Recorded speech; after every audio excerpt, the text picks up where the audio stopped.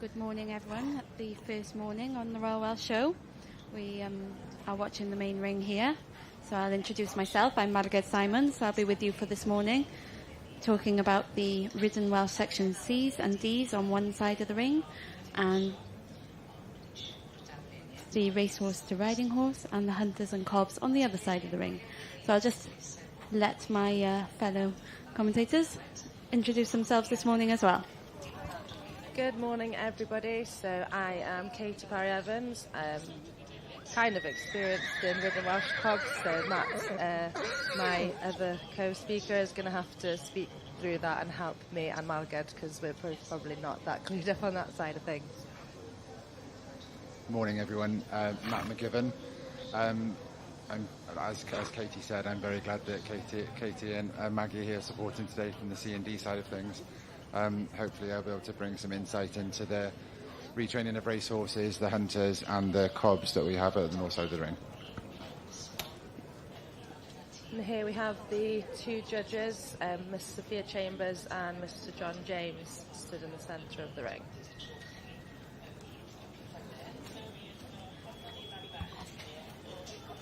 So John James, esteemed judge and breeder of Welsh section B's and Welsh cobs from the Sharnwood stud in Llandyfri, where him and his wife breed ponies and cobs.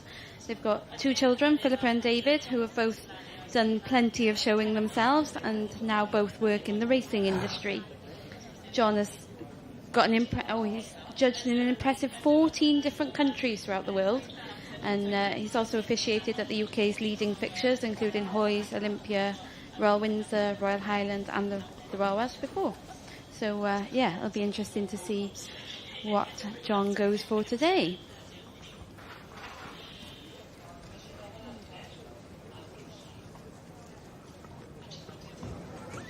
And then our ride judge today, Miss Sophia Chambers. She actually is a local girl to Built Wells itself.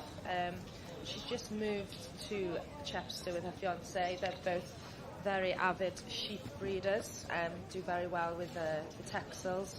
So she goes to Horse of the Year show pretty much every year since 2010. She's won the coloureds there twice. She's very well known within the coloured world, being on the Chaps UKA panel ride and confirmation panel.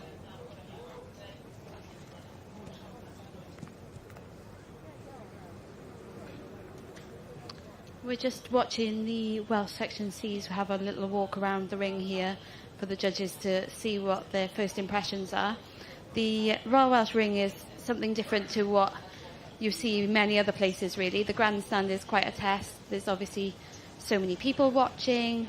The atmosphere is buzzing. So it's quite a test for these ponies. And it's the only show that these ponies will be asked to be ridden by a judge.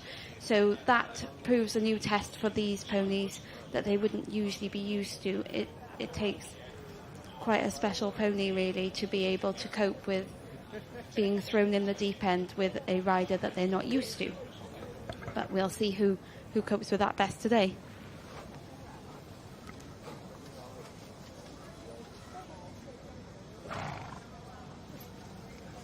Ladies, am I right in saying that with the Section C class, this is a mix of the Stallions, mares and geldings in together? Yeah, so at the Royal Welsh, I can't remember exactly what year it was, we did used to have it split 4 to 7 and 8 and over. But for the majority of the past few years, it's been all one big class, Stallions, mares and geldings, which makes for quite an interesting go-round.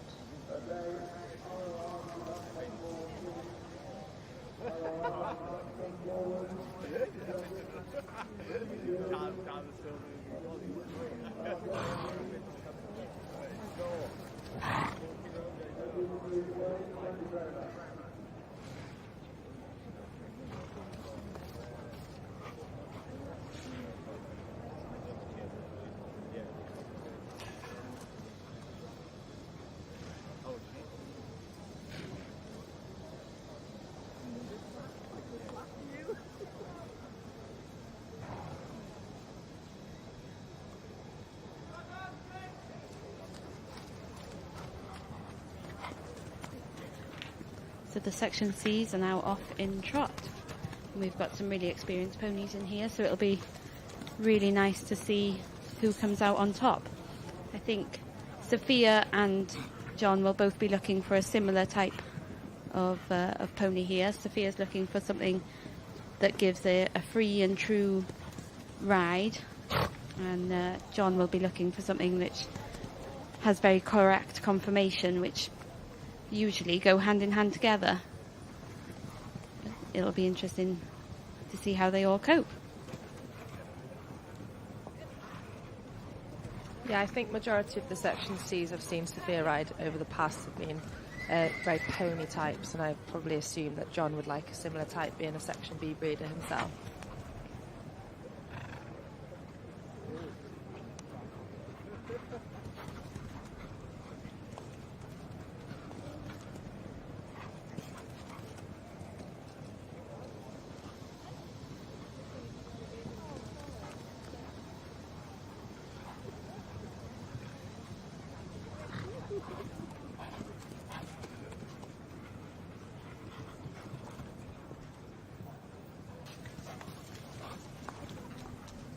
Good morning again to anyone that's only now joining us.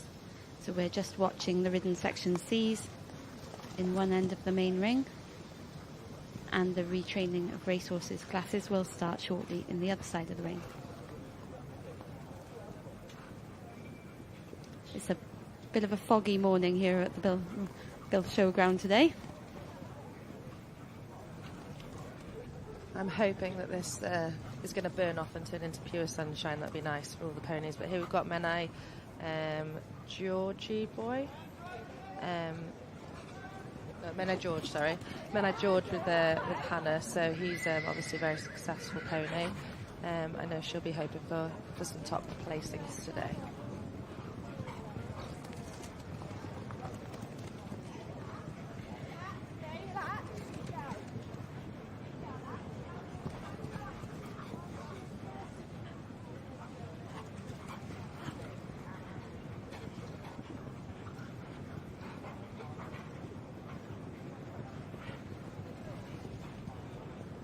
A lovely big view there of the ring. As you can see, we've got a massive amount of ponies in this class, which some ponies will cope with, some ponies would struggle with.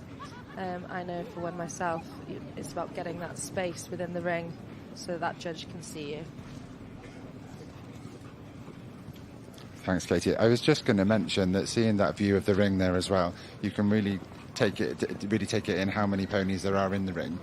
What's the usual format? Obviously, like Maggie alluded to earlier on, with regards to these classes, don't usually have a ride judge.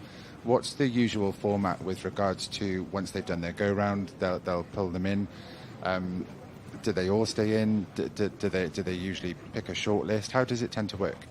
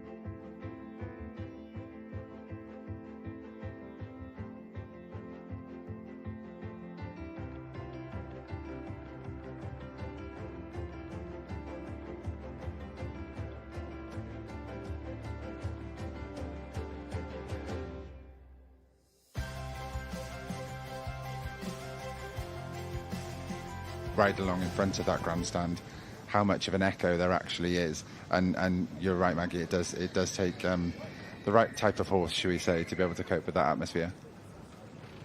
See, what's funny for me is I find every horse I've taken in the main ring and horse ring, they're always far hotter. There's something about the flags around there. The main ring, I think some of them get just a bit overwhelmed. But it's going to be interesting to see now what they do. They're going to send them out for a walk around, find their space, and see who gets pulled top.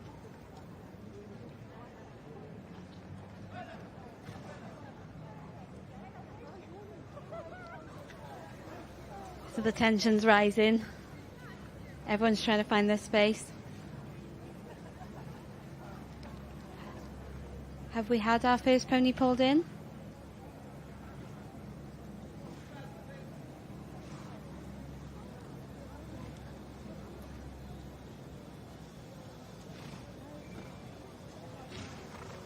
As a steward myself, we like to see a bit of organisation in the ring, so I'm sure they're getting a bit stressed in there.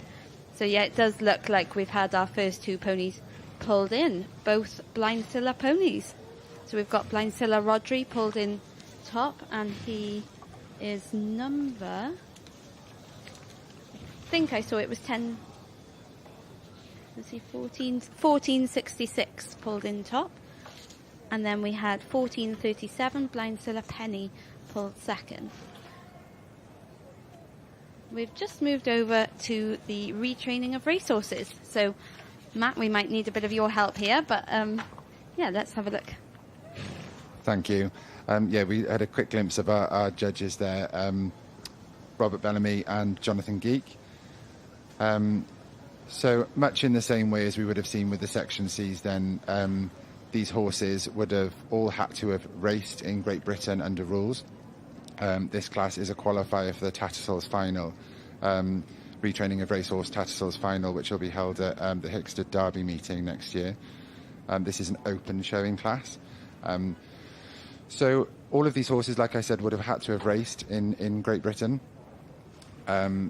Each horse, you present a horse in a type of what it is. So you may have ex-race horses that might present as more of a hunter type, a riding horse or a hack type.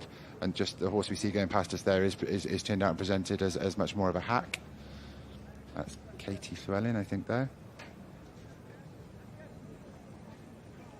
We have another view of our judges. So Jonathan is a very experienced judge, has judged at Horse of the Year show, has judged in various countries, has had success himself, both as a jockey, and his family have had ex-race horses that have gone on to be very successful as well. Beware Chalk Pit, to name one in particular, went champion at Horse of the Year show in the SEIB series.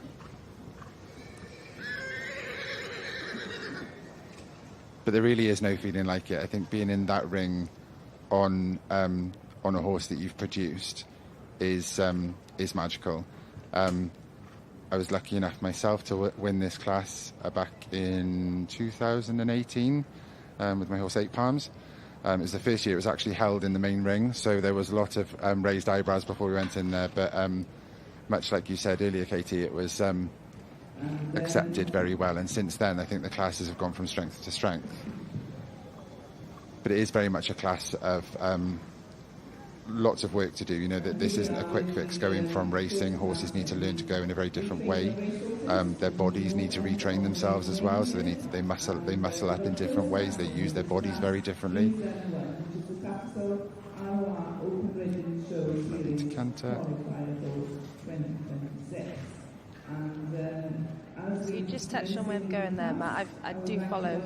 Well, my husband was a trainer of harness racing horses, which is obviously a bit of a different sport, but we avidly follow the thoroughbreds, both flat and over the sticks. And I've noticed, not necessarily a trend, but a lot more people now are training and sending their horses for pre-training with dressage trainers to try and obviously improve their way of going prior to the track. And I think it's showing and paying off on the track with a lot of the horses that they're actually pretty well schooled prior to going to the track. I think this is something that started quite a while ago down under in Australia, but has now come in quite a regular thing in the UK. Absolutely. Off the top of my head, you put me on the spot now, but I believe it's Laura Collett that does pre-training for Ben Ollie Murphy. And the jumping side of it for those horses that are going over the sticks. I mean, I can't see how it would be a negative. You know, it's putting groundwork, and I think regardless of what the discipline is, whether it is racing or whether it is for another discipline, groundwork is always going to be the fundamental. Yeah, I think you're right. I think, well, speaking from, I know there's a Pembrokeshire-based trainer, Rebecca Curtis. I know that all her horses go in the school regularly and do have to work in a correct manner in the school. And I was just watching Sarah Gwilym, she was, now Sarah Llewellyn, riding this week on Facebook, riding one of the racehorses that her husband trains, and it was going beautifully. You wouldn't be ashamed to be sat on that in any showing class. So yeah, it's lovely to see that these racehorses their future is being thought of before their careers have really started, and I think that's a really nice thing to see, and it can only be beneficial, really. Most definitely. We're seeing some other types come around now as well, so what you'd call the headgear in showing. So if it was a lady, as the horse that passed earlier on that was riding a hack, they would usually wear navy blue or a dark colour jacket. Quarter marks would possibly be slightly different, and they would have what we'd call a blingy brow band. So this one that's in front of us here is presented as more of a riding horse. So rat catcher's tweed, quarter marks presented in the way of a riding horse, but still maintaining that headgear or that blingy brow band. There are one or two horses in the ring as well that are presented with a plain hunter bridle. There's that grey horse in the back of the frame there now. That would indicate that they're being presented much more of a hunter type rather than a hack or a riding horse. Judges are just making a decision on where they're going to ask them to extend. Cue the excitement.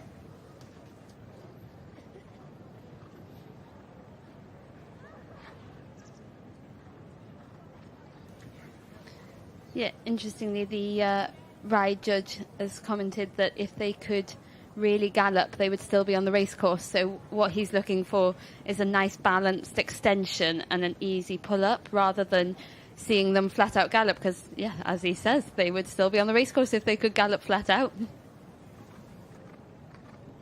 I think that's a really valid point as well, from the point of view. So I do some ride judging myself, and you really appreciate it when someone has put some work into a horse that they've presented to you, and you know, it's something that knows its job. You don't want something that does it for you, but at the same time, if the work has been done, then you know you can get on and really appreciate a nice ride on something.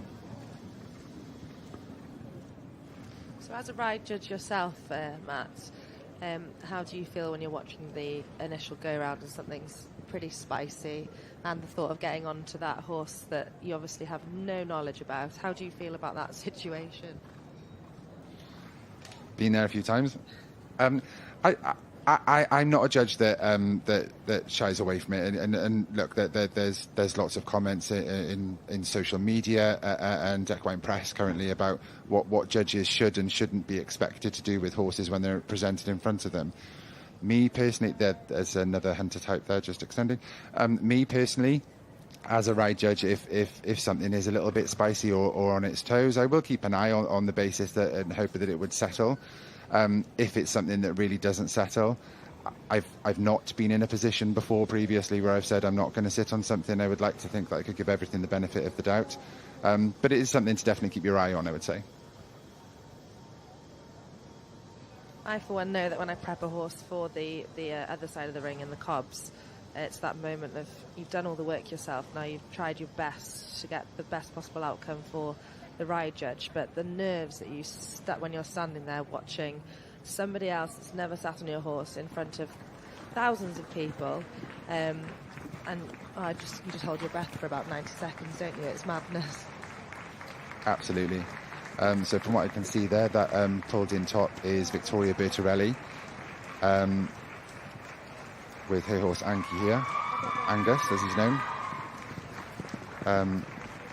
Actually a horse with one eye, He started his life down in Pembrokeshire, hunted with the Pembrokeshire Hunt.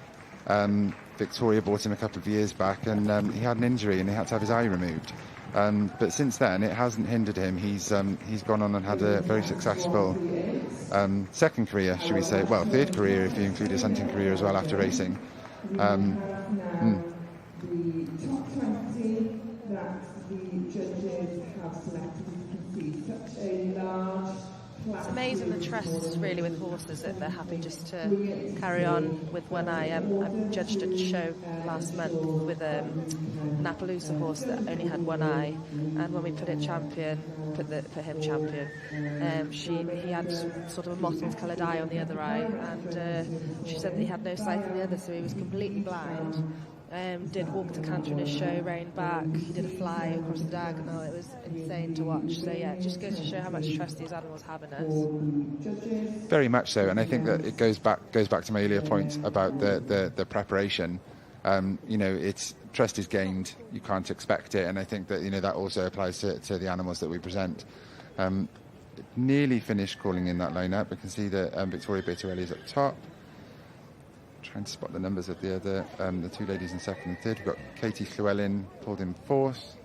Another successful ex-racehorse following his racing career. He's gone on and competed at Horse of the Year show previously. And now they're going to dismount, and this is where our ride judge, Robert Bellamy, will get on board and put them through their paces.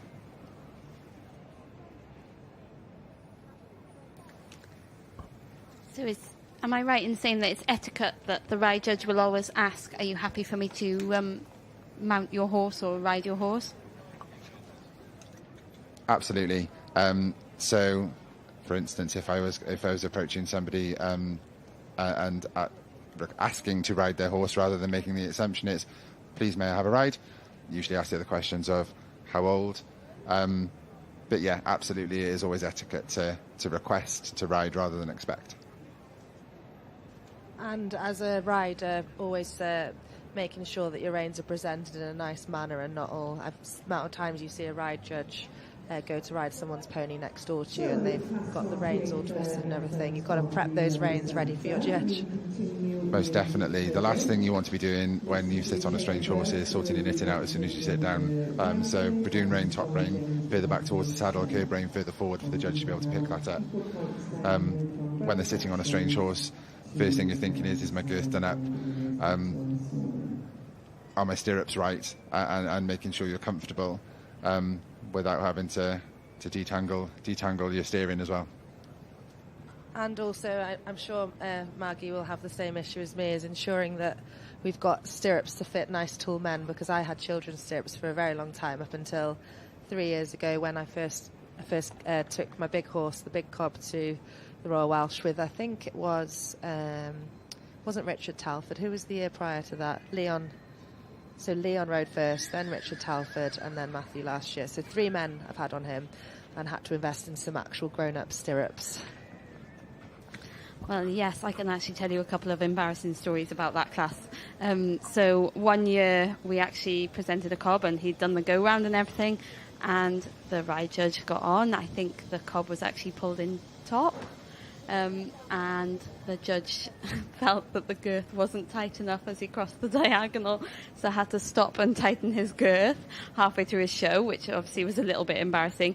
But not as embarrassing was when my section C, I dismounted in the lineup. The steward underestimated how much taller the ride judge was than I was, so when she got on she had stirrups like a jockey, and when she proceeded to lengthen her stirrups, my pony decided he'd have a little graze, which obviously with Lynn Russell, who is an esteemed producer and judge riding, it was quite embarrassing to have your previous Royal Welsh winner decide to have a graze in the middle of the ring. Does show that he was very chilled though and accepting of the atmosphere, so I suppose that's one positive. Oh, he really did love the atmosphere, and he on a big occasion he felt the ring was his and nobody else's, so he owned it. So here we have Robert on board Victoria Bertarelli's horse Anki here, Angus. So we'll see him, obviously he's left the lineup, go forwards to walk, trot, then canter, change the rein, I'm expecting, and then we'll see an extension. So you can see that Angus is presented in the turnout of what would be considered a lightweight hunter. And it's not always easy to tell from a screen, but he is a big lad, he is a big horse. Nice, and he's just eating that ground up, as you'd expect. It's important to say that the Welsh section C's and D's, the classes are marked, so the marks are split 50-50 for confirmation and ride. Just checking, Matt, is it the same for the racehorses? In theory, yes. There's not set out score sheets in the same sort of way. It's very much ride and confirmation. So I'm thinking back to when I competed my racehorse here, and there were marks, but it was very much a case of that those two judges had decided on that day to use that exact format, 50 out of 50, combine it, and then best score won. I do think that it's a, without kicking the wasp's nest, it's another one of those situations as well, that to mark or not to mark, and that is the question. But I do think when you do have a big class, to avoid getting lost, I think that there is a place for marking. It's not something I've ever thought of overly negatively, but I do think with a class like this, I think that if you've got two judges working independently, one confirmation judge and one ride judge, it is quite interesting to see that where they're thinking along the same sort of lines or not, as the case may be. I think personally the problem with the marking scheme, Matt, is that a lot of judges don't really understand how to use their marks. So if you have 50 marks to use, 25 should be your average. And we don't really see many 25 scores. I do feel that not every single pony would be a 40 out of 50 pony.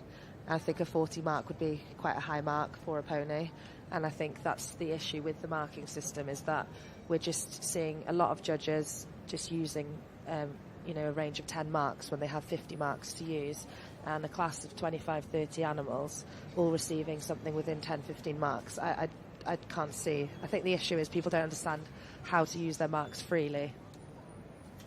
I'd absolutely agree with that, and I think certainly from the pony ranks as well, where you do look at the marks as well, and I think it's the assumption or it's the consideration then that like you said, 25 is average, it's middle of the road.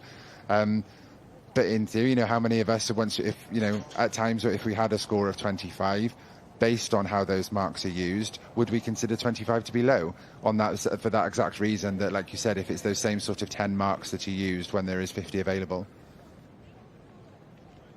So we're just seeing that horse, the second horse, come out and do its show. I know that the ride judge was hoping, or was really keen to see them be willing to stand. So he's just taking a little bit of time to settle this horse before he sets off on it. So I think I spotted the number then. So this horse is actually called Cracking Find, ridden by Alice Pembley, owned by Jane and Martin Wanless, 14-year-old. And here we have Victoria now presenting for the confirmation judge. So it is a reminder that with regards to this class, with the open qualifiers and the retraining of racehorses, blemishes and injuries sustained while racing are taken into consideration when judging the confirmation. So this is judged very much as a show animal. So you'd like to not see anything that shouldn't be there. The Retraining of Racehorse series does have an open series, a novice series, among others, and an amateur series. And it's the amateur and in-hand series that it is deemed more acceptable to have injuries presented on an animal that's presented that aren't taken into consideration. But with the open and novice classes, blemishes are.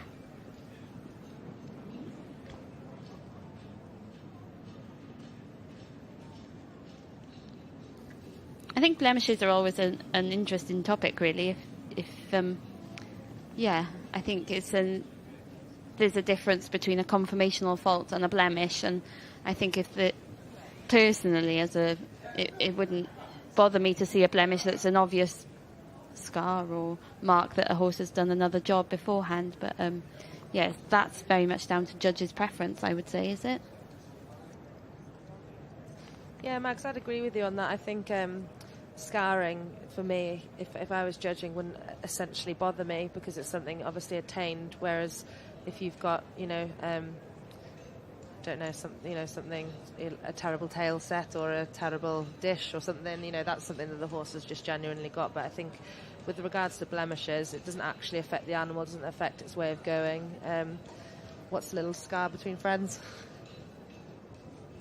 Absolutely. And I mean, look, at the end of the day, with these horses, a lot of these horses have had a pretty intense career before starting showing, and it's not an easy job. I would say that if you've had a successful racehorse, a racehorse will only be successful if it loves its job. There's lots of horses that perhaps are on the retraining of racehorse circuit that maybe only ran once or twice, but it's nice that it was recognised that perhaps the trainers or the owners have realised that job perhaps wasn't for them. But saying that, there's been some very successful horses that have had long and illustrious careers. Katie Jerram had a lovely horse, the Barber Shop, a few years ago, owned by the royal family and was then gifted to Katie. But that went on to compete at Horse of the Year show a good few times and ran very, very successfully. So yes, I totally agree, and I think from a judging perspective, it's something I would say that if you're splitting hairs between two horses, it's there to use, I guess. But I suppose it depends on level. I think like you said, Max, conformational fault is very different to a scar. So I think from that point of view, it does give that leniency if hairs need to be split, should we say. This looks like it's giving the judge a lovely ride. It's going very mannerly, covering the ground. I hope I don't jinx it now, but it does definitely look like it's giving the judge the kind of ride that you look from the outside and think, oh yeah, I'd quite happily have a trot round the main ring on that. I think it's worth noticing as well, looking at the horse's face, it's certainly going what I'd call with a smile on its face. From that point of view, as a judge, again, it is something that you do look for, that a horse that is genuinely happy and enjoying its job. So I think this was actually 2.568 as I see it. So this was actually fourth in the ridden and third in the challenge class in 2024. Rider Lottie Ines Parry, so great strong name there.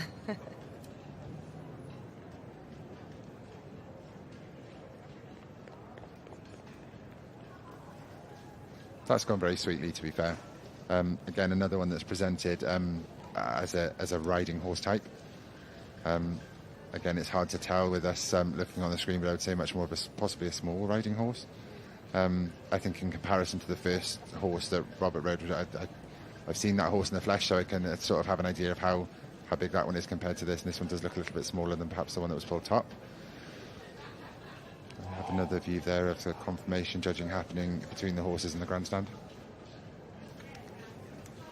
Is it a factor that's taken into account as a retrained racehorse? Like, are they expected to fit into another class, or are they a class of their own? Like, I obviously heard you talking about what other class they may fit into. Is that a factor that's actually taken into account whilst judging, or is it a bonus? I would say no, not necessarily as judging.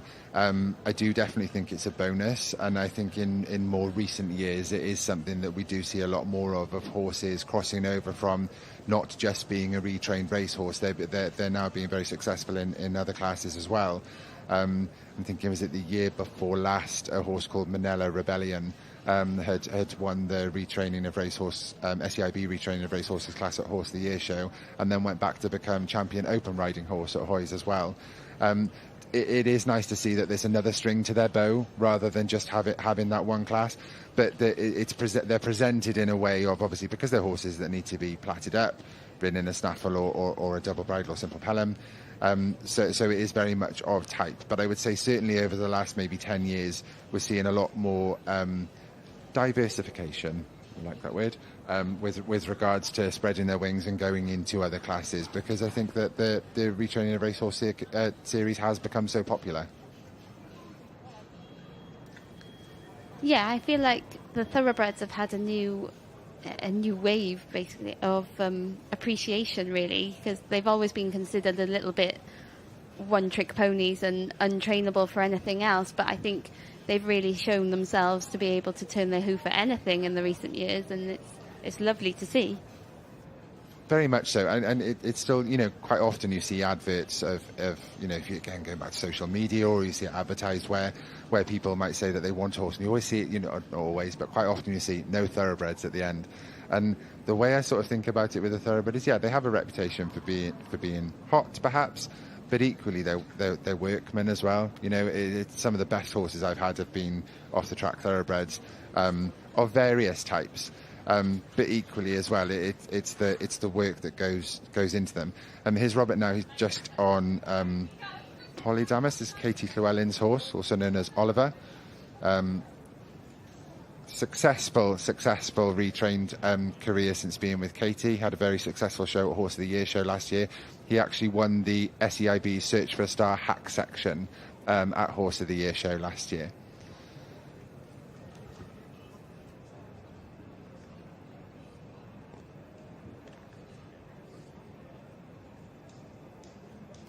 So we can just see one of the racehorses trotting back towards the judge for his confirmation phase of the class.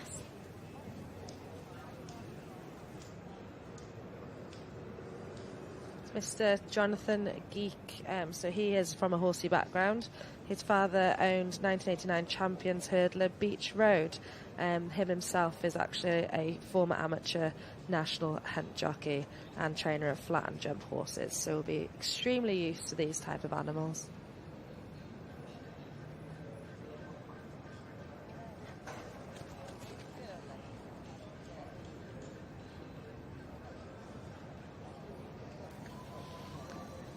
I think the racehorses are quite lucky on that front, that generally the ride panel judges have sort of trained from either thoroughbreds or hunters and that kind of horse, so they're very used to riding this type of horse. I know there were years that went past with the ridden C's and D's where you'd have judges that weren't used to riding that type of horse, and that always poses a bit of a difficulty as well. It's an interesting point to say that they're used to this type of horse, because that's really important, and they do give a very different ride to what the ride judge will be having on the other side of the ring. Sophia obviously well used to riding Welsh ponies and cobs, but it is a very different feel. It's a very different ride. These are obviously a lot bigger, but there's a certain power that comes with the stronger cob types as well. So it's nice to see that we have judges here that fit the bill, really.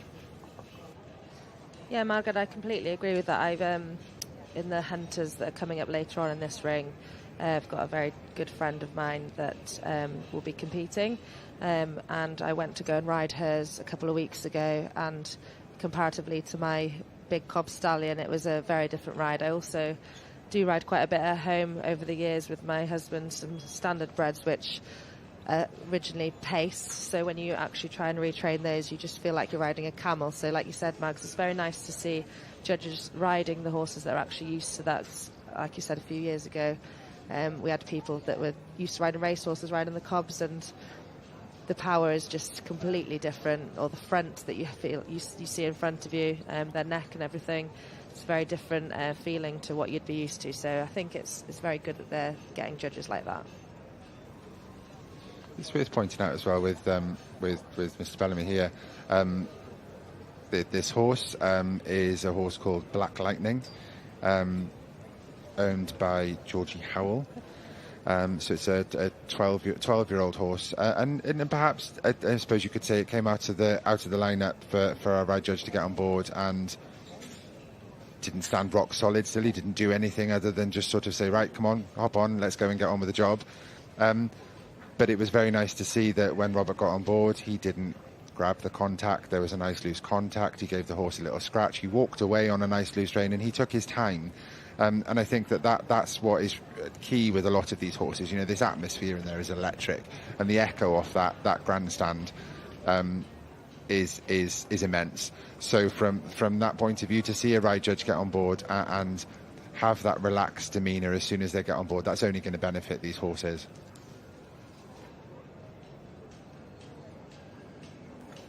Yeah, and it's inevitable that sometimes with a ride judge getting on, they're going to have slightly mixed signals, and sometimes the questions asked aren't going to be understood by the horse. So it's lovely to see that he's not got flustered at all. If they haven't quite understood his question, he's just carried on and calmly and reassured the horse and carried on with the job.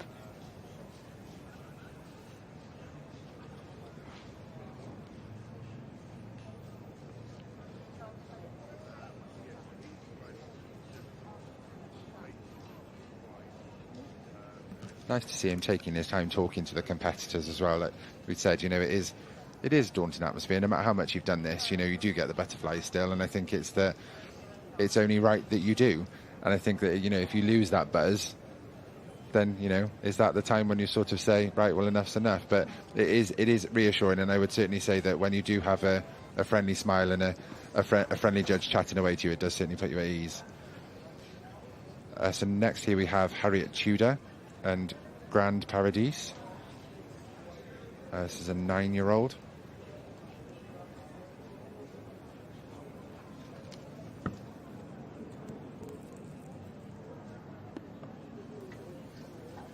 I'm sure the legging up steward is glad he's had his Weetabix this morning as well.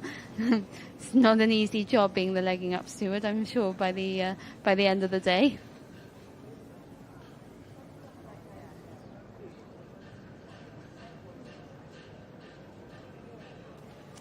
If you're just currently joining us, you've tuned into the Retraining of Racehorse Open Ridden Show Series class. My name is Matt McGivern. Hopefully giving some insight into my experiences with the Retraining of Racehorse and Hunter classes. I'll pass you over to my esteemed colleagues.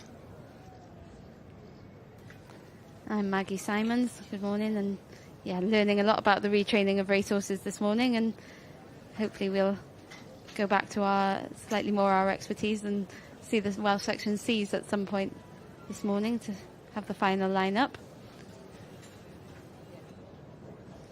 And I'm Katie Parry-Evans, also having a very school day morning with Matt McGivern here, teaching us all about the racehorse to riding horses, and I completely concur with Maggie that I'm looking forward to heading back to where I feel a little bit more comfortable, the Section C's, but it's great to see these racehorses having a life after racing.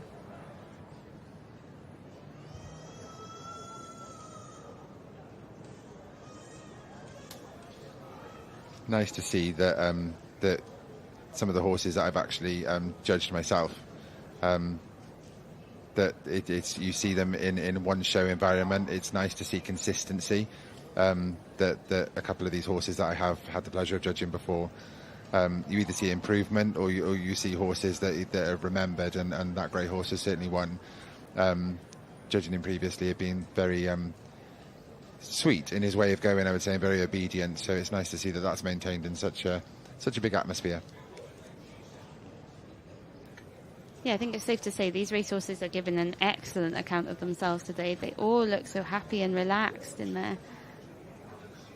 It's really great to see. Very, very much so. Very, very much so, actually. I mean, to be fair, that the odd step out of line, but considering the Colosseum almost that they're in that ring, and what horses that they are, but no, they all do look very chilled in there. It's a nice class, to be fair. Would it be fair to say as well that the standard of turnout and production has improved massively in the retraining of racehorses over the last few years? I'm not saying it was poor beforehand, but I think they are definitely now, they don't look the poor relation of showing whatsoever. They're all turned out beautifully and schooled really well, and it's yeah, it's a real credit to their owners and their riders. Absolutely. I think that for a long time there was perception of you would take an ex-racehorse to a show. Now you produce an ex-racehorse to be a show horse and take it to a show. And I would say that there's definite improvement, and I'm thinking over sort of the last 15 years of seeing how they have come on, and I think that it's worth pointing out that charities and organisations such as Retraining of Racehorses and the SEIB series, they give these horses a platform, and it is an aim. There's always been Retraining of Racehorse classes, but the fact that there's it gives you a championship to qualify for, and having gone there a few times, it gives you that chance to be with other racehorses going around that main ring at Hickstead. Again, that is a feeling I will take with me to my grave. Trotting through that archway, and galloping in front of that grandstand at Hickstead is following qualifying here and our local county show, Pembrokeshire County Show previously with 8 Palms. That's a hairs on your arm stand up moment, and I think that giving these horses that stage, it does give them that meaning almost. Yeah, I actually touched on this morning with you, Matt, about the funding and stuff, and it's nice to see that it's growing as an industry over here. Having worked in Australia, and like you said yourself, Matt, you've been over there. The government funding down there, it's actually a series called OTT, so Off the Track, is absolutely huge there, with all the royal shows having massively funded classes, and also trainers getting funded to be solely thoroughbred show producers, and they categorise the horses over there slightly different to how we do here. So the hacks over there are all predominantly thoroughbreds anyway, a lot of them having raced or raced and been extremely unsuccessful because they're just far too pretty. So yeah, it's very nice to see that the industry's growing, and hopefully it'll keep going strength to strength and the quality will keep improving. But like you said, Max, the standard of production now has improved massively compared to when I think it first started, where, like you said, it just looked like it was a thoroughbred going to a show. Absolutely, and I suppose again, it's the variation between the different types. I mean, this horse coming back in here now, I hope I'm pronouncing this right. It's Veda de Bros, Jeanette State's horse, the 10-year-old big gelding. But again, it's presented in a way of that of a lightweight hunter, but it's presented very well. That wouldn't look out of place in a lightweight hunter class.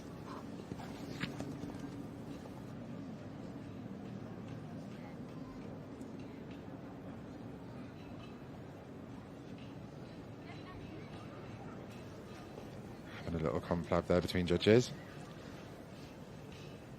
and on to the next. So this one is Gordelan, Shauna Timothy, sired by Foxwedge, and down was Mad Annie. So this Gordelan was previously trained with Philip Kirby. Now I know for a fact with Philip, he does do an awful lot of pre-schooling. A lot of them get worked in the arena, they get schooled, sort of dressage schooling as opposed to just on the track schooling. So this should probably give quite a good ride, I'd like to think. A lot of them, they're all sort of schooled in the arena prior to getting themselves out on the gallop. So let's watch this space. Worth mentioning with Philip Kirby as well that they are a very horsey family, but from the other side of that as well, with sort of the occupation of being a trainer, he's one of those trainers I do think of that puts a lot of thought into rehoming the horses after they finished a racing career as well. Sweet transition there, and that's nice to see. I think that the fact that trainers and owners are realising that these horses can go on to have another life, and I suppose from the point of view it does. I mean, it's my assumption. If you're thinking that perhaps this horse isn't going to have a long illustrious career as a racehorse, that it does give them that option to, rather than keep trying, you think, well, hang on, let's call it a day with this one and let's find it another job.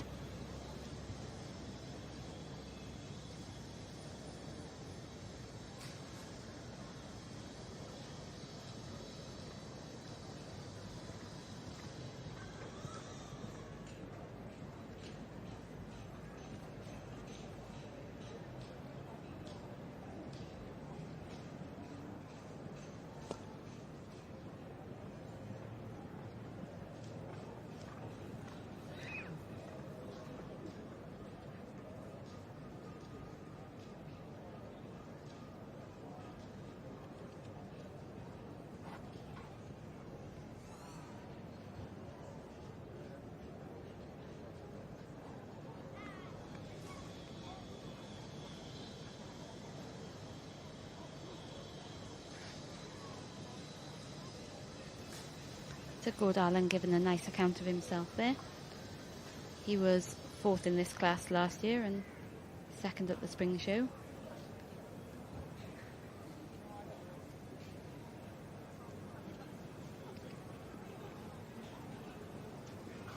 I know that Sinead also enjoys doing the challenge class with him.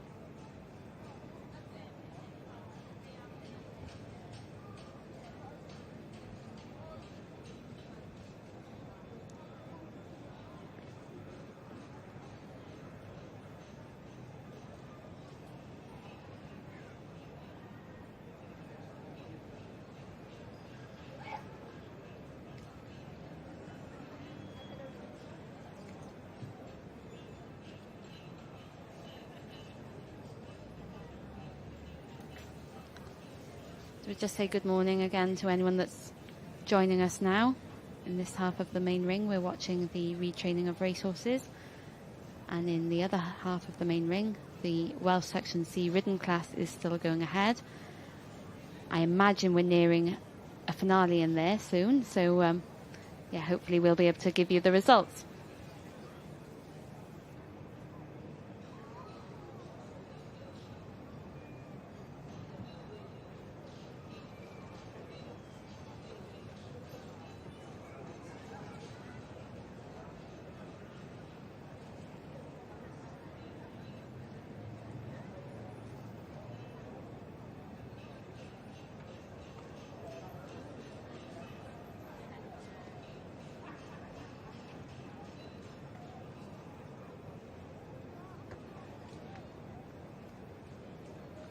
So Gordallen there just doing his confirmation. He stripped lovely there and did a nice ride, so we'll see where he ends up at the finale of this class. This is the retraining of racehorses, the open ridden show series.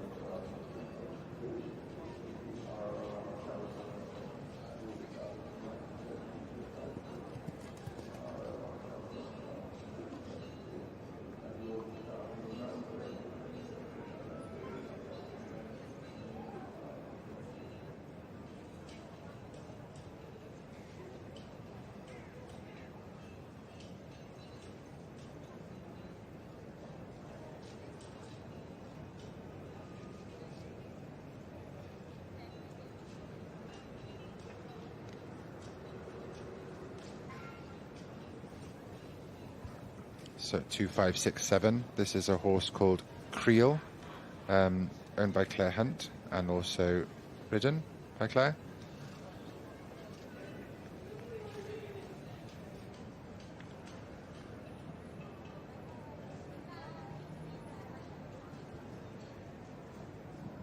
And the confirmation judge in the retraining of racehorses, Jonathan Gee.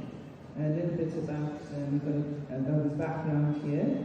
He's a former amateur national hunt jockey as well as a former racehorse trainer of flat and jump horses, so will be well used to thoroughbreds. He sits on several judging panels, including the sports horse breeding and retraining of racehorses.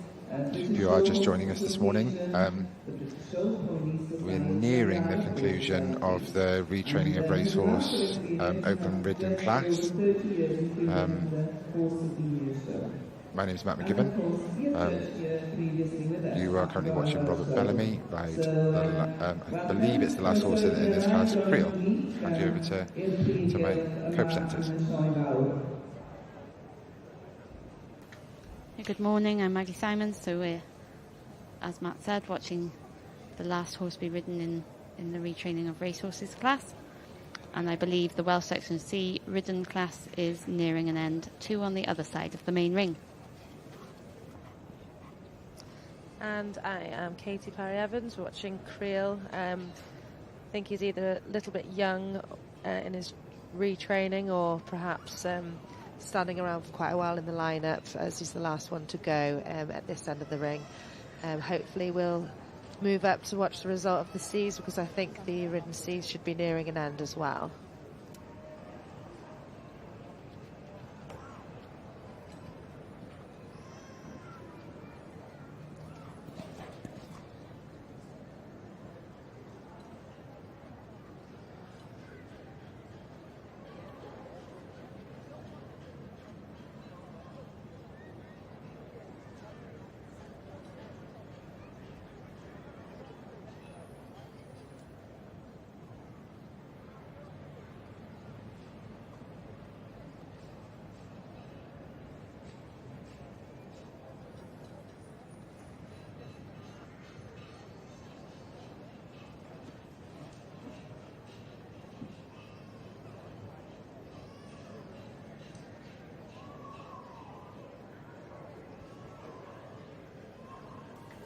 We can obviously see quite a few stewards in the middle of the rings, and for anyone watching at home that maybe hasn't done so much showing or isn't familiar with how it all works, these stewards do an invaluable job where they keep order on the class, they get everything ready, they get the rosettes ready, they have to run the results back and forth.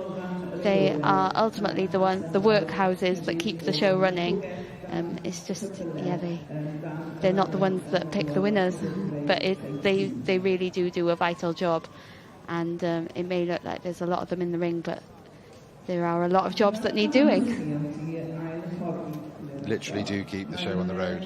And experienced stewards are valuable. It's an art, to be fair. I think when you are judging, if you do have an experienced team of stewards around you, it does make for a very smooth running of a class that you might be judging.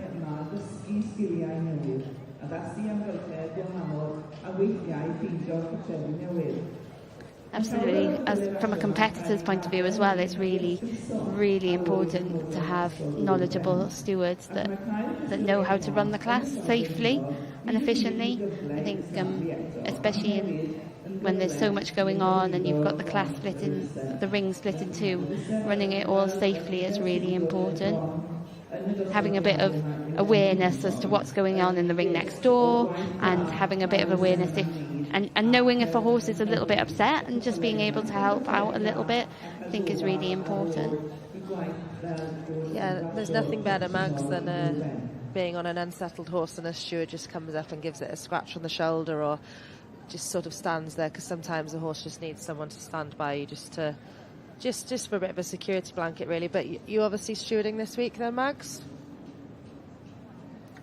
I'm not this week. Mum is stewarding, but I'm competing this week instead. So it's a ring that I really enjoy stewarding in and have done for years, but taking a break this year.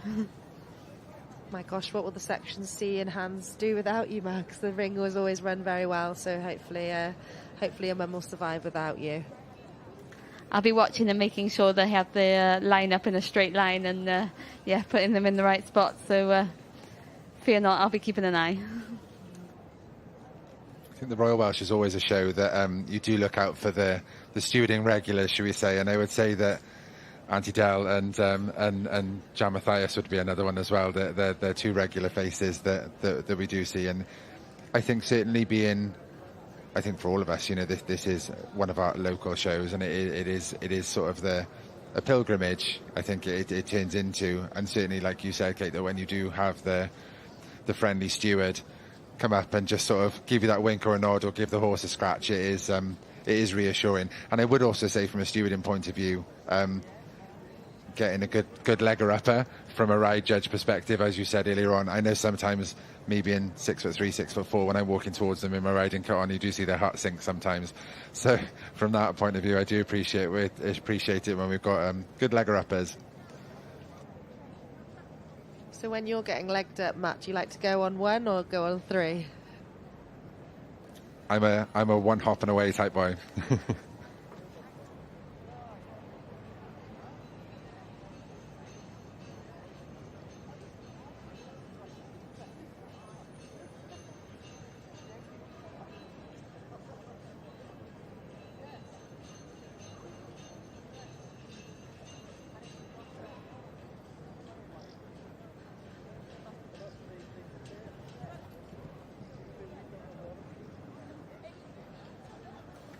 Having a lovely view there of all the racehorses in the main ring. Grandstand's still a little bit empty this morning, but I'm sure it'll fill up by the end of the day. And if you've been with us from the start, it was a very foggy, misty morning, and I said I was praying that the mist would burn off into sunshine, and I can actually see we've got sun coming through our window here now, haven't we? Yeah, it looks like it's going to be a lovely day. The first day of the Royal Welsh 2025. I'm sure all the visitors will be very glad of that. Everyone remembering to put on their sun cream. Here we have Jonathan Geek and Robert Bellamy having final deliberations before placing the horses in the retraining of racehorses class. I think it's fair to say that I think Robert gave them all a very fair ride. And a very nice ride. It was that was a pleasure to watch. Yeah, absolutely. They all looked really relaxed. They all looked really happy. Hopefully, they're in concurrence as to what they're looking for. Sounds like they've both got plenty of judging experience. That they'll know what they want, and hopefully their wants align. Interesting fact away from ride judging. Robert's other role is actually a TV racing commentator and a clerk of several race courses around the country as well. But been judging retrained racehorses for about 15 years now. Gosh, I hope he doesn't listen back and feel disappointed with the job we've done then. So here they go on their final walk round.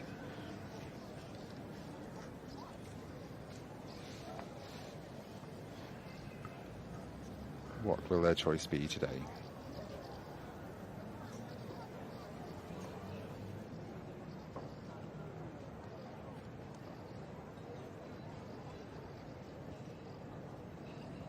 I think from a judging perspective as well, I think it's key to remember that this is all, this is an important part of the class as well. The horses have been standing for quite a while. They've had a strange rider go on board that, I've been in the position before where horses have won or lost classes at this point. The class certainly is not over yet.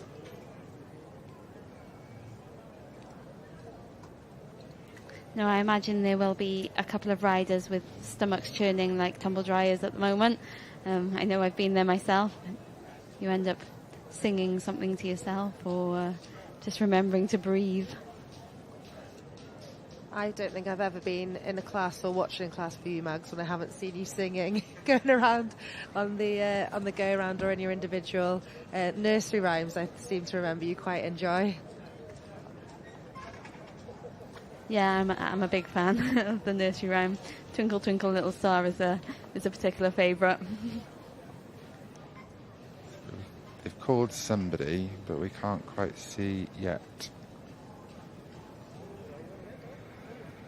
which order we've gone in. It's lovely, as you said earlier, that these horses have stood around for a while and they've all walked out absolutely beautifully. So, got number... Sorry, Kate. That horse has done really well to come up that lineup. So this is the horse I mentioned earlier on that's been presented as a lightweight and a big strapping horse. This is Jeanette State, and again, apologies if I pronounced this incorrectly, but Fado de Bros. He's a 10-year-old, bred by Michael Lecoux, sired by Balco and Dame Nanu de Bros. Well done, Jeanette.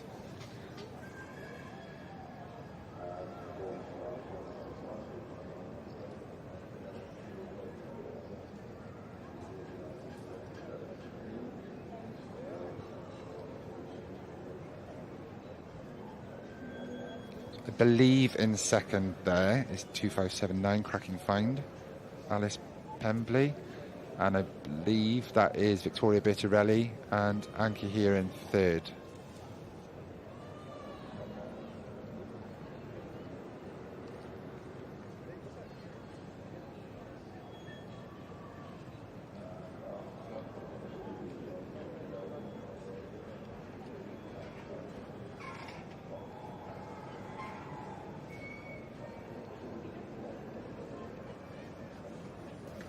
The hat is off. So the judges are agreed and they have placed their lineup. So it's just time to give the rosettes to these horses now. Very smiley rider there. First class of the show, so congratulations Jeanette State with Fado de Bros. Moved up from where originally placed, so that's great. Real eyeful of a horse, to be fair, and I think that this is quite a hot class. There's some really experienced combinations in there. So without having any more detail on this horse, I mean, to be fair, I think that they've done a very good job.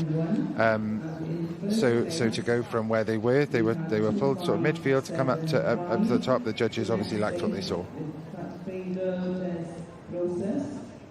Second, 2579, Jane and Martin, one less with Cracking Find.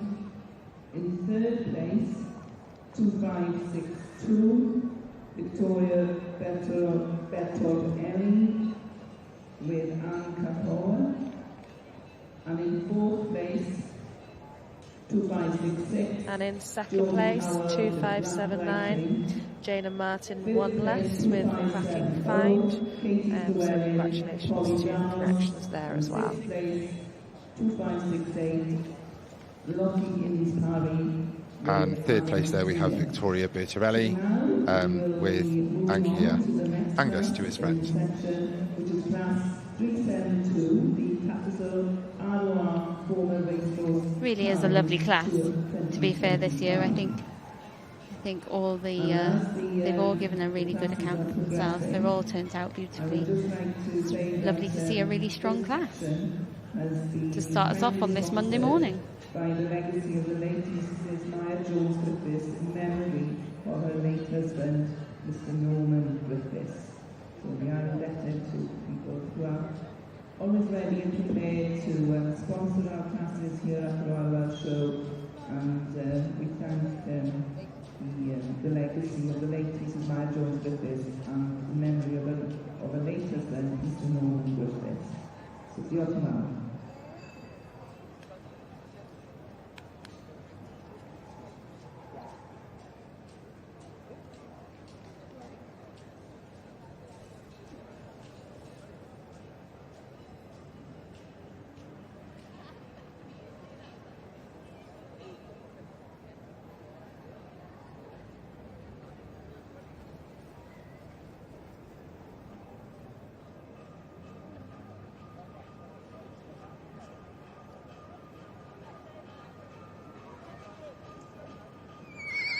So lap of honour time now for the Retraining of Racehorses Open Ridden Show Series, and a huge congratulations there to Jeanette State and Fado de Bros.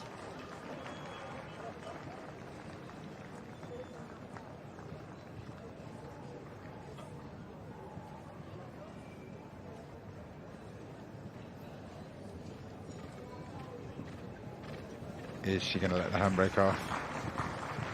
There we go. Lovely sight. Well done, Jeanette.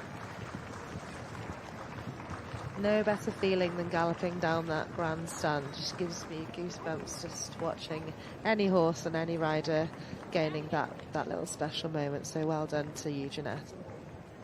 I second that, especially when it's dry. Having been up behind a few horses in the mud a few years, you do end up dodging mud balls.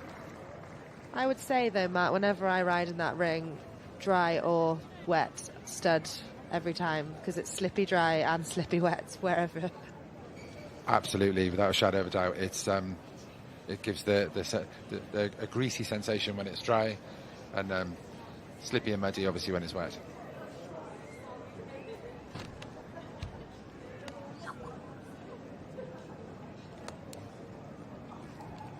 Yeah, I was going to say it can be quite slippy. I know we've had one horse fall in there or slip over.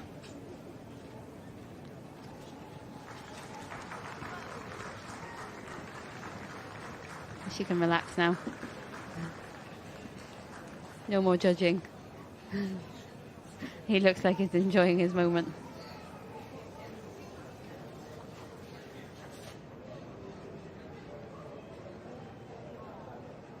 Here we can see the winner having an interview with Hannah Parr over there. Hannah's got a lovely outfit on today, so I was looking forward to seeing her day one outfit, and she looks fabulous as always.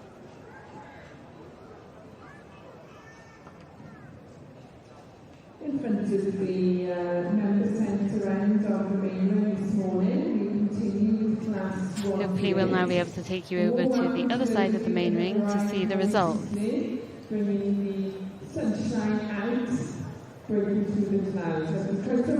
Yes, so for those that are just joining us, we have just seen the results of the retraining of racehorses. We're now just waiting to head back to the other side of the ring for the Welsh Section Cs. I'm Katie Parry-Evans. I'm joined with Fargo Simons and Matt McGibbon. So hopefully we will have a result for you in a couple of minutes, and we can see the lineup of the Section Cs in the saddle with Judge Sophia Chambers and John James. Miss Sophia Chambers of Tim Paris, very open girl, judging the riding, and then she's taking it in turns to ride each horse. And here's Jeanette Spates having her winner's interview, so hopefully she says some things a bit more sensible than what I did when I won here last year. Who is judging the confirmation. Can you remember yours from last year? Yeah, I was actually here for 5 days. Won and was champion on the Monday on a Cob Stallion, and on the Thursday I was going to Ibiza for 5 nights to my friend's hen. So 10 nights of heavy partying. I watched it back and I don't really understand why I said anything of what I said. You're in that moment of complete madness, aren't you? You don't really know what's happened, and I know Hannah very well. I've been friends with her for a very long time, so I just felt like I was having a little catch-up with a pal, really. But yeah, you say some funny things in that moment, don't you? It's worth pointing out as well that Hannah's comedy timing is usually quite on point as well. That a few times when Hannah's been commentating in the ring, and yeah, it's always interesting ring chat, shall we say.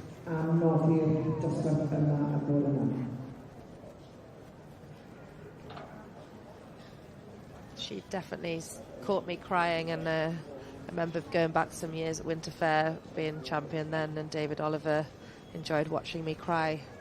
We do like people that cry on TV. It makes good television anyway.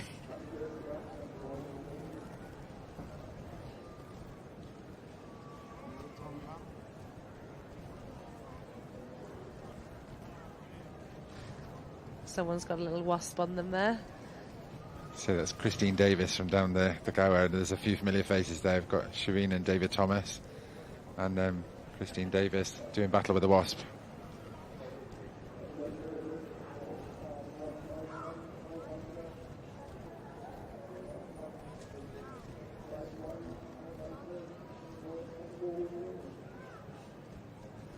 And here we are, Section C's. So you can see a lot of them still jockeyless. So Judge John James here is about to do his confirmation with a competitor. And here we have Sophia Chambers, probably riding exactly the same as she has from the very first pony. She's an absolutely beautiful rider, very successful rider. So hopefully we'll be able to work out which number pony this is at the moment for you all. May I welcome the two judges here in the main ring. On the written section, this is Louise Daly from Brainage in Herefordshire, and on confirmation we've got Mr Nigel Peel, Kinnerton Hill, Cheltenham. Croeso chi yma i'r Prif Gylch yn y sioe brenhinol, a felly gobeithio gewch chi amser wrth eich bore yma yn edrych ar y cyfle yma. Number 1457, just out, being presented to the confirmation judge. That's Michelle Henney with Briley Hill Magic Rosina. And I hope that you will have an enjoyable one as well.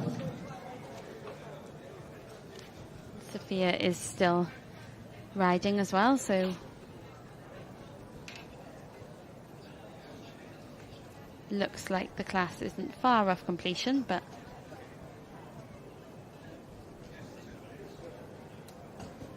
they're still presenting some animals at the moment, so we will give you some updates on who's been pulled top once we can get a shot of the numbers.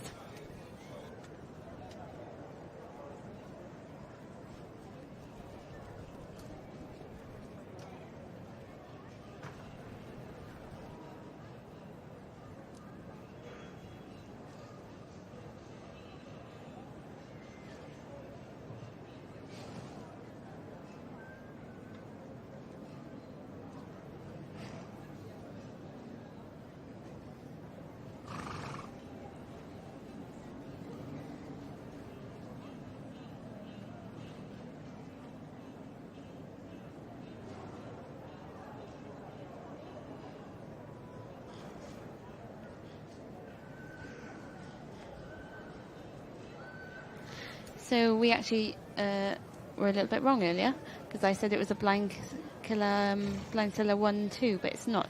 We are actually, so we've got Blindzilla Rodri pulled in top. We've then got Donis Downis, ridden by Katie Merritt Payne, pulled in second, and then we have Abby Bowen with Blindzilla Penny pulled in third.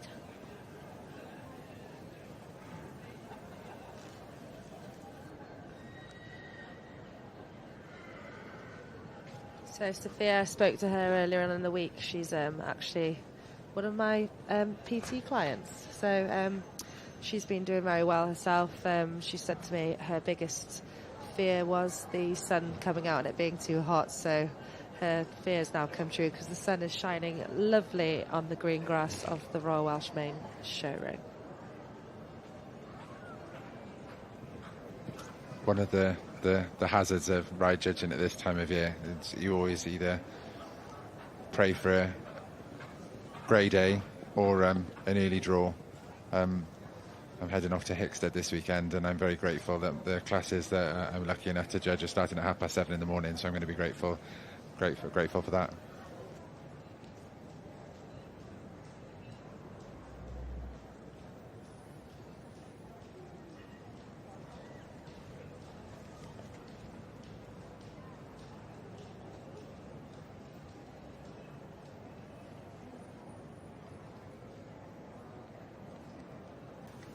I think we'd all agree, though, that we'd rather have a little bit of sunshine than pouring rain this morning. Trying to get ponies looking shiny and looking their best in the pouring rain is always a nightmare. And also, speaking from yesterday's experience, being soaked through with thunderstorms and trying to ride your best is not ideal either. I know we've competed in this main ring when it's been very, very muddy, and also when it's been very, very sunny. So I'd definitely choose the sun. Yes, I agree with that. Mags was there yesterday as well with very wet knickers, so it's not very good. But here we have number 1460 out for Sophia to ride now.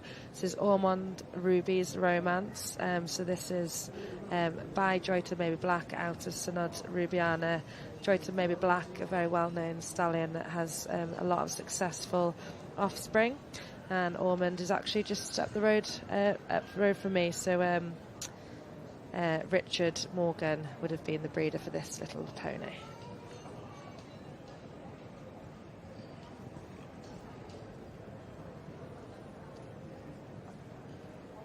I think it's safe to say that the standard of the seas has massively improved as well. I know in the past that it's obviously a show that these animals don't have to qualify for, but I think the standard overall in the classes has massively improved, and the Section C's being one of those that is one of the strongest now, and it's really lovely to see that they're having their moment as well, as an avid sea fan.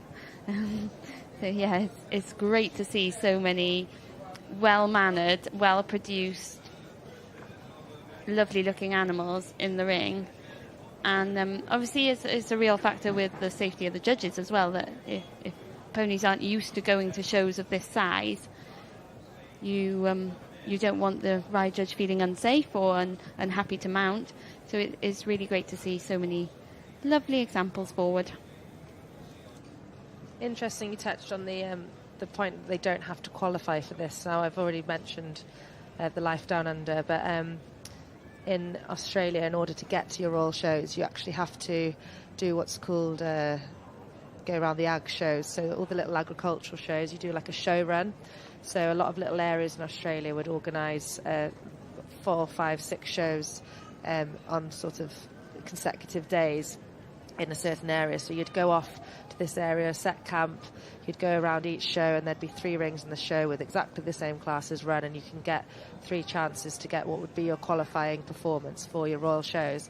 So at the Royal shows in Australia, you have to have qualified for them, which I think may, increases the standard of horses at these shows. But yeah, it's interesting to see how they run things over there, which then in turn helps the little shows continue, because I know for one, I've got really good little agricultural shows with me in August in Ceredigion, but I don't think many other places in the country have that little run of shows that I have, and it would certainly help with the agricultural shows in the UK if we followed suit that Australia do.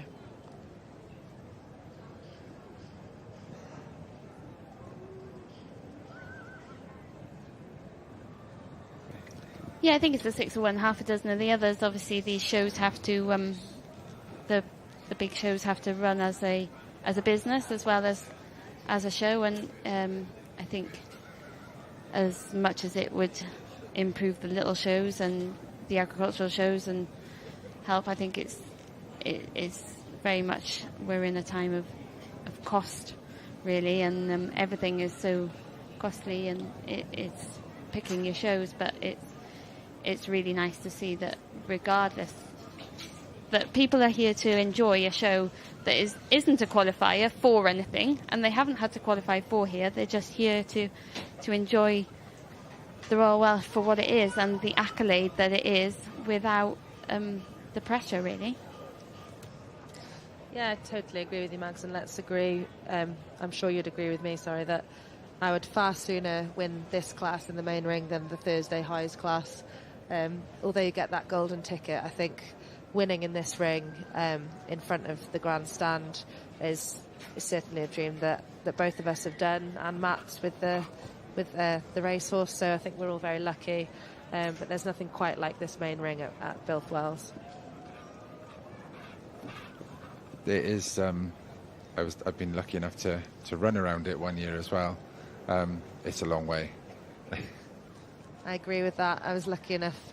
2017, I lead for Lottie Stevens of Flydenstead, and we were champion with a broodmare and foal. And yes, I completely agree. I've done it many times with the in-hands, Sarampina Grigio back in the day. I can't even think what year that is now, but it's a long time ago. But yeah, running around the main ring or riding around the main ring with that red rosette is absolutely priceless, and is something that I think everyone that is involved in this sport would wish to do.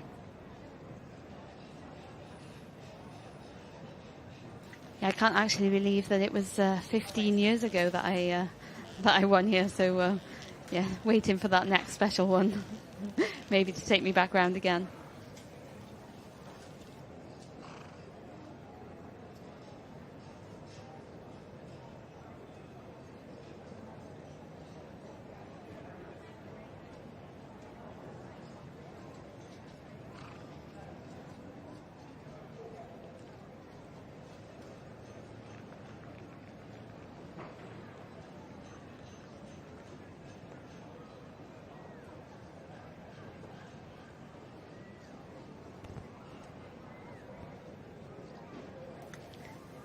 John looks very relaxed and as if he's enjoying his day there. He's obviously judged all over the world and all over the country, so he's more than happy to know exactly what he's looking for, really.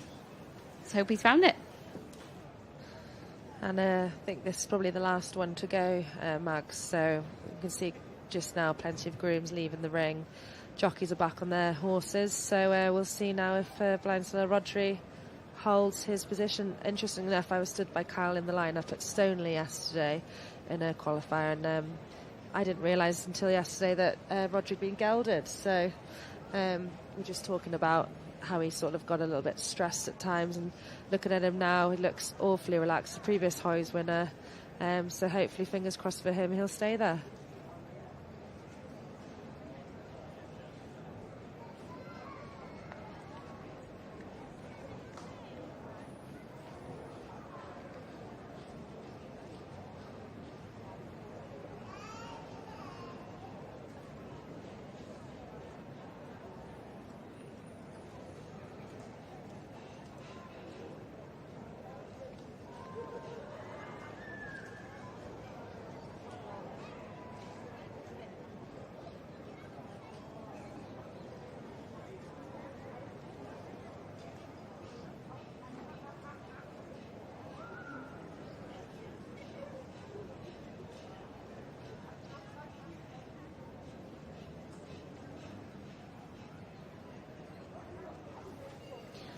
Looking at, we mentioned this earlier on with the retraining of racehorses class, but I mean, considering this is a class, and like I said earlier, it's mixed of mares, geldings, and stallions, but it's a breed I don't have a lot of experience with. But there's a huge variation in type of pony as well. Looking at from the size of them, how they're built. You've got the ponier type, like you said earlier on. You've got the more cob type, and again, even from this angle, looking at the various bone that each pony has got as well. It's very much so. Do either of you two have sort of your preference? Yeah, Matt, that's a very interesting topic. I like a pony type of C, a bit smaller, a bit shorter cannons, but I also know what they look for in the C's and the qualifiers, and it's quite a different type, if that makes sense. So I have bought a Section C, a young horse that Popsters have bred. I bought him actually from the people that have bred the person standing in top, so from Stuart and Claire, they had him. And he's a lot bigger, a lot rangier, maybe not quite as what I would have had if I was going to set up breeding Section C's, but for the ridden job, I think he's going to be quite well suited. There's a lot of him. He's very scopy, big mover, but not quite the sort of smaller type that I perhaps would want in a brood mare, if that was to make sense. Yeah, I think generally I would normally go for quite a pony type as well. I think it's really important. For me, the proportion is the biggest thing. So a pony that's slightly smaller can get away with having a little bit less bone. If you've got a big framed Section C that's really rangy, then you want to see equal amount of bone. Yeah, I think it's having them in proportion is the main thing, and I always think you want to look at a pony and know exactly what breed it is, and think that there's no question what breed it is then from your first impression of it, rather than having to think, oh, I'm not quite sure what that is. You want it to smack of what it should be. I totally agree with that, and I think that, you know, from any perspective, that whatever type of horse you have an interest in, whatever the breed, whatever the standard you get to, I think it's very much just a real key lesson there is to work with what you've got.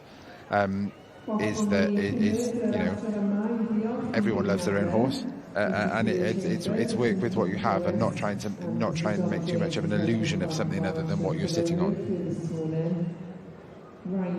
Yeah, definitely. I was just looking here at the stewards adding up the marks, so it's interesting to note that Blindseller Rodri in top is actually by Donistic Turpin, who's a little bit further down in the lineup, so it'll be nice to see how those two fare in the final result. There's Kyle there on the pony. I'm sure he's feeling extremely nervous when you pull top in the Royal Welsh and you're waiting for the result. The last thing you want to do is go down. So yeah, best of luck, and I'm sure we'll see the results very shortly.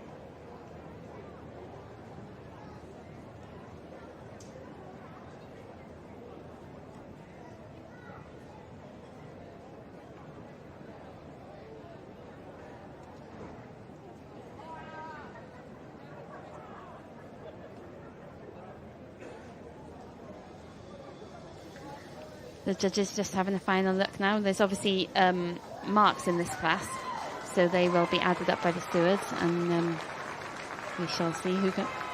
Oh! So there we have it. The winner. That is Kate Williams, with Donistic Turpin being pulled in to win. Oh, and second we have Hannah Turnock with Menai George. Both very good friends, so we'll be very pleased for each other, and also very good friends of mine, so I'm very pleased. And we have Ella Anon in third with Menai More Fury, who will also be really pleased because this is a young pony who's only in his second season, so she will be very, very pleased with that. We have Amy Devane coming forward with the Teal Llawn Miracle Man. They're really mixing up these results, which is nice to see. And then we've got Katie Marriott Payne coming forward with Donis Downis.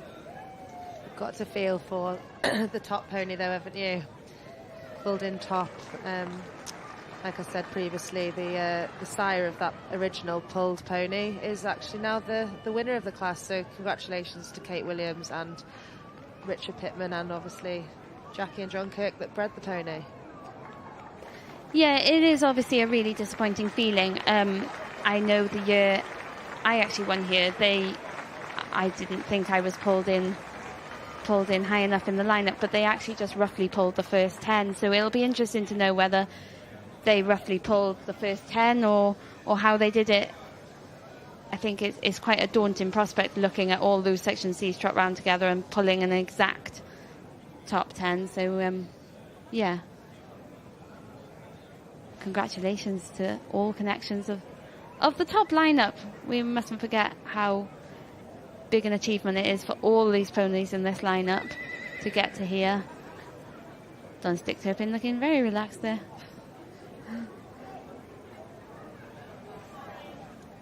I know that Kate's had success with her Section D before, but am I right in saying that pony's not won here before? Is that his first time winning here? Ridden, I mean. The Donis pony? Yes. Yeah. So it's only his second year under saddle. Okay.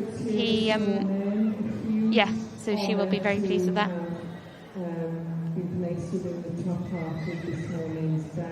Menai George there.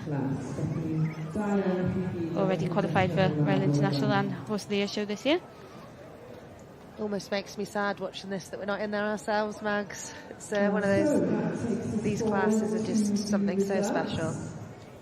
I know it's always an aim to have one that's good enough and sensible enough to come and present here.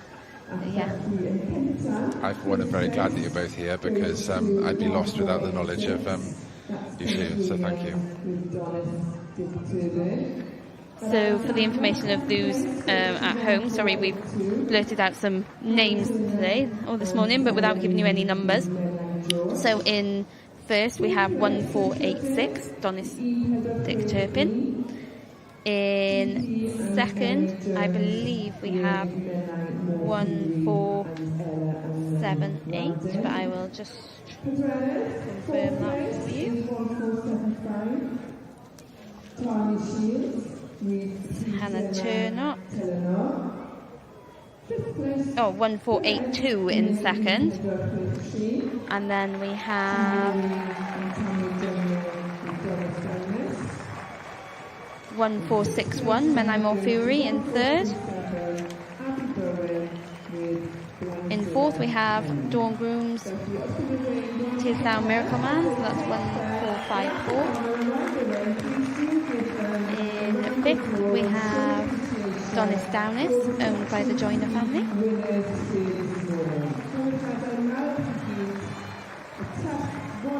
Oh, and in sixth we had 1437, Ursula Penny with Abby Bowen. Strange one there, Abby Bowen this year. Yeah, just married last year. Yeah. So huge congratulations to Kate Williams and Richard Pittman. I know Richard himself has an extremely soft spot for this pony. He's still a young pony in his ridden career, although he's a little bit older himself. So huge congratulations, and to John and Jackie Cook that bred Dick Turpin as well. I know this will be very, very, very happy result for you both. Well done, congratulations. And it looks like these ponies are going for a good gallop across the grandstand.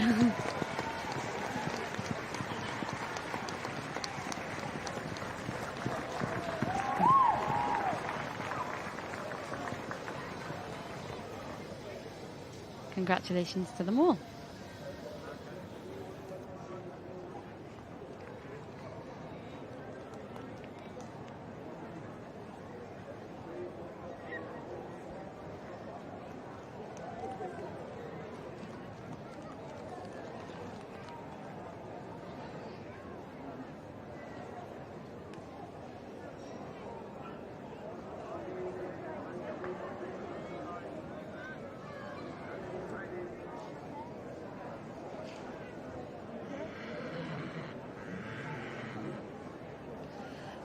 If you are new to joining us, we are here looking over the main ring.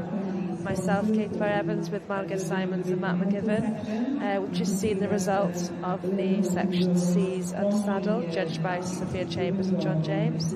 And just walking into the ring now will be the Welsh Cobs under saddle. So this is separated into three classes: geldings, mares, and then stallions. We've got 49 geldings entered in this huge class, and we have some new judges now. We have Mr. David Davis doing the confirmation, and we have Miss Sarah Owens doing the ride. So I'll hand you over now to either Maggie or Matt.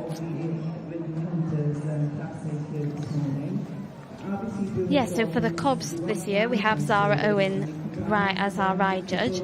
Zara runs a highly successful break-in schooling and show production yard near Welshpool. I'm sure she will be more familiar with the other side of the ring, having won here several times on Hunters. I think the Cob exhibitors will be very pleased to see her down as the judge this year. She has ridden both Hunters and Welsh Cobs, so she will know what she's looking for.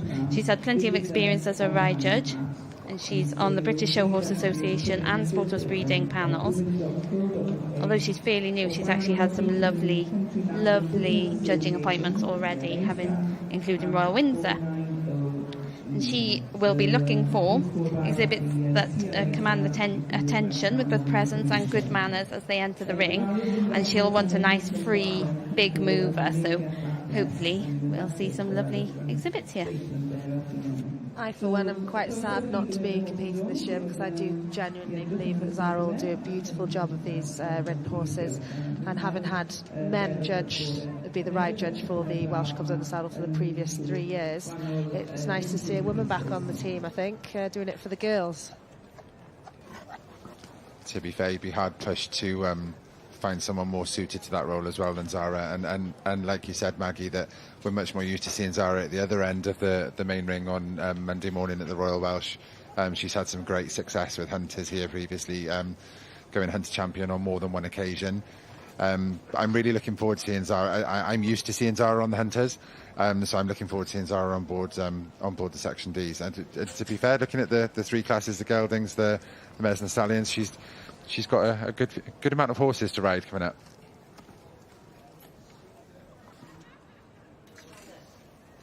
Yeah, and with her in the middle of the ring is David Davis of the Ceylan stud, originally from Glamorgan, but he's very recently moved to Cardigan in Pembrokeshire. He has been head of Gylch Isle Agricultural College. He breeds under the Ceylan prefix, following on from his late father, Dr. Wyn Davis, who we will have heard for many years commentating here at the Royal Welsh. And he has plenty of experience. He sits on the panel for all 5 sections of the Welsh Pony and Cob Society since 1982. So he's officiated at the Royal Welsh before, having sorted through the Welsh Section A ponies in 1997, and he's since judged the Young Handlers section as well.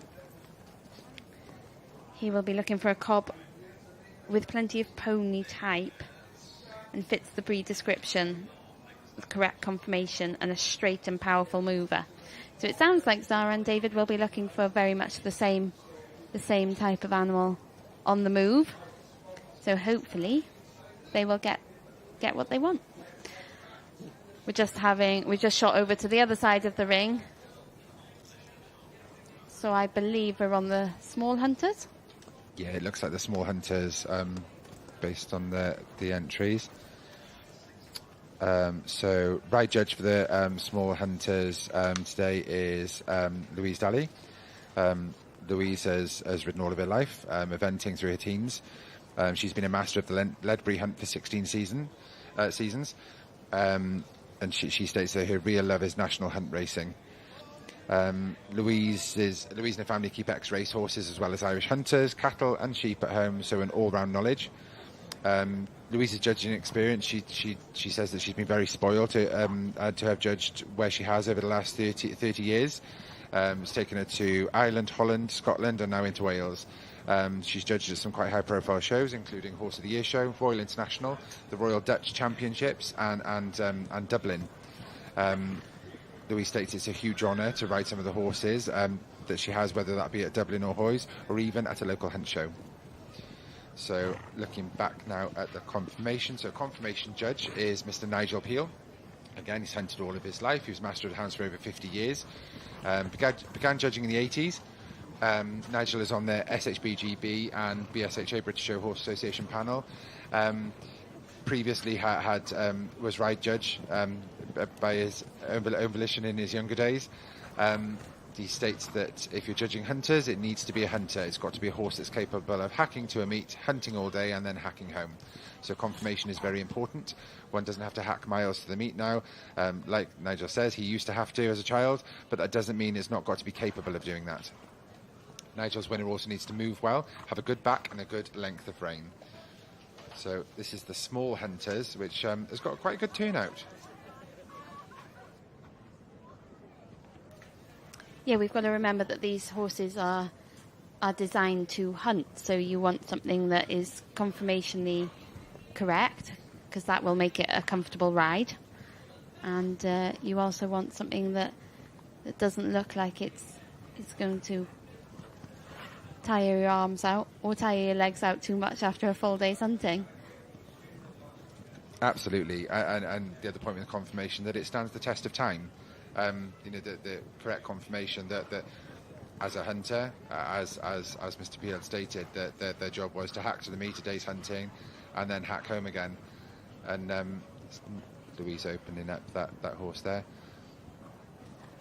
So confirmationally, like I said, to stand the test of time for these horses to keep going in the job that they're doing.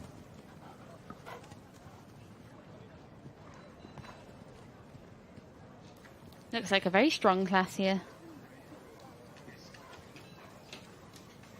So interestingly, this horse out in front now is Kilnamona Puccini. This was actually previously produced by Zara Owen, who is judging in the other side of the ring for the Welsh Cobs. So it's actually a very dear friend of mine, Meg Harvey, is riding Basil, as he's known at home, for now owner Hannah Parr, who is also taking the winners' interviews. So it's a lot of people with a vested interest in this little horse Basil, who I had the pleasure of riding a couple of weeks ago, which was a very different experience to the big Cob Stallion that I'm used to.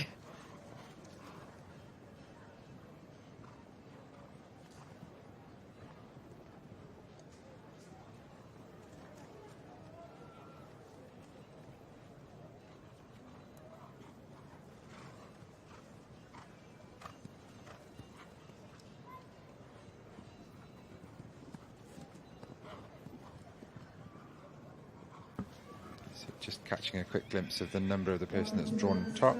Currently that's Lauren Rees and Borderfield's Mr. Titan, bred by Tracy Jones, ridden by Jess Pritchard from Tristan.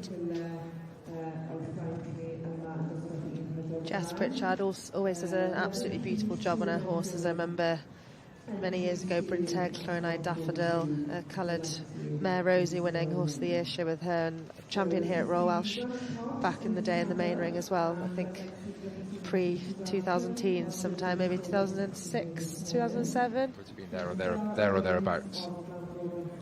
There's the family's tack shop as well. There's the Shrine of Rosie. Every time I've gone in there, I've always gone to have a look at the lovely pictures.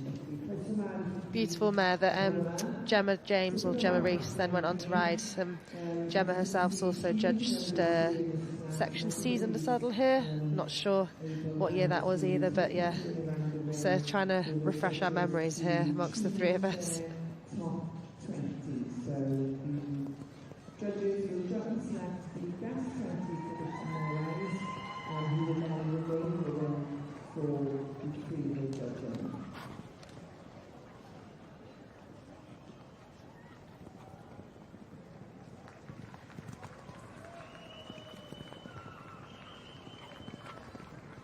So, class 142, Welsh Cob gelding, 4 years old or over.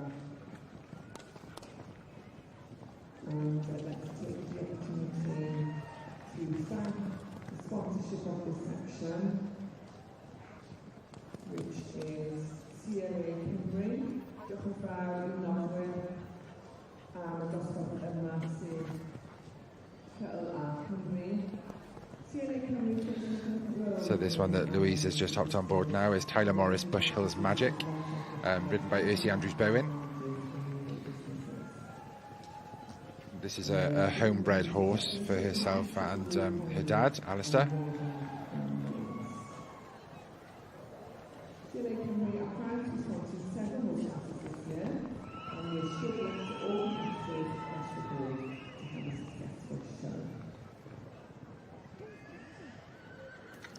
It's a really big ask for these hunters as well to cope with the atmosphere that's coming from the Welsh Cob ring, because you can all hear a lot of cheering. So I'm guessing the Welsh Cobs are galloping, and it's a really big ask to ask these hunters who are used to galloping in groups out hunting, and well, that's what they're bred for and designed for. So their instinct would be to want to join in, but obviously they're asked not to.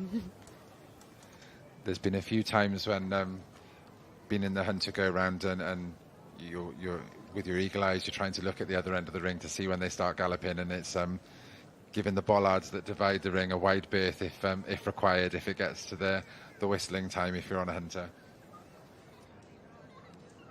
Yeah, it's quite tricky in that ring. I was in the Supreme last year with the Cob Stallion under saddle in the Ridden Supreme, and they were awarding the Tom and Sprightly at the other end of the ring just as I was about to do my show, which wasn't overly helpful when the crowd starts screaming. So yeah, it's a lot for a horse to be asked to have to do this and cope with this environment.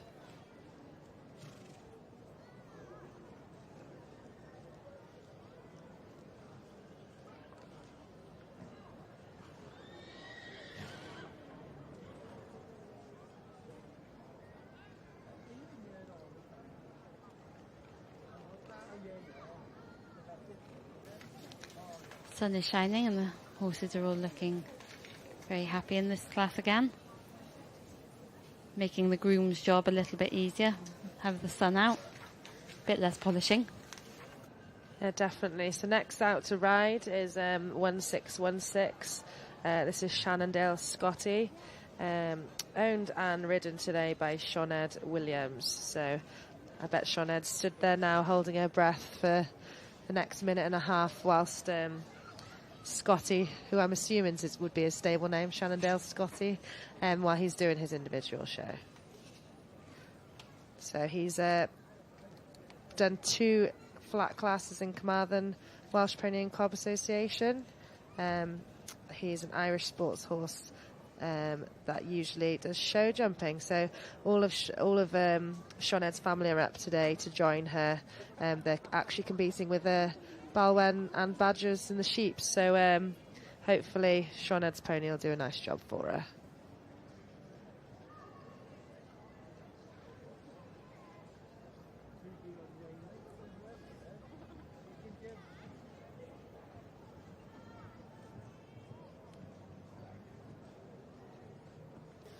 Louise is really giving these horses a lovely spin. She's really asking for what you'd expect a Master of Hounds to ask in an extension, really giving them a good open up that side. Yeah, Matt, I think Sean will be quite proud of little Scotty there. He did a nice little job in front of the grandstand, and like you said, Louise is doing a really lovely job opening them up. So nice to see a female rider doing a lovely job like that.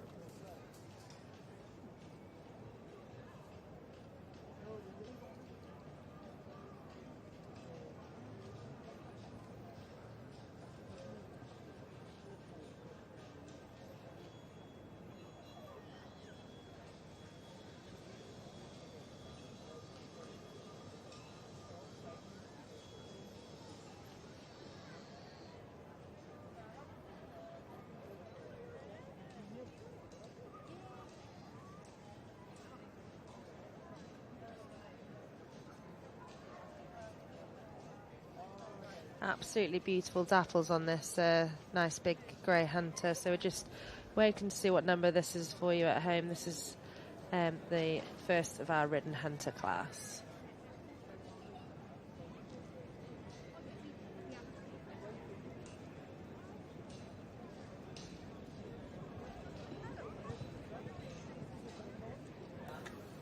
Matt, as you were saying, that there's quite a variation in the Welsh Section Cs and the type. Do you find the same in the small hunters? Very much so. Again, it's very much a type, but a small hunter, effectively on paper, if there is such a thing as the ideal, you would want a shrunk down middleweight type. So it needs, you'd want to see bone. They're up to 15.2 or 158 centimeters, but it's very much that shrunk down middleweight type body. Whoops. And I think we've had a stirrup snap.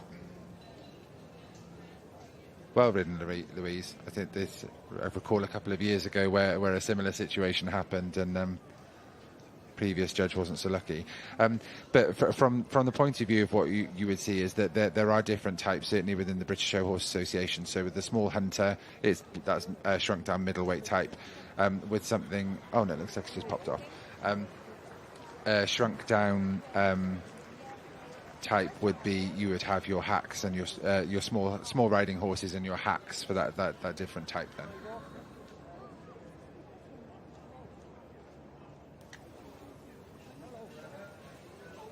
With the stirrups back on. Kind of Louise to continue there as well. That looks genuine, right, Judge? Yeah, fair play to her.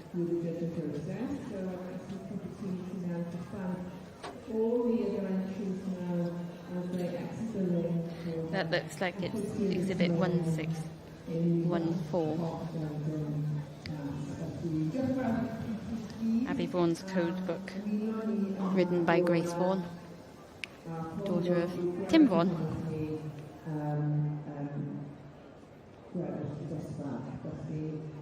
No need to hide it down, just have each have it down. We continue with class 142 now.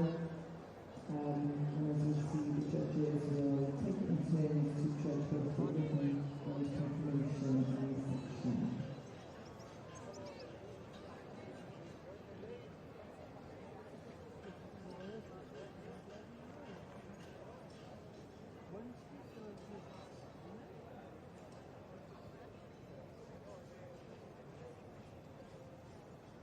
And as we see the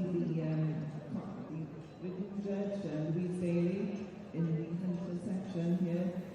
So this next horse now is Last Orders, the 6th, owned by Yola Evans, also ridden by Yola,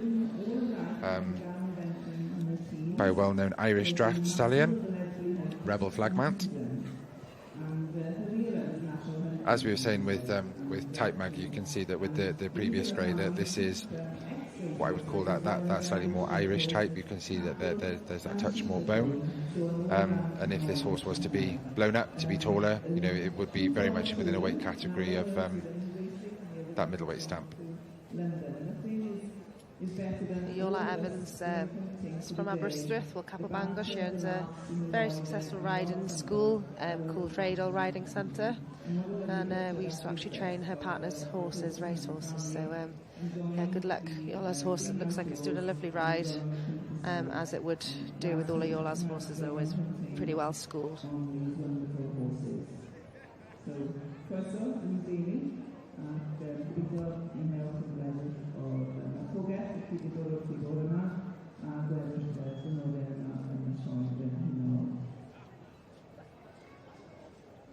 And then moving on to our confirmation book is also moving and looking on and looking at the confirmation of the hunters. Nigel Peel, he has hunted all his life. He was a master of hounds for 50 years. He always enjoyed showing when he showed even when he was a little child. He is on the SHB, GB and the BSHA panels. And for highlights, he enjoys living in Ireland very much, but enjoys showing at all levels.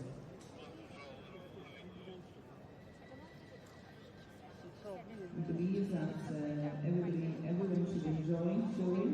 I believe that showing is also good for horses and riders, he says, as it teaches the horses manners. We're having a run of greys here at the moment in the small hunter class.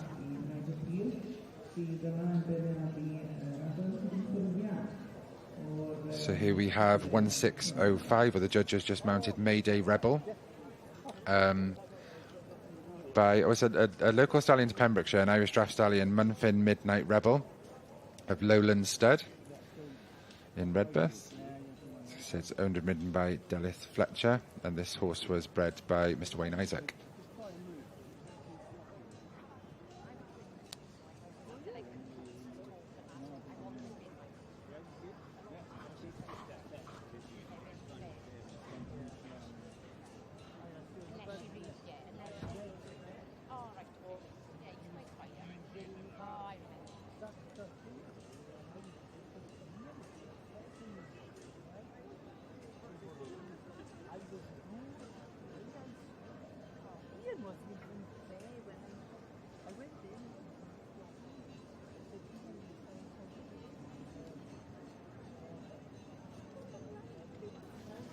If you're just joining us this morning, you're joining us while we are almost concluding the ride judge taking the small hunters for their spin. You're joining us this morning. It's myself, Matt McGiven, joined by Margaret Simons and Katie Parry-Evans. Louise Daly doing a brilliant job putting these hunters through their paces.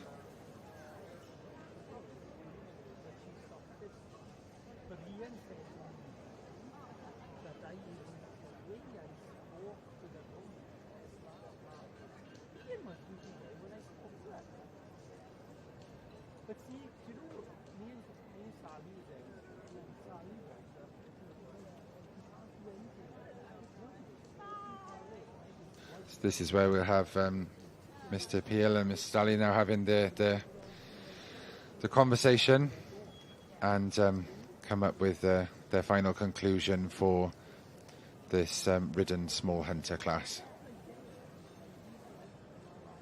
Yeah, I obviously, admittedly, don't really watch many of these classes, but I think this has been an extremely strong class, Matt. What do you think? I'd say so, both in type and numbers, to be fair.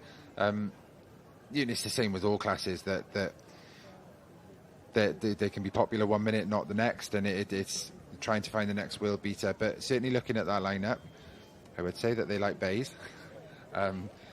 That there's, I can definitely see a type. I would say that the way they've pulled them, but yeah, it does seem, not having seen the first few go, it'll be interesting to see how the judges place them. But it's certainly a nice class to watch, and that wide view there really takes in. It makes you appreciate what goes into these horses to get them here. Especially preparing these horses with all the platting, etc. I know you've been platting some this morning for some people, Matt, so I'll stick to my Welsh. I like wash and go, really. That's my motto, wash and go, easy life. And I haven't seen one of the horses I platted yet, so I'm going to see how the plats stand up on the big screen. But it was nearly start this morning, going to plat up some horses before heading into to commentate.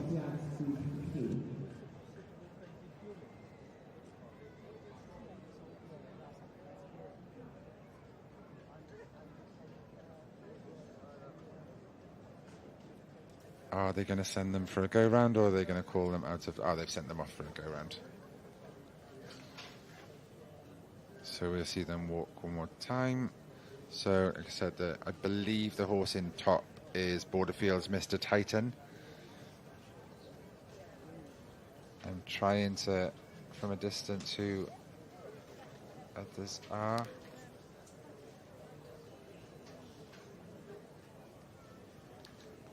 I think fourth horse there out of the lineup I can see is Mr. Bobby Thomas. Oh, there we go. So that's borderline Mr. Titan pulled in top. It's lovely to see winners celebrate. I think, I think there's nothing worse than watching an emotionless winner. So it's lovely to see them give a little bit of a celebration, even if it's a pat on the neck for the horse. Yeah, I remember when I won with the yearling colt here, and the judge said to me, because I was crying my eyes out, she said, "Oh, carry on crying, I love a good crier." And the pictures are very ugly, but it was good memories. Just looking at this lineup now, so we've got Jess Pritchard then, who's been pulled in top. That's with Lauren Reese's horse, Borderfield's Mr. Titan. Second, we have Mrs. Charlotte Owen's Tar Dauntless, ridden by her daughter Chloe Owen. Third, Mr. Bobby Thomas with Glenmora Everest. This really nice to see this mare come up in such a strong lineup. She's been a brood mare for the last 3 years, so this is her first year coming back in under saddle. Had quite a lot of local success recently, so really pleased to see Bobby there. Let's see if we can go back to the line and see who else was a little bit further down.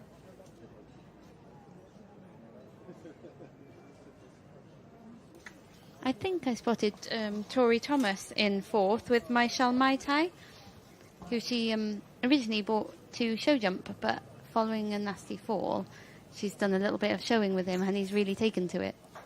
She's had a successful start to the season campaigning him. So I think that was who was in fourth. It was definitely a grey, so I should say that you're probably right.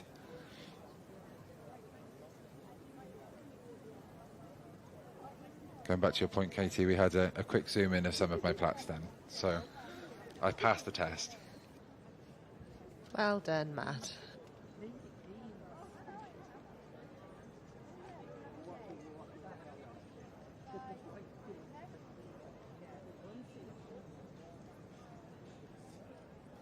Jess is a hunter there. It's got a beautiful head with a really sweet eye, don't you think? It's got a lovely expression on his face.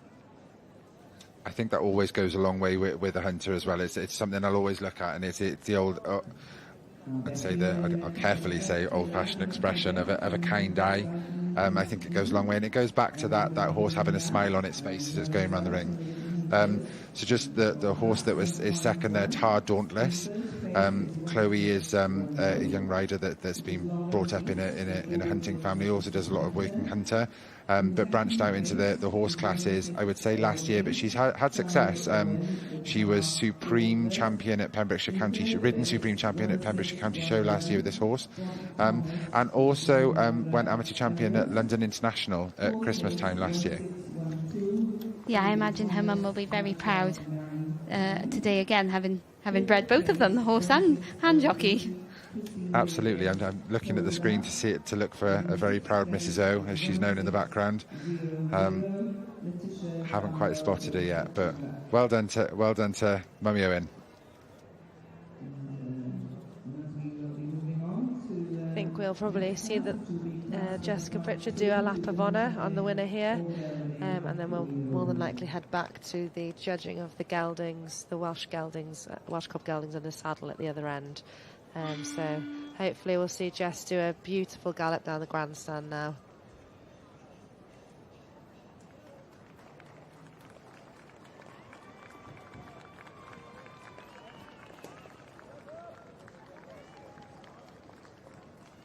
So that's 1610 leading off the lap of honour there. Jessica Pritchard aboard Borderfield's Mr. Titan. In second place is 1608. That's Chloe Owen riding her mother Charlotte Owen's Tar Dauntless. And then in third place, well done to Mr. Bobby Thomas riding Glenorma Everest. Fourth place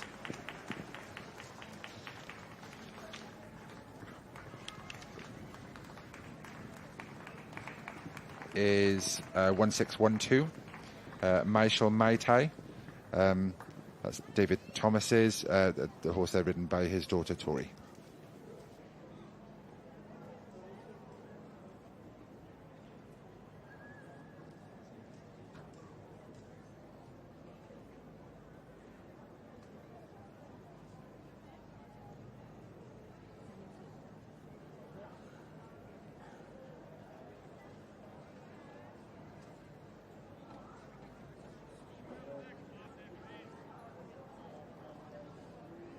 The next class of the ridden hunters will be class 153, which is the lightweight children's. These points where people get caught either sneezing or blowing their nose as the camera's zooming in around the showground. Anyway, if you're just joining us this morning, we've just seen the conclusion of the ridden small hunter. Just having a winner's interview there. That's Jessica Pritchard riding Borderfield's Mr. Titan, being interviewed by the ever glamorous Hannah Parr. We'll hopefully move back to the ridden section D gelding shortly, and then move on to the ridden lightweight hunter. If you are just joining us this morning, you're joining myself, Matt McGiven, also joined this morning by Margaret Simons and Katie Parry-Evans.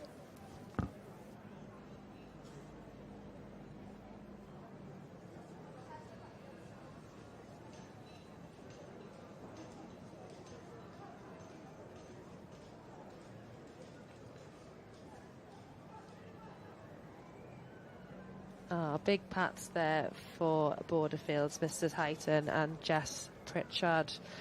So we'll soon hopefully be heading to the south of the main arena to the Welsh Cob geldings in the saddle. So the ride judge here, Miss Sarah Owens, and confirmation judge Mr. David Davis. So hopefully we'll be able to see who's in top here. From looking at the ring, it looks like it may be Ringside Zorba in top.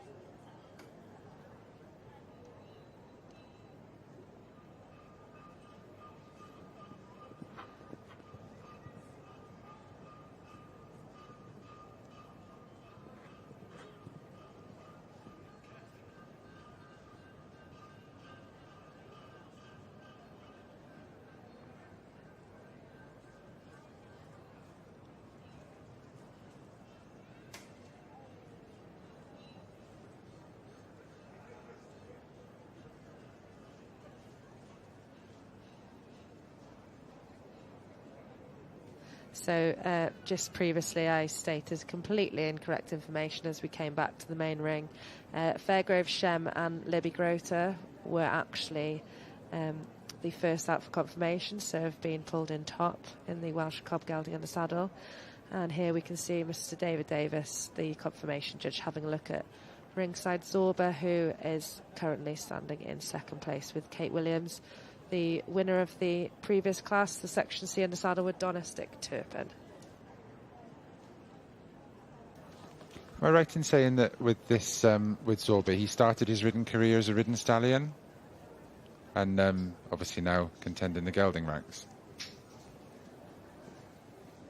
Yeah, so I think he started off as a stallion. I think maybe he did 1 or 2 Royal Welshes as a stallion, maybe 1. But he has since won this class several times. He won last year and was actually reserved to myself with Trevally and Cilwch. And he also won in 2022, where her sister Alex actually stood overall champion with their mare, ringside Queen of Hearts, I'm going to say. Yeah.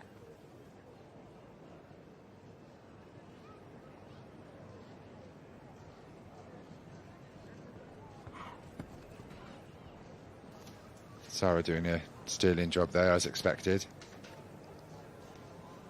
Very talented rider, I would describe Zara as, but also a very effective rider. She never looks flustered. And also, I'd say, a very good producer of young horses as well. Yeah, I was saying earlier, Matt, I completely agree with that. I was saying to you both earlier on this when we were discussing the ride judges, and I was actually quite sad not to have a horse there this year, because I think it would be a pleasure to have watched Zara ridden something that I'd prepared for her. And it's nice to see a woman back in the ring judging, as the previous 3 years has all been men. Leon King, Richard Telford and Matthew Lawrence was last year. So three men the last 3 years, and now we're back to the women. So it's nice to see.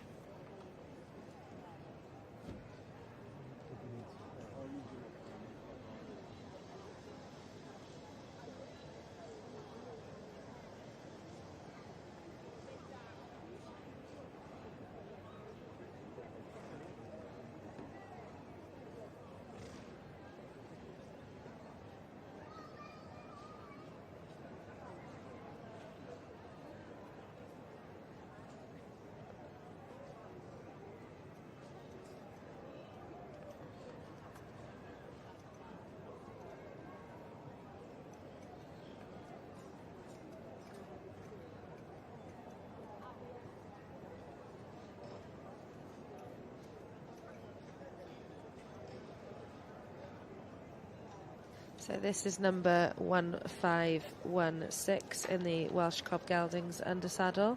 It's Molly Mercer with Green Ring St David, bred by Lee Smith, by Beru Rebus out of Bryneglir Molly, who is a successful showmare in her own right in hand.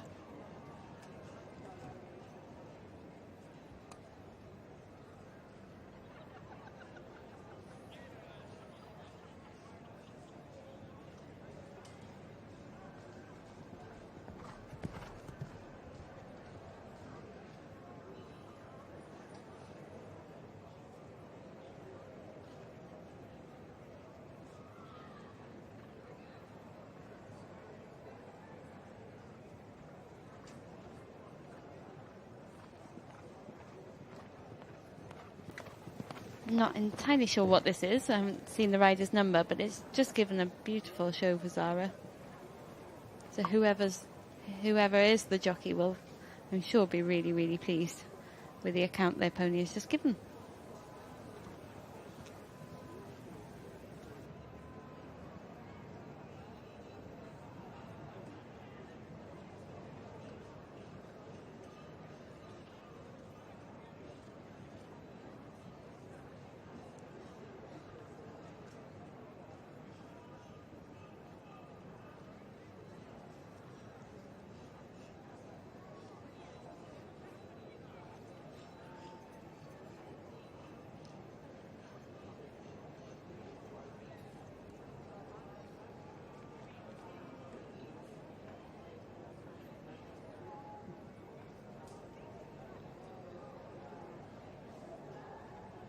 This is Kyle leading Vronath of Vinnie Jones.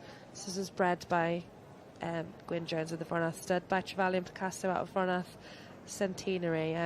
spoke to Carl yesterday, and he was saying that although young, his owners were coming to the show and just wanted to see Vinnie Jones perform at the show. So I think they'll be very proud of him, being in that sort of atmosphere. So well done to them.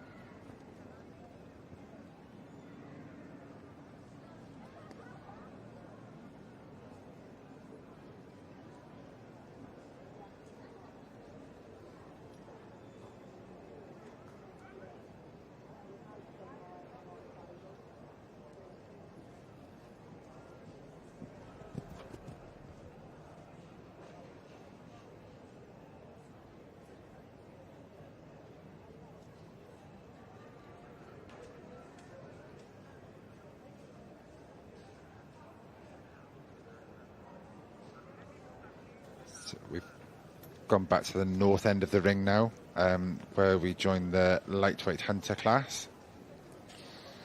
So this is for horses over 15.2 and capable of carrying up to 12 stone 7.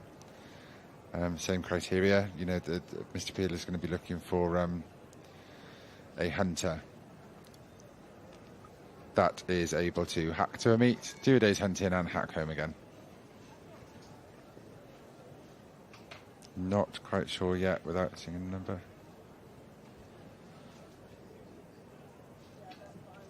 So this is, I believe, Maxen, owned by Gweno Jones.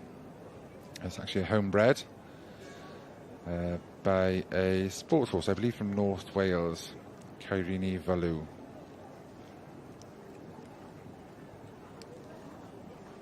Again, Louise doing a sterling job at opening these horses up.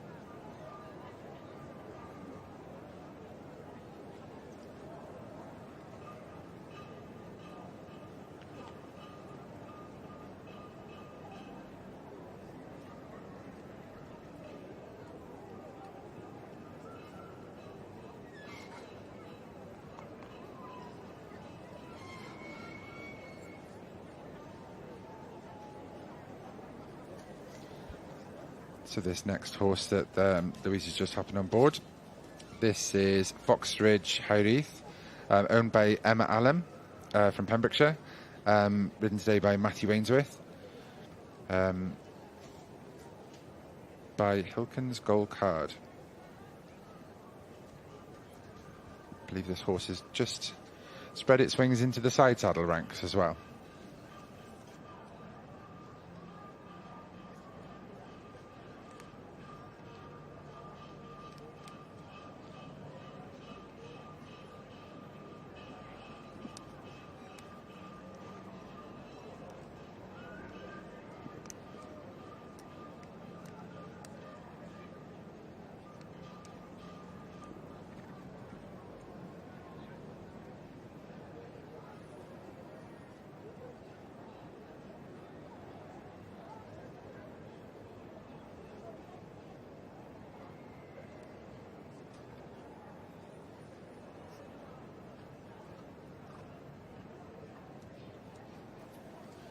This horse giving a very sweet account of itself. Looks to be given a lovely ride.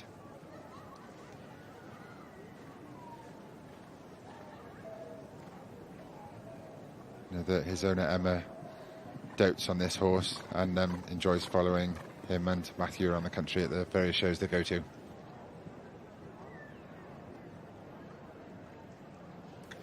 Yeah, with the Royal International this week as well, it's lovely to see so many strong hunter classes here. Obviously, Royal International is quite a pinnacle of the showing calendar, especially for the platted horses. So it's lovely to see that we still have strong classes here this week when it clashes. Very much so, and I think with again, it's something that is very relevant at the minute with qualifiers, which obviously aren't here at the Royal Welsh anymore. But from the point of view of where you have so many qualifiers in such a quick succession, do you find that perhaps people get tempted to travel a lot, or their horses do travel a lot? But they're quite nice in the way that they're broken up. There is a few days rest between the hunter classes here at the Royal Welsh and those that are up at the Royal International, down in Hickstead at the end of this week. And know a couple of them that are here this week will also be making the trip down to Haywards Heath to fancy their chances at the Royal International. And I think a lot of people on the showground will also be doing the same, myself included.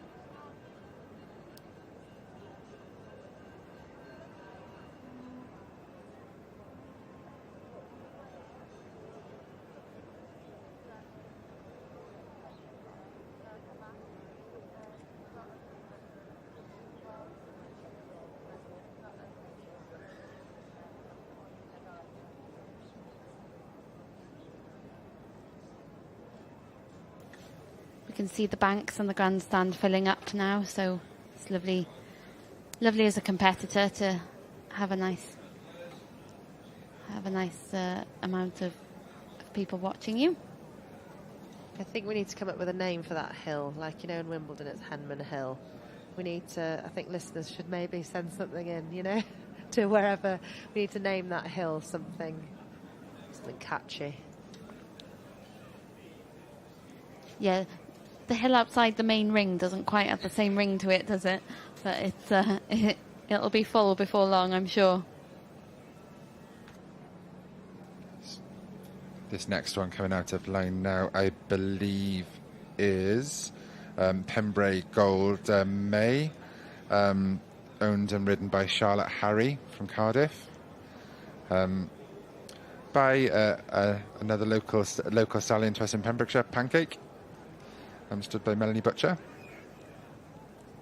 and bred by Louise Buckley of Pembrey, out of Pembrey Delta Gold. This is one of the combinations that has also qualified for the Royal International later this week. So Charlotte was actually amateur hunter champion at the spring show earlier this year, picking up her ticket to the Royal International with Priya, as she's known at home. Aim with Priya is to go on and contest the ladies side saddle classes. Still only quite young, 5 or 6. So taking their time, astride classes first before moving into the side saddle and ladies ranks.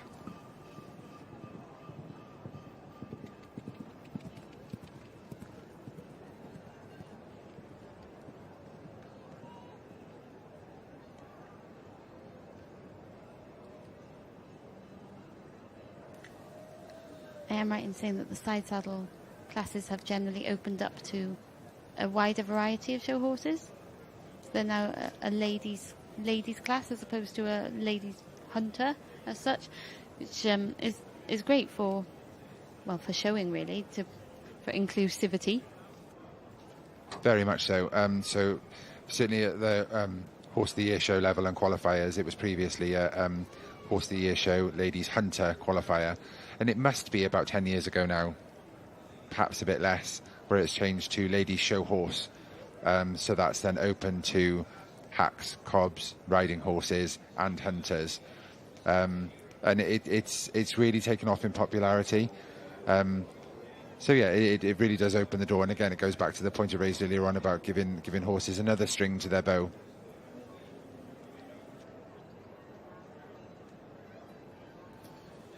So this is number 1621, Abermenai Lady Million. Owned by Glenys Owen and ridden by Lowry Murphy. Bred by Mrs. Owen, by Duke Dearleap, out of Abermenai Lady Matilda.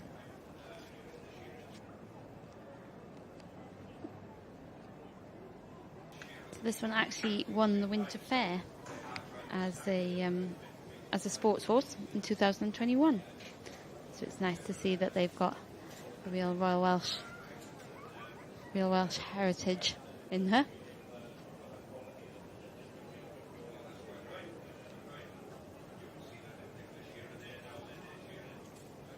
It's great to see those that win as young stock at the Winter Fair or at the Royal Welsh come back as ridden animals. It's very proud as well. I think the pony that I was lucky enough to go champion with at the Winter Fair, I'll say a few years ago to be on the safe side, following their careers as they go into the ridden ranks, but watching him, he's now a twice winner of the Horse of the Year show.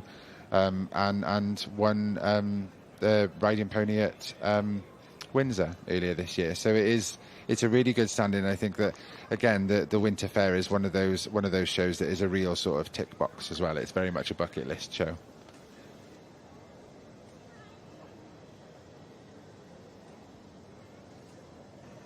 I think we have Louise now concluding the riding of the lightweight hunters. Smaller class this time, only 5 forward. Still a quality class. And this is where Stallion and Mr. Peel will start their deliberation.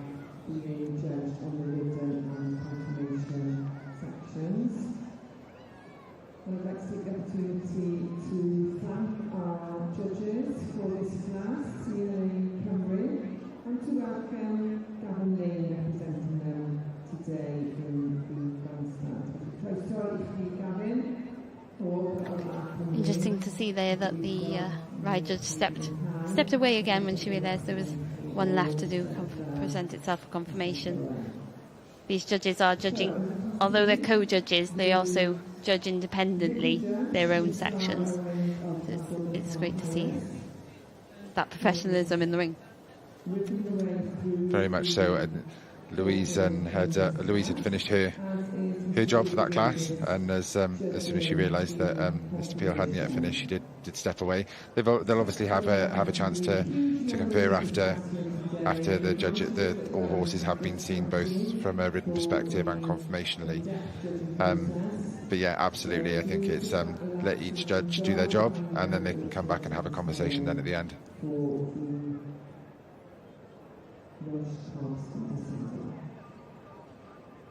So obviously we discussed the marking scheme for the Welsh cobs, and you said that there perhaps wasn't in the racehorses. Is there a marking scheme in the hunters then, Matt? Again, at Horse of the Year show, you'll see the mark sheets. Other classes, no, not so much. Again, I think a lot of it is down to how judges keep track of the class that they're judging as well. There is no formalised process from that point of view. But yeah, I think that the changes to how Royal International have moved away from some of that now has confirmed then that it mainly does just stick then to the Horse of the Year show classes.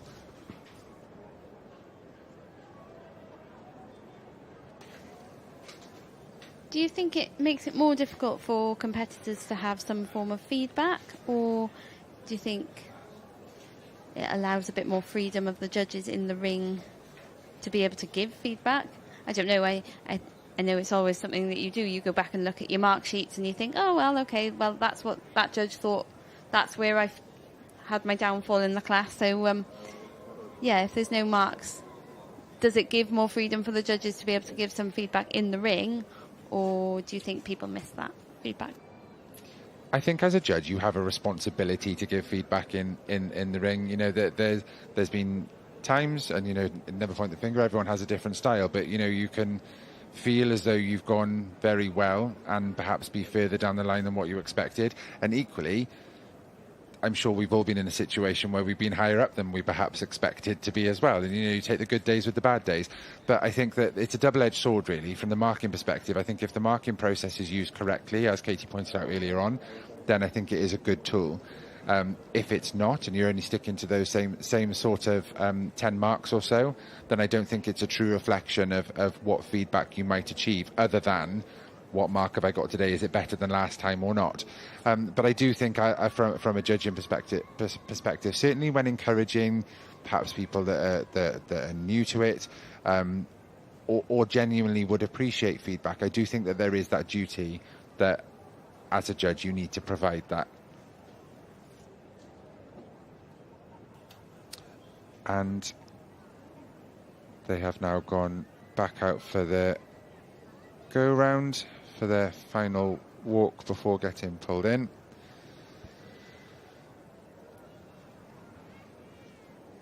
So there's Gweno Jones and Maxon.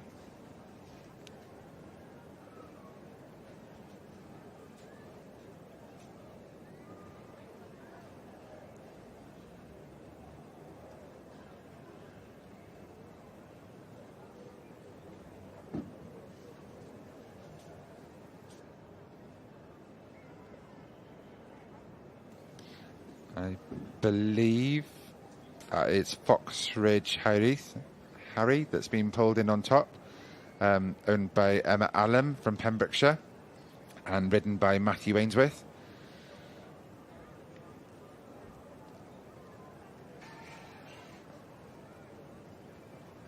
Give you an update of the rest of the lineup shortly.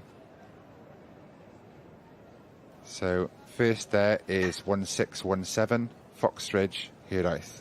That's the lightweight hunter class 153.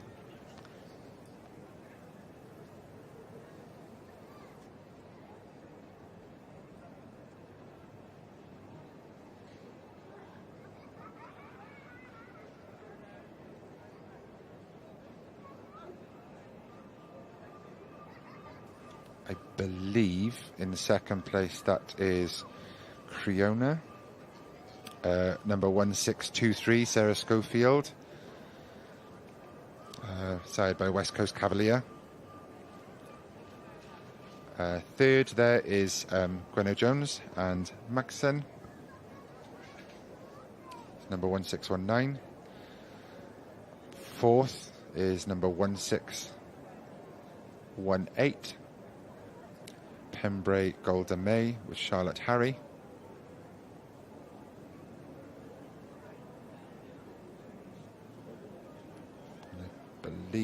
Fifth is 1621, Abermenai, Lady Million and Glenys Owen.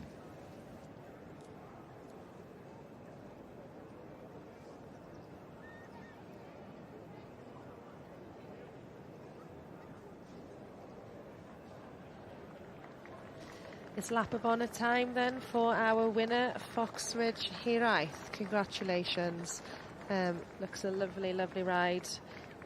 With Matthew Ainsworth there, so congratulations to all connections, and hopefully we'll get to see a grandstand gallop.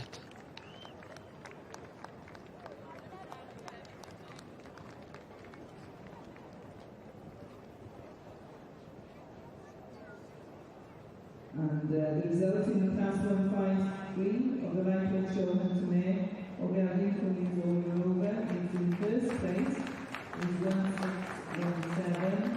And Fox Ridge Hiraeth. In second place, 1623, Sarah Schofield with Creona. In third place, 1619, Gweno Jones Maxon. In fourth place, 16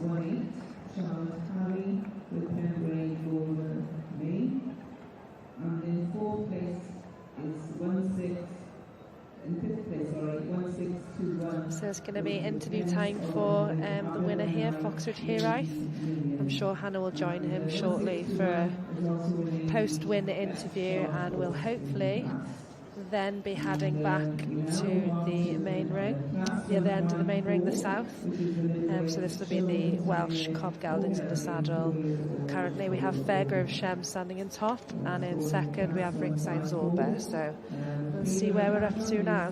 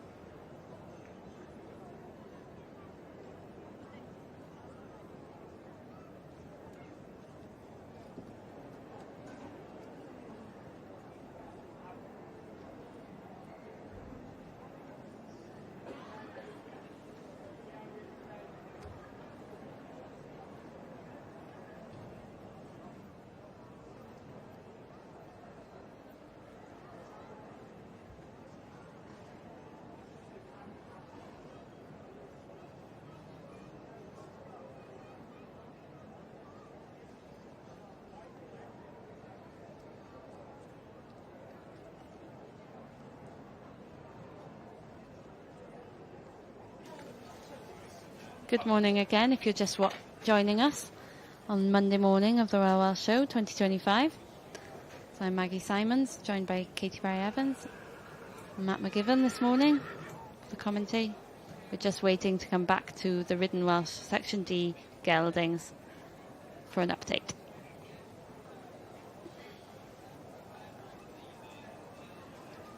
We can see Zara Owen still riding some of the cobs. Doing a lovely job this morning of giving them all a fair account of themselves.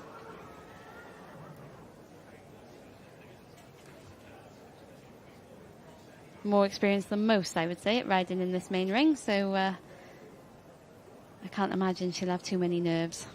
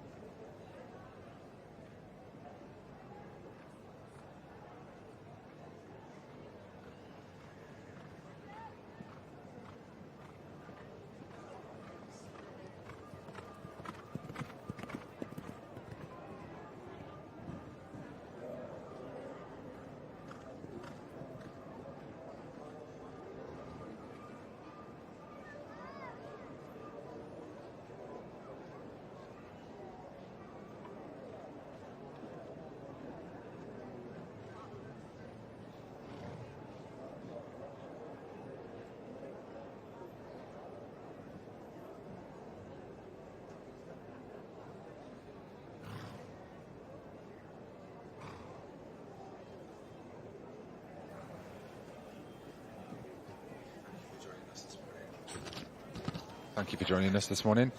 Currently watching the Ridden Welsh Cob Gelding, class 142. Judges Zara Owen and Miss David Davis. Katie and Maggie, from your point of view, again, I'm going to keep interrogating you with questions relating to C's and D's now. But, you know, my perception would be, and please correct me if I'm wrong, that, you know, it would take a pretty special pony perhaps to be able to successfully compete in both the in-hand and the ridden ranks. Would you say that there's a vast difference in the type of pony, or would you need to produce them very differently from an in-hand perspective to a ridden perspective? From my point of view, I think that a pony winning in hand should be able to go under saddle and vice versa. I think I actually hate the saying of people saying, oh, it's a ridden horse, oh, it's an in-hand horse. It should actually be able to do three jobs. It should be able to ride, go in hand and drive, in my opinion. yes, there are different types to them, but confirmation is confirmation, and the way a pony's put together, like Maggie said earlier, you know, they want to have a frame. Can't remember the word you used earlier on, the silhouette or something. Well, we can't remember what it was, but anyway, it should have an overall look, which would be called the confirmation, and how the animal's put together, and any horse in hand should be able to have a jockey sit on top of it. And I'd like to see someday in the future of champion last year with the Cob Stallion, and hopefully he'll go back as an in-hand horse once he's matured a little bit more. He's still only just 8, so in the grand scheme of things he'd be a very young horse in that in-hand class, so he maybe come back when he's 12, 13. You know, I hate this thing about age as well, of people saying, people rushing their horses, really. I think 8 is still very young for a horse, especially in their ridden career.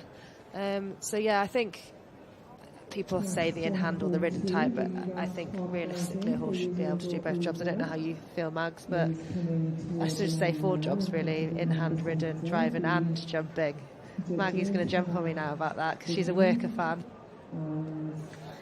No, I agree. I think there has sort of developed 2 different types. I think there's a tendency with the in-hand ponies, especially with the Cobs, maybe more than the others, where they're very short coupled, and you actually think, where would you fit a saddle that would be suitable for the size of rider that you would expect to see on a Cob? So I think that's a little bit, but I totally agree that there shouldn't be a difference. Good confirmation is good confirmation, and you would want any horse to be able to cover the ground.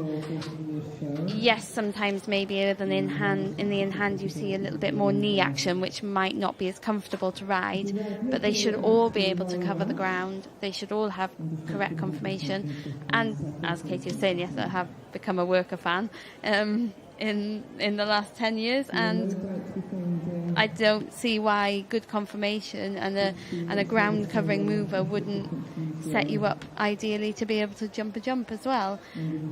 I guess maybe you'd look for a slightly scopier type, but it just depends what you like. Oh, we've just seen a result, and he's done it again. Ringside Zorba with third time Kate lucky. Williams. Third time now then. Yeah, so maybe this will be the year that he could take the championship, who knows? But congratulations to Kate Williams with a homebred Ringside Zorba. Should be extremely ecstatic, I'm sure.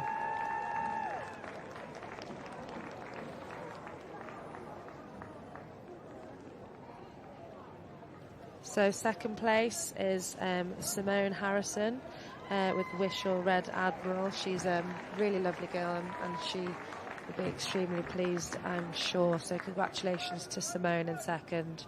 We'll come back with the numbers for the remainder of the lineup now.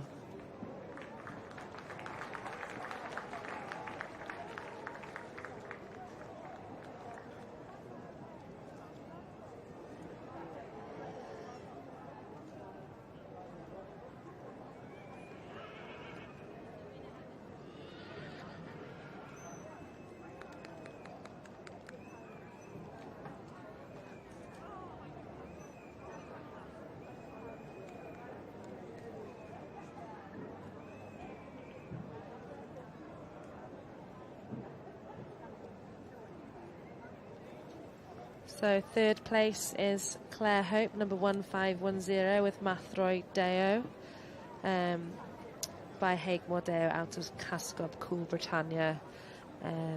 So congratulations to Claire there.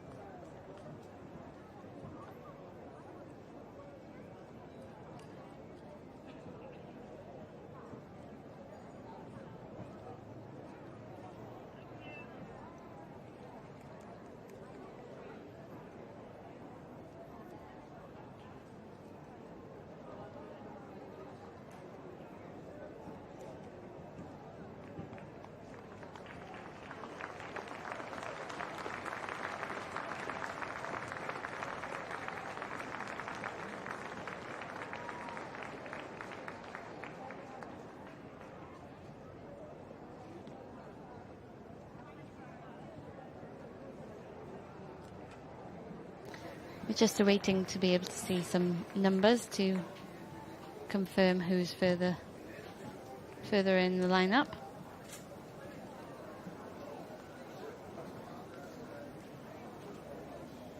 Massive congratulations to Kate winning her second class this morning. What a way to start the week.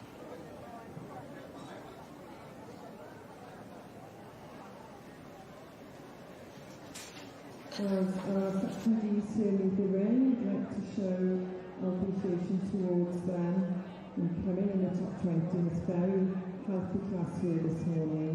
Diane Gyd and Prif Gylch.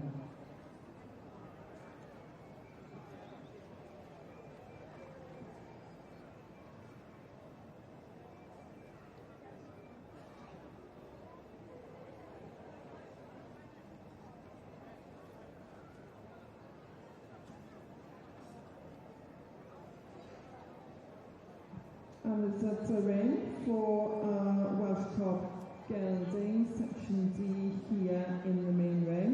Ac felly y canlyniadau ei fewn am ein dosbarth yma i 4-2 y bore yma. Felly, huge congratulations to 1532.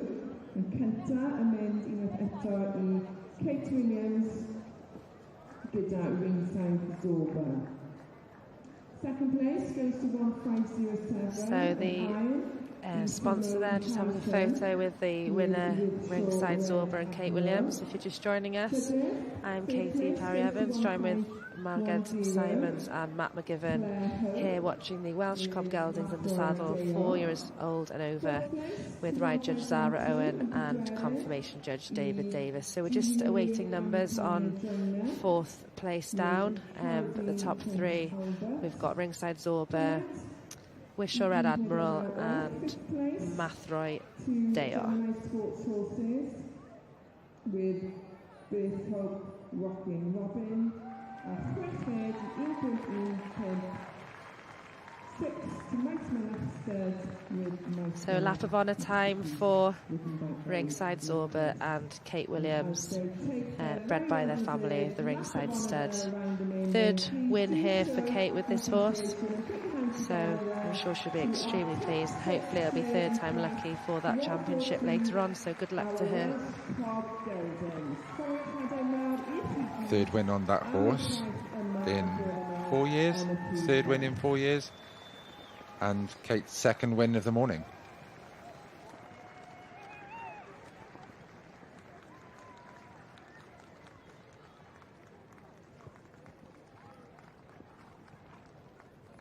Double win there for Kate Williams, coming first in both the section C. Looks like Kate's going to go for a gallop. And the section D class here. There he goes. And a celebration. Enjoy it, Kate. Everyone loves a fist bump, don't they? Down the grandstand. I'm sure she's got many pictures of that already and she'll be purchasing some more, so lucky photographers and well done. She'll be heading off for a Hannah Parr interview now. Congratulations.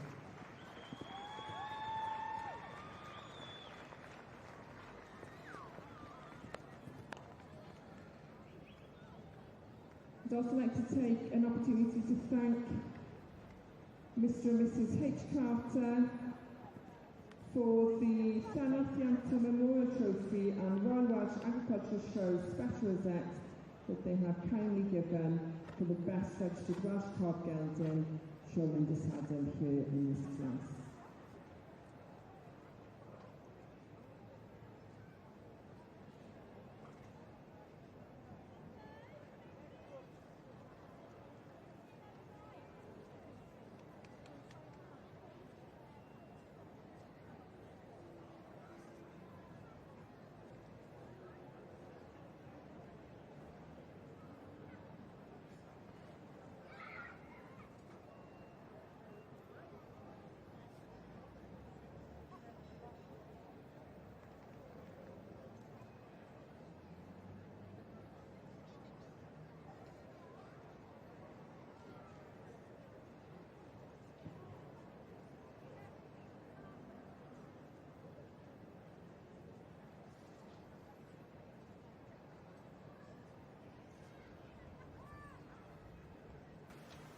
It's another famous face of Built Wells in the background there, while Kate's having her interview with Hannah with Morris.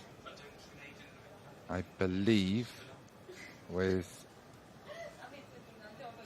I could be wrong. Possibly one of his own.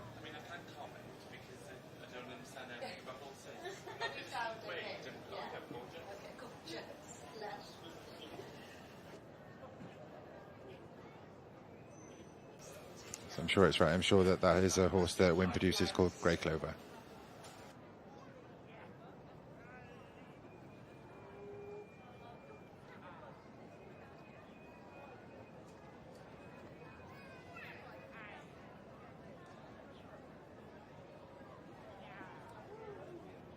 Kate listing off her very, very busy week of entries there. But what a way to start. Congratulations, Kate and her team. Yeah, there were a few of us that had a message early this week, or late last week, saying, how busy are you all this week? So I think they might have a few entries this week that they maybe passed around a little bit.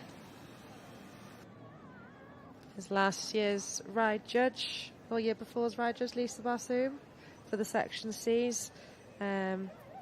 She's not riding this year. She had a Section C entered, but she's just come with her two little girls. You can see there, her and Rob, for a little holiday for the week. So I'm sure she's enjoying relaxing rather than having to ride all those ponies.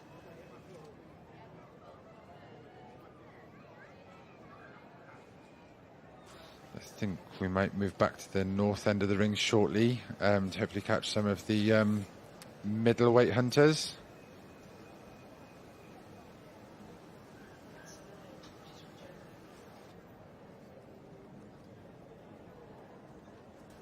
And there we are. So this is class 154, the ridden middleweight show hunter. So this is a horse capable of carrying 12 stone 7 to 14 stone.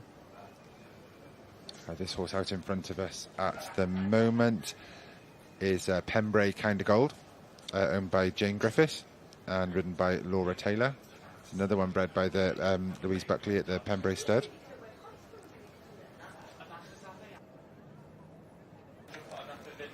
Is it just me, or is it unusual to see a coloured horse in the hunters?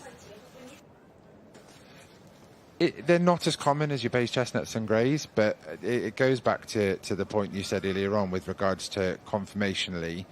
You know, a horse is good regardless of what it is. I myself, I'm not impartial to seeing colours in hunter classes. I just think it's a little bit less seen. You know, it is certainly getting more open-minded, I think is probably the best diplomatic way of saying it. Moving forward, we have seen a couple of coloured hunters at Horse of the Year show, and we're also now seeing them creep into riding horse classes as well. So there's a definite change. Here on screen at the moment now we have Lisa Jones, her horse Comedwi Spring Salu, another one by Carini Valu, owned and ridden by Lisa, bred by Mr. Rod Lewis of the Comedwi Stud.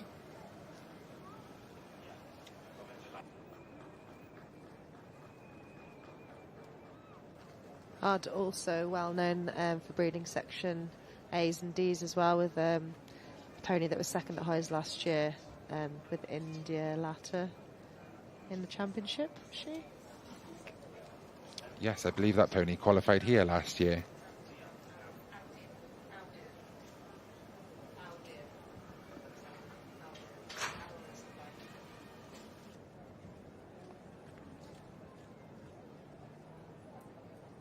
Comedwi Awdur is actually the name we're looking for. He qualified here last year with Hannah Atkinson riding.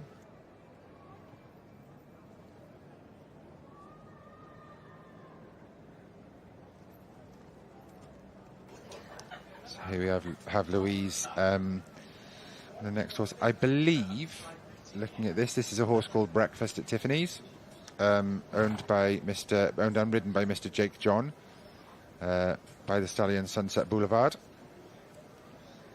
and out of a mare called Hot to the Touch.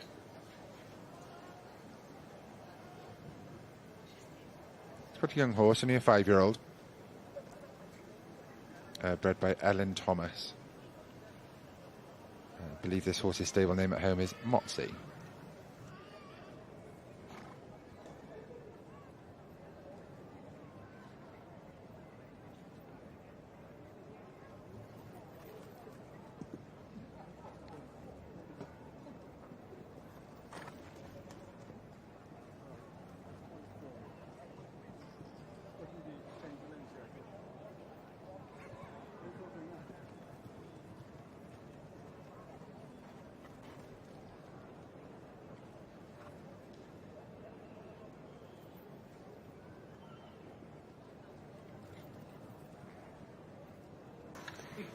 So we're just seeing 1628 trot back for the confirmation judge. So that's Eden Greenwood with Frank Steinman Geezer.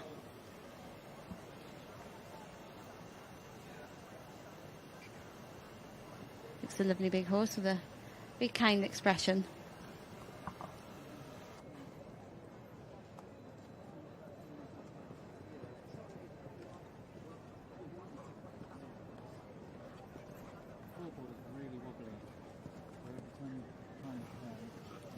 Next horse, Louise is just mounting now, is Rosenberg II, owned and ridden by Chris Ebden, by West Coast Cavalier, bred by Patrick Brennan. This is a 10-year-old.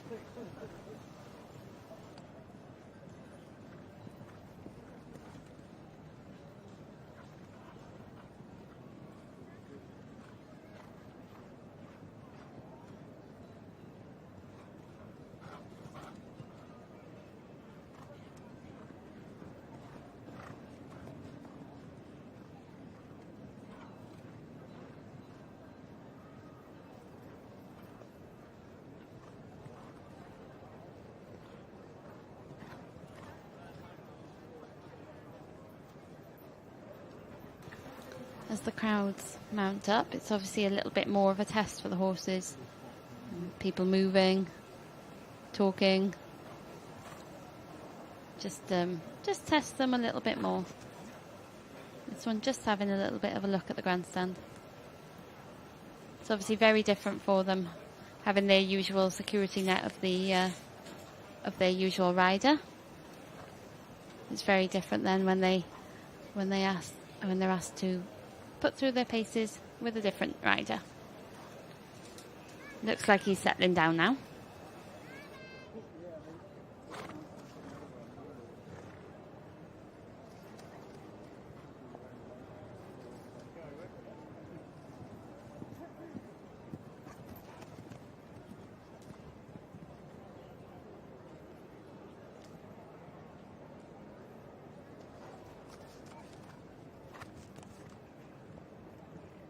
I think maybe the grandstand and the crowds are a little bit too much from there. Away from the crowds, he was real sweet and going on, but yeah, just a bit unsettled there to finish off his ride for the judge there. Again, there were some moments you could see where the horse was slightly lit up.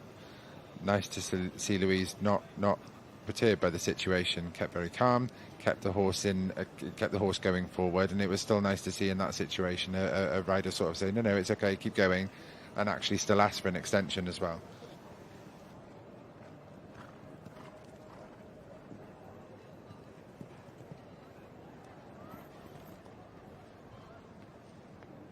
So a couple more left to ride in this class. At the moment we have 1626 about to go and do its individual performance for the judge. This is Heather Blythe's Bottega Gold, spread by Eamon O'Dwyer, and Heather Blythe is the rider as well. So sire here is Obos Quality and Dam Galtea Beeg.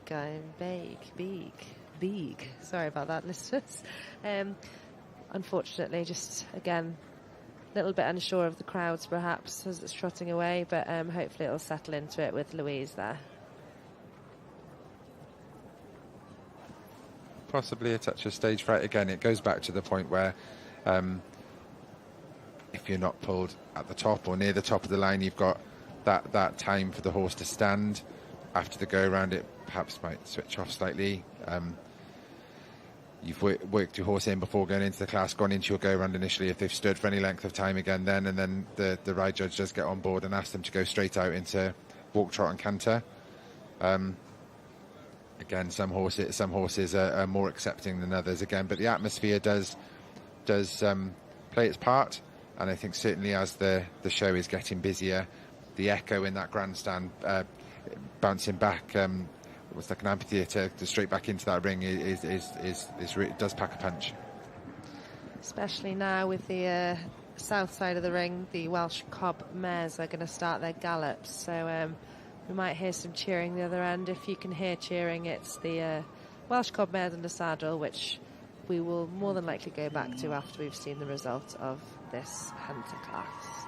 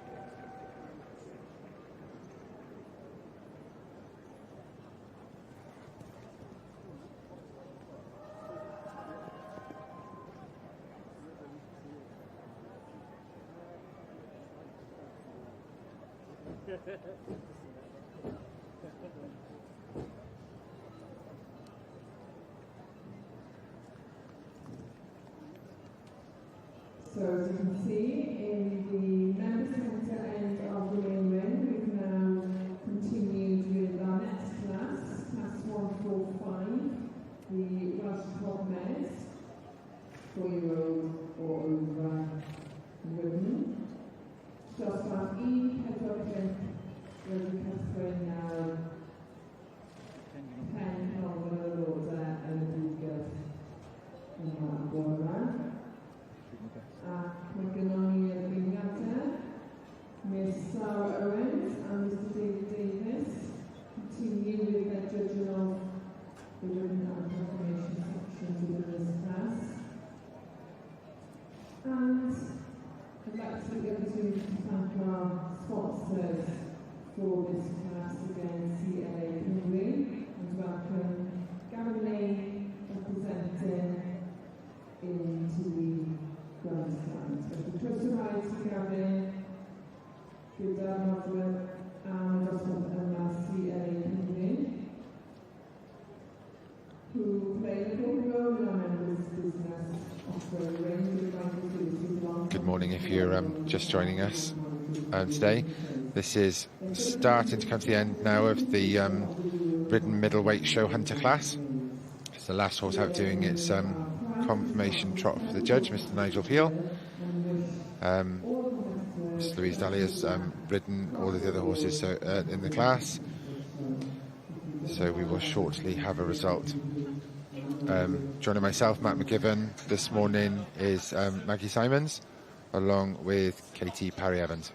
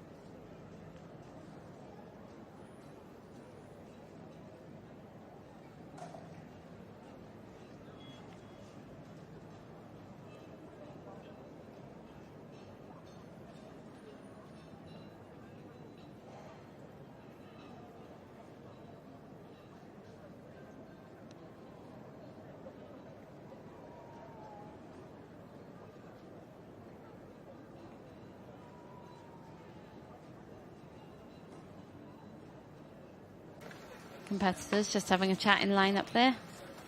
It's always good to have a chat in the lineup, ease the nerves a little bit. This is a tense moment when you're waiting. And they've asked them all to walk out again.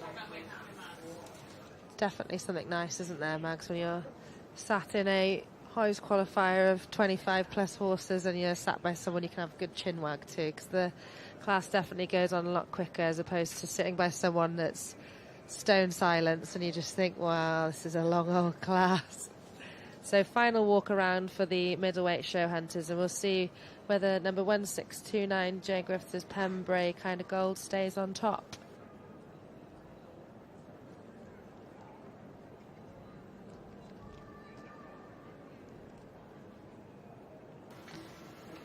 The second horse there, Comedwy Springs for Lou, has been a fantastic horse for Lisa Jones.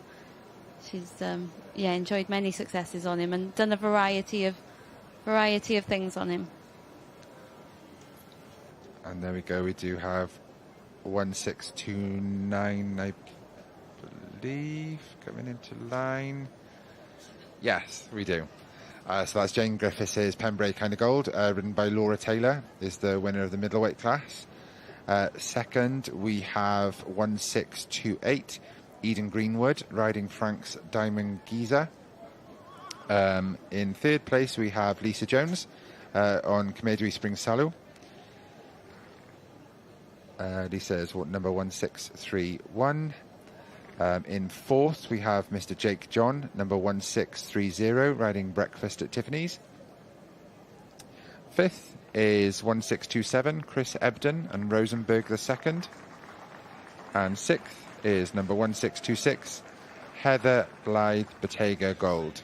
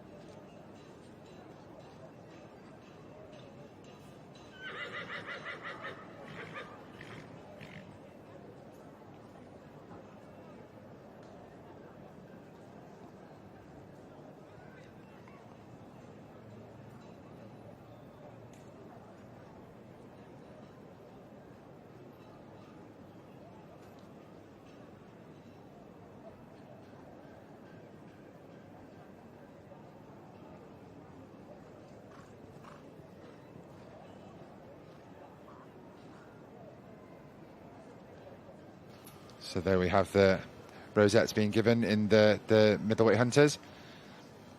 So first there is number 1629, Jane Griffiths' Pembrey Kind of Gold, ridden by Laura Taylor. Then in second place we have number 1628, Eden Greenwood, Frank's Diamond Giza. Third place we have Mrs. Lisa Jones and Comedwy Springs Salu, bred by Mr. Rod Lewis. Fourth place we have Mr. Jake John, riding Breakfast at Tiffany's, bred by Ellen Thomas. Breakfast at Tiffany's, or Motsy as she is known, is by a stallion called Sunset Boulevard. Fifth place is Chris Ebden, riding Rosenberg II, bred by Patrick Brennan by West Coast Cavalier. And sixth is Heather Blythe and Bottega Gold, bred by Eamon O'Dwyer and side by Ober's Quality.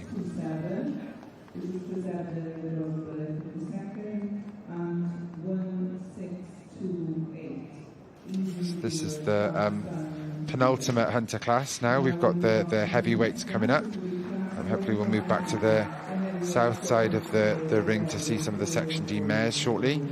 And then following the heavyweight hunter class, that will then bring us on to the Hunter Championship, where first and second from each class then will go head to head to contend the overall Hunter Champion of Royal Welsh Show 2025.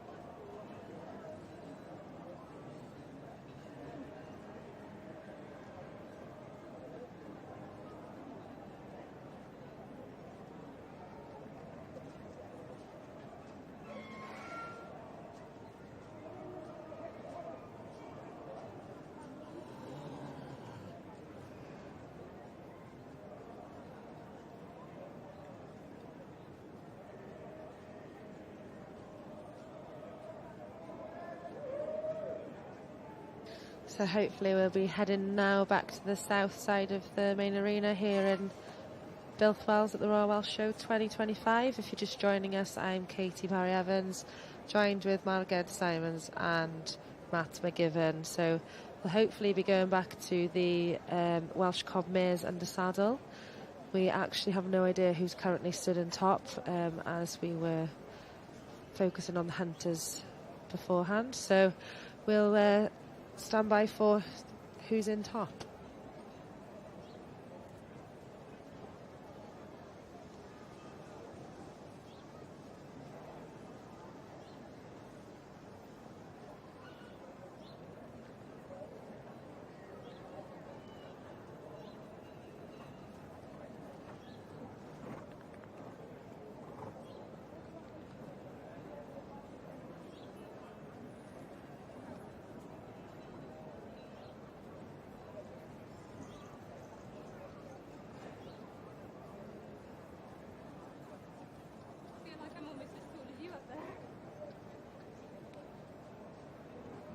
So back in the south side of the arena, we've got Zara Owen here, our ride judge, riding one of the Welsh Cob mares for her individual show. So we're just waiting to see who's currently sitting on top.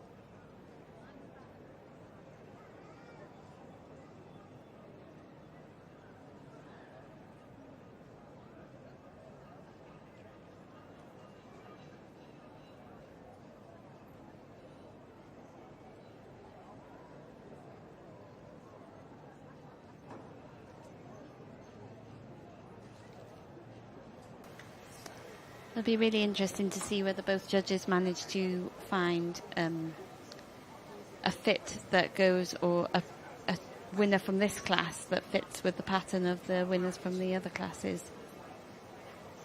Obviously, when you aim for a championship, you aim for your winners all to look like they fit as a type, but that's not always possible.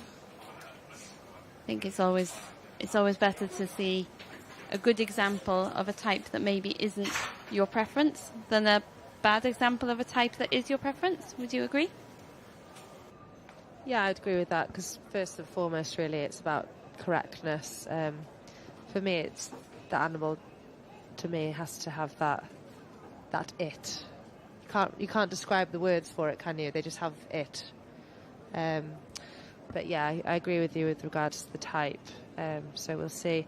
It all depends really with the mares. The mares might not have the same type as what was in the geldings, and the same with the stallions, but we'll see. Now we're just really waiting to see who stood on top. I'm in suspense.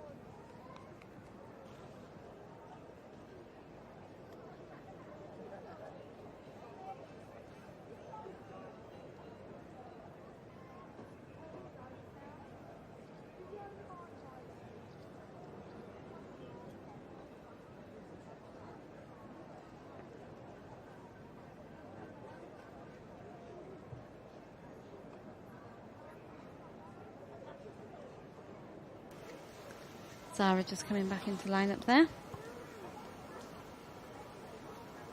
I imagine she's starting to feel a little bit warm now. sun shining on the main ring. She's in her second class.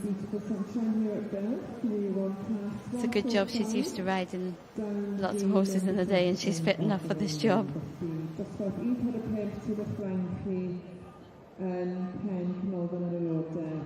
Prif Gylch yma y bore yma. The Welsh Cob mares 4-year-olds or over.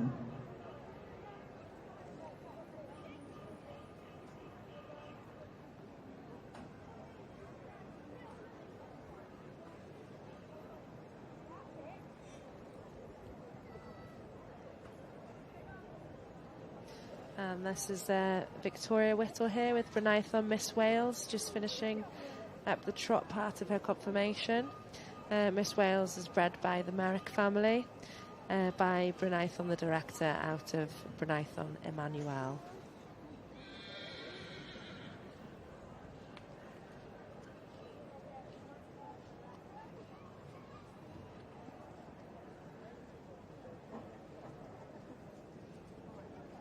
So you see there in class 142, we have 2 judges. Miss Sarah Owens taking turns riding each horse, which contributes 50 points to the judging system, and then Mr. David Davis judging the confirmation for the remaining 50 points.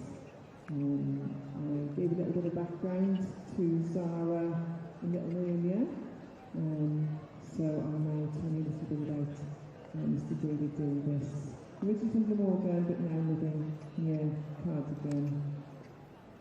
He's the head at Gothier Agricultural College. Lovely to see such a strong class of mares here today. I think in the past it's been that there's less mares being ridden, but it seems to be that the mares are having a bit of a rise. It's great to see two full lines of nice mares come forward today. Historically, the geldings, I think, have been the bigger class and the stronger class, but this looks like it's a really good representation of the girls. Yeah, definitely, Mags. It's nice to see so many mares here. Personally, for myself, I far rather work with the boys. I feel like they're a lot more willing and pleasing for you, whereas a girl, you really have to ask, and I just don't really get on with the girls. So for me, it'll always be a stallion. But no, it's lovely to see so many mares here. We'll just wait to see what number this pony is.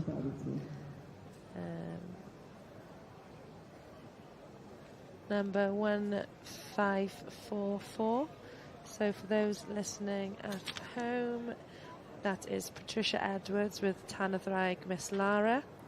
So Patricia Edwards is also the rider by Randir Shooting Star out of Toyn Carmel Miss Dynamite. So that was number 1544. Yeah, I've been really lucky to have some really fun mares to work with that have, once you've won them over, they really try their heart out for you. I suppose it's, yeah, definitely there's a case where you ask a mare very nicely, whereas you might be able to get away with telling a gelding or a stallion what to do. See, geldings for me as well, it's just, I'll stick with the stallions. I feel the stallions, they just really are trainable. That's just how I find them. Really trainable. And willing to please you. I think maybe because I'm a strong woman, boys feel they have to please you, don't they? Maybe, I don't know. This point is where I'm thinking to myself, right, this is the point where Matt keeps quiet and doesn't open his mouth at this point of the conversation. But I do agree, I think that everyone, regardless of what horse you have, is you have a type, and I think historically I've always maybe had that preference for working with the, you don't really see the stallions in the hunter ranks so much, but always had the preference of working with geldings. But then saying that, had some absolutely spectacular mares as well, and I think when you do get a mare on side, a good mare is very, very good indeed.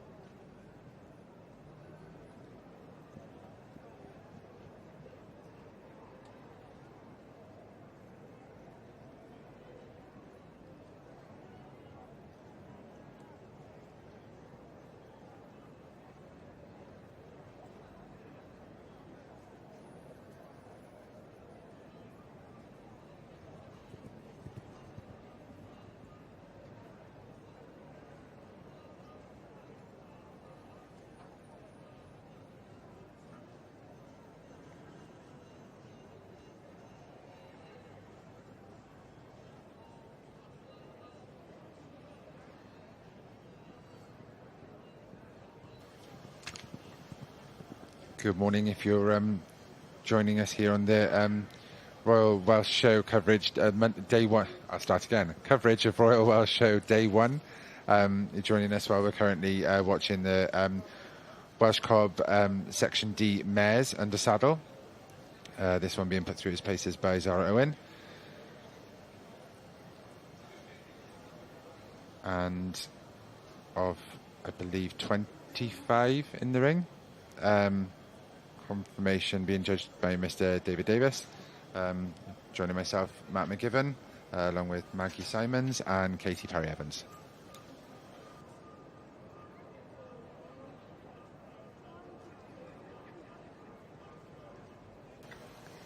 David Davis from K Lanstud giving a good look over to that one and out presenting itself for confirmation. I think that's all you wish for when you come forward to this show, is that you get given the time. I know it's always a difficult argument with the fact that they only keep 20 in, but it is really difficult. But it's lovely to see when a judge really looks like they're giving your pony the full time and a good look. At least you feel like whatever the result, you've been judged, put fairly in the draw.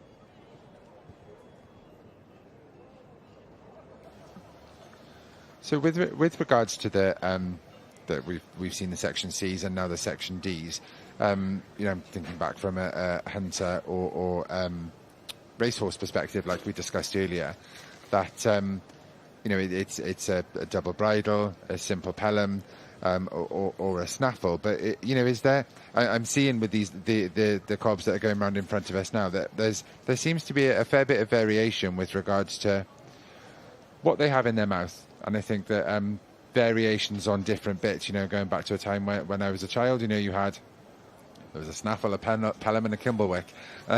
and that's how it went.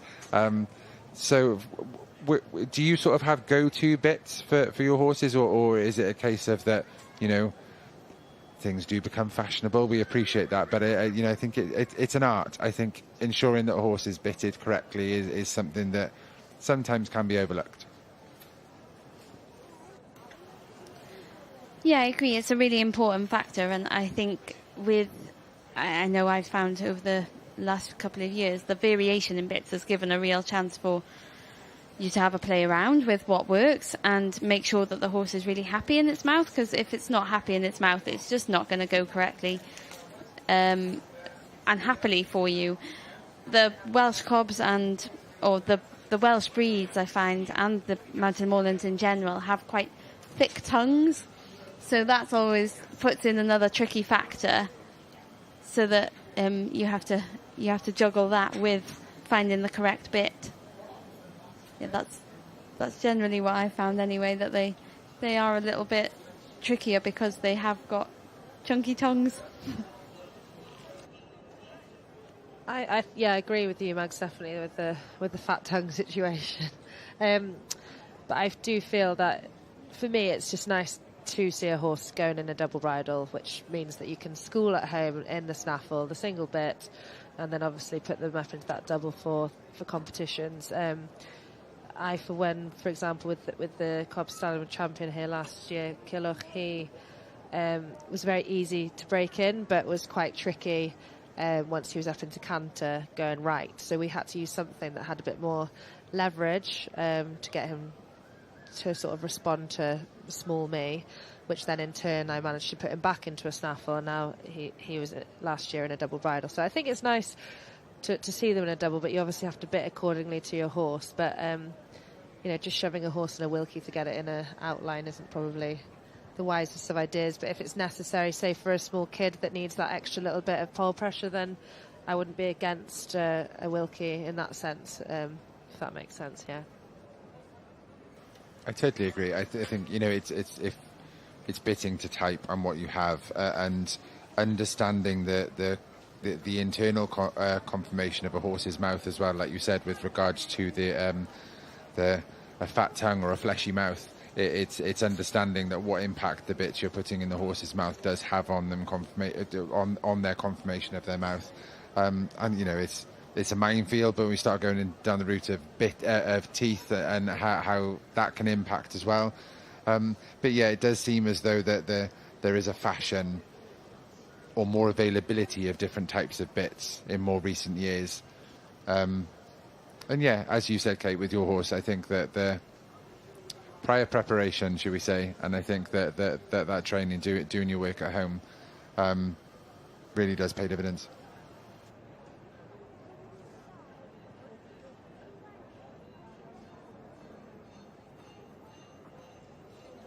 Yeah, definitely. I mean, I eventually wanted to have him in that snaffle so that I could go down the dressage route with him. And obviously, as most people would know, a Wilkie's not dressage legal, nor are a lot of showing legal snaffles. We've got a lead rein in at the moment that was going to do the area pony club dressage. She's in a very simple fulmer, but because she's got that fat tongue and just wants to play with anything in her mouth, if it's got a link or anything, she's just now in a very simple snaffle, but it's got little rollers on it, not like rollers around it, but the bits it's got. That's not dressage legal, but it's obviously legal for showing. Tried to put her back into a dressage legal snaffle straight away, tongues over the bit, playing around because she just constantly wants to play. So it all depends on the individual pony at the end of the day.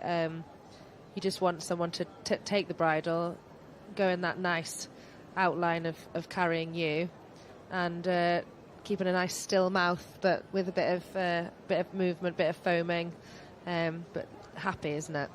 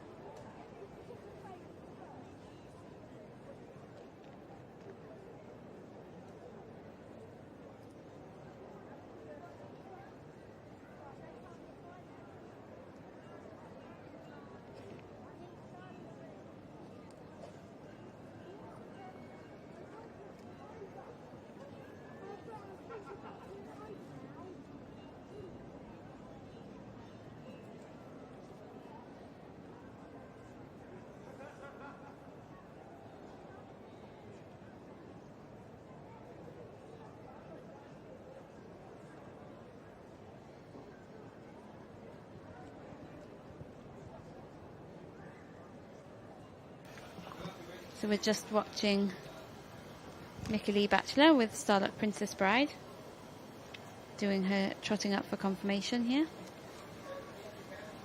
Previous Hoys contender. Mickey Lee concentrating mostly on her children's ponies at the moment, but has kept herself one to keep enjoying.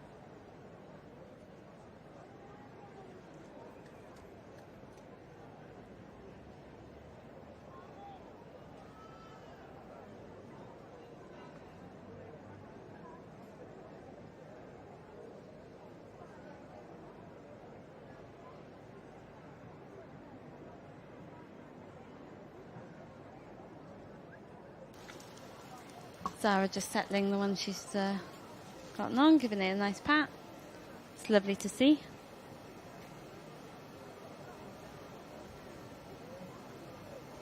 These mares all look very relaxed and happy with her. I think it's probably a testament to how used to she is to being in this ring.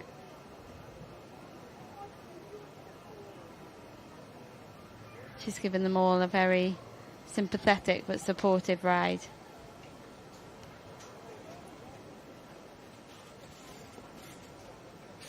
I think probably she'll be coming to the end of her riding in this class.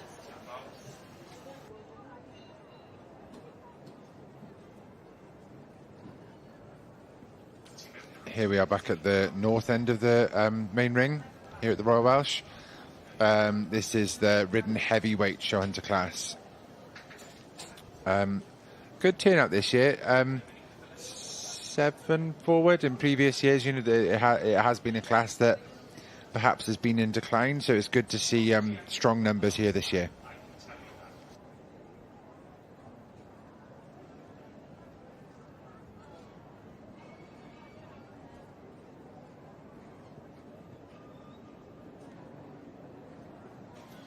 So currently we see Louise Daly, our judge, on board of Rose Gold of Morn, owned and ridden by Teresa Jones. This is a 9-year-old.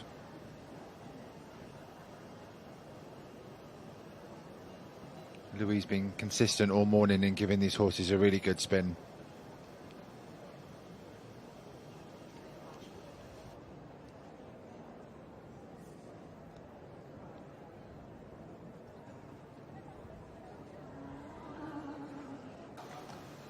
Louise will definitely have earned her judge's lunch today. Fair play to her.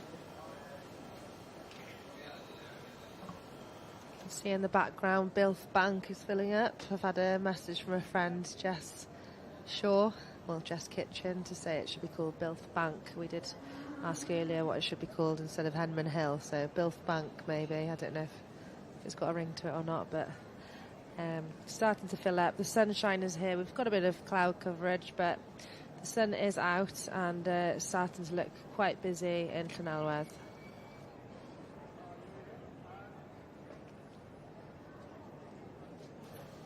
So just looking at that initial pull, in top there we have Lisa Davies' Redemption Ground.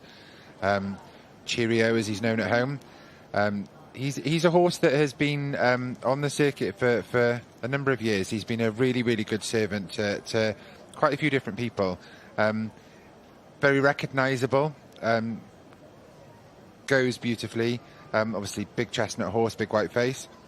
Second at the moment, we have Mr. Wyn Morris's Grey Clover.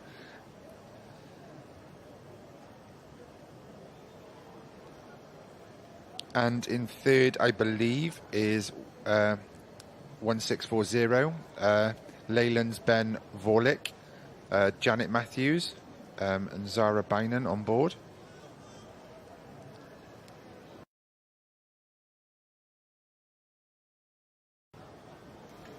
You see more greys in this class now that we've got to the heavyweights. I presume that's the draft influence coming through in the breeding. Very much so. I mean, with the heavyweights, you would consider them to be much more of draft type, either full draft or an Irish draft sports horse. Ironically, though, we're seeing there's Jake John there in third with a horse called Mirror Image, which is actually a full brother to the horse he rode in the last class. So this one, I believe, is a little bit older than the mare he had in the last class.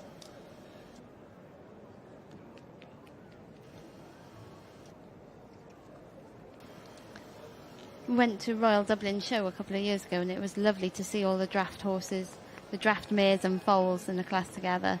They're really having their time to rise, aren't they, and having more and more influence in the riddens. They're very much becoming, they're coming into their own again, and again, like I said about fashion earlier on, horses or types or you know, even kits coming in and out of fashion. But they're such a versatile breed; they can turn their hoof to anything, whether they're full bred or part bred. And I think with having the breeding side of it and the way that the Irish Draft Horse Society GB encourage their breeding standards, and along with the premiums of the way you can grade through the society, it really offers breeders and owners an incentive. So here we see then the winner. That's Lisa Davies' Redemption Ground. Cheerio, ridden by Krista Davis. Second, I believe, is Rose Gold of Morn, 1638.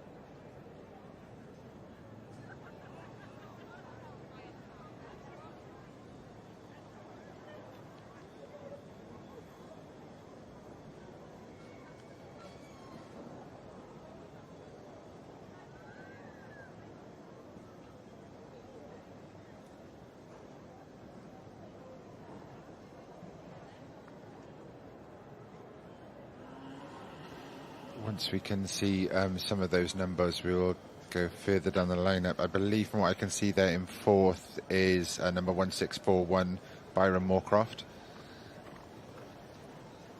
So like I said, top of the line there we have Lisa Davies' Redemption Ground, ridden by Krista Davis, number 1634. In second is number 1638, Teresa Jones, riding her own Rose Gold of Morn.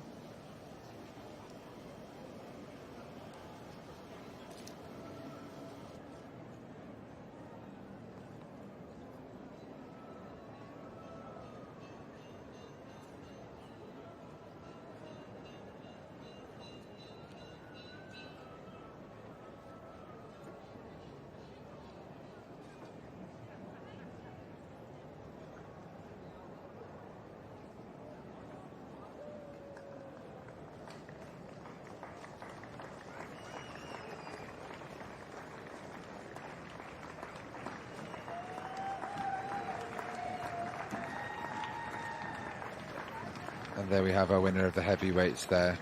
That's Krista Davis riding Lisa Davies' Redemption Ground. And in the final class this morning, in the showing class 155, the heavyweight, Jones Romero Gowling, 4 years old. We look forward to welcoming Redemption Ground, along with the winners of the smalls, the lightweight and the middleweight classes, back in for the Hunter Championship shortly. 1638, Teresa Jones and Rose Gold of Morn. Third place, 1635, Delia Harris and Strani Polga. Fourth place. So if you're just joining us in the main ring, we've just seen the result of class number 155. That went to Redemption Ground and Lisa Davey. Just waiting at the moment to head back to the south of the main ring to see the result of the Cob mares under saddle. But we'll just have a quick shot of a winner's interview with Hannah Parr there. I'm Katie Parry-Evans, joined with Margaret Simons and Matt McGivern, and hopefully we'll have a Welsh Cob mare under saddle result for you before long.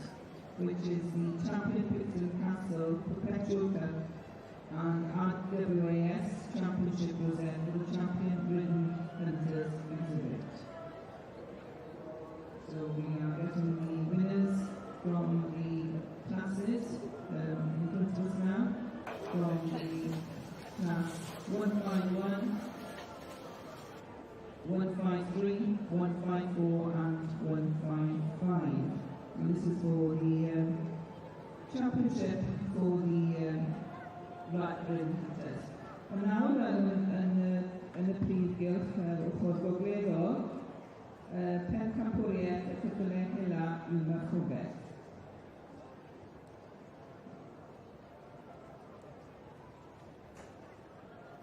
So just having a look at the crowds whilst we wait to see what's coming up next for you all at home online. There's plenty of people from around the world. I've had a message already. I'll shout out to someone. Scarlett and Ashley, Vanoka Park in Australia. They've given me a message to say how much they're enjoying the commentary this morning with myself, Katie Parry-Evans, Margaret Simons and Matt McGivern.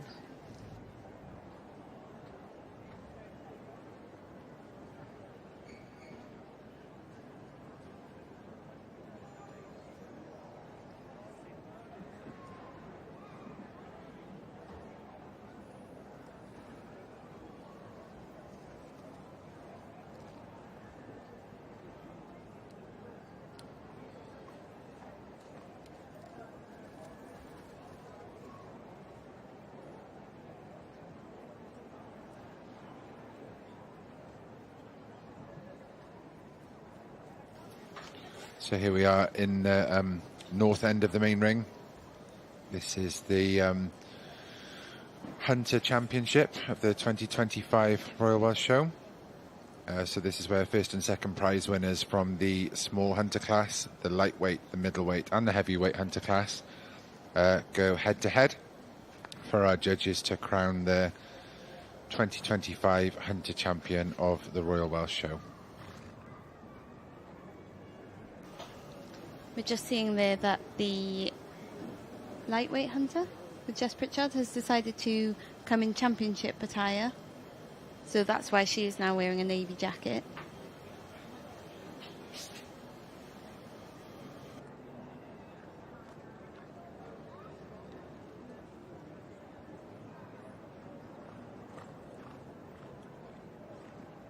Sorry, that was the smalls that Jess Pritchard won. So,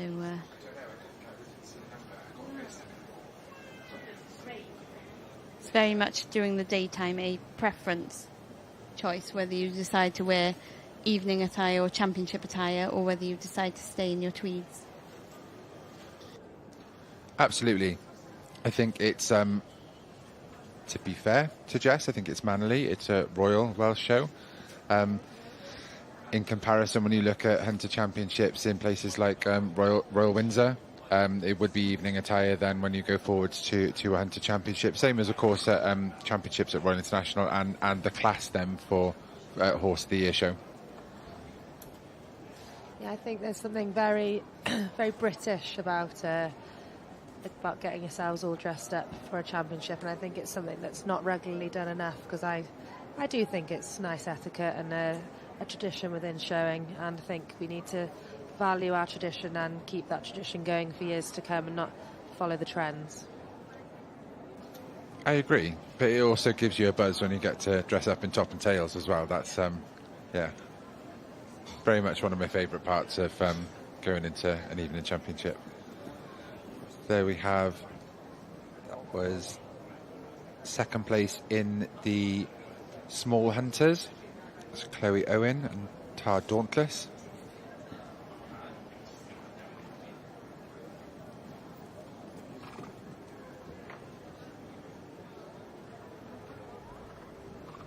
And then we have the winner of our middleweights. That's Pembrey Kind of Gold, owned by Jane Griffiths and ridden by Laura Taylor.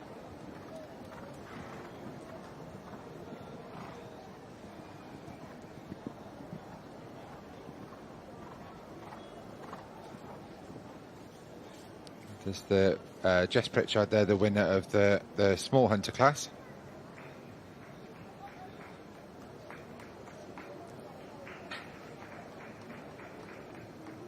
I believe are they going to change the rein or extend them on this rein?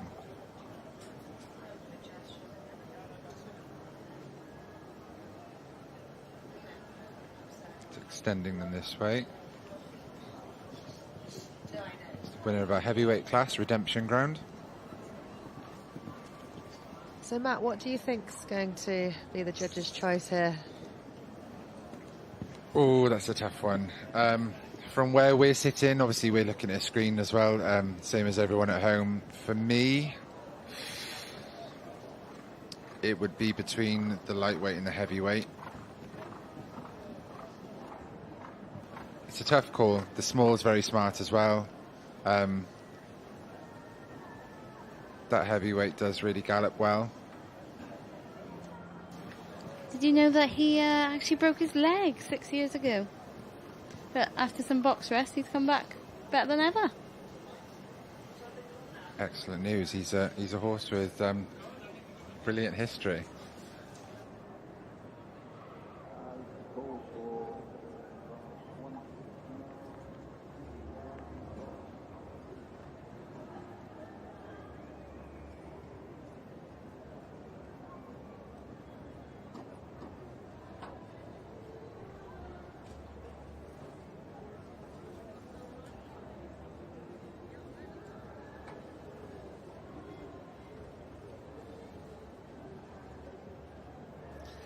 Yeah, it's nice to hear your opinion there, Matt. I think the small with Jess Pritchard, I think that's a very quality animal. But Redemption Ground looks what I would probably enjoy riding on a day's hunt. I think it, looks like it really eats up the ground and looks like a lovely ride, I feel. To be fair, seeing them standing there, though, it's a hot championship. There is any of them on their day could get called forward for the tricolour. I was just going to say the same. What a lovely championship they've got forward in front of them. Really tough task to choose between them on this one. And there's not been anything that's let itself down in the championship either. So what would it be for you then, Margaret? Because me and Matt have both given our little opinion. I do love the heavyweight. The lightweight went lovely. The small is lovely. I'm terrible. So basically everything's lovely, and we're very lucky that Mags isn't in the middle of the ring judging, because they'd all have a tricolour rosette. Yeah, this is why I don't do any judging, because they'd all be my winners. Just to throw the other one in the mix as well, though, the winner of the middleweights has stood there rock solid with a smile on its face throughout that lineup as well. It's anyone's game. Yeah, true. I feel like we missed the, we didn't see the go-round of the middleweights. So, yeah, we've not seen that one give us much of an account of itself. No, and exactly like Matt said, we're just sitting here in front of a TV screen and given exactly what you're given at home. So it's quite tricky for us to be real judges sat here with our little microphones on our television screen. We've got a championship, Matt. Which one is it? It's the lightweight. So congratulations to Emma Allen and Matt Ainsworth with Foxridge Harith, and reserve went to Cheerio, Redemption Ground. So yeah, lightweight and heavyweight. I'll take that.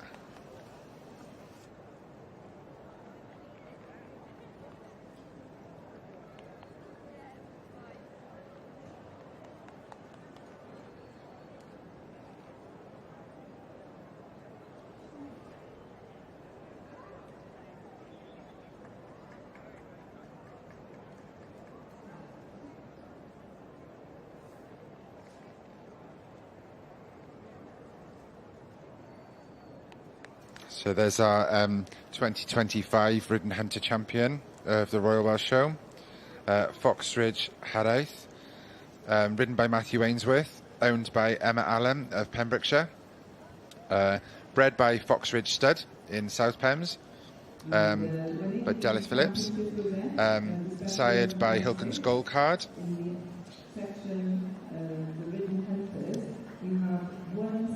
That's an 8-year-old. And our reserve there is Lisa Davies Redemption Ground, bred by Gordon Cowan, ridden by Krista Davis, sired by Amiro M. And Redemption Ground Cheerio is 19 years old. Lovely to see a horse of that age still being in the mix at such a show as this. And looking in such fantastic condition, Matt.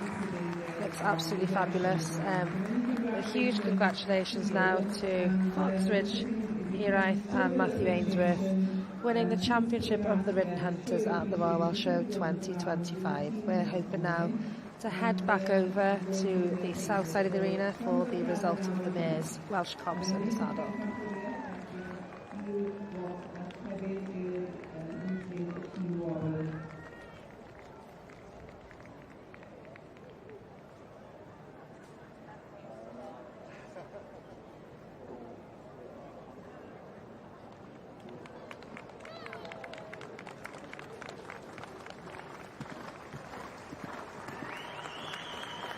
Wonderful sight there, seeing Matthew Ainsworth and Foxridge Harith cantering down the grandstand, hat off.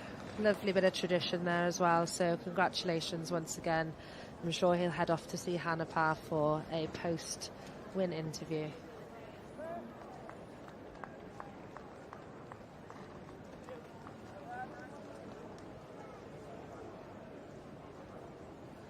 And winning the championship best shot in the Hunters was 1607, which was Lily Mae Harris with Scrappy Harris. And the reserve was 1638. And that's Teresa Jones with Rose Gold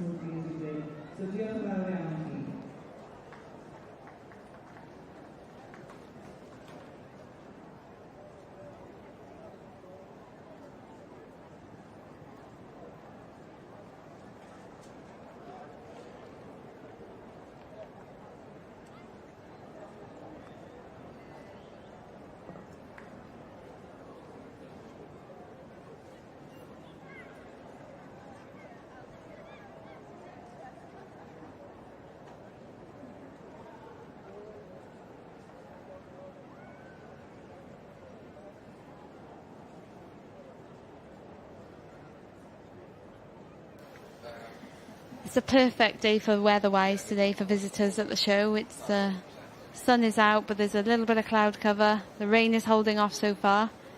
It's definitely a day for visitors, I would say. Yeah, I'm looking forward to a cold pint myself later on, and you two probably are as well, are you?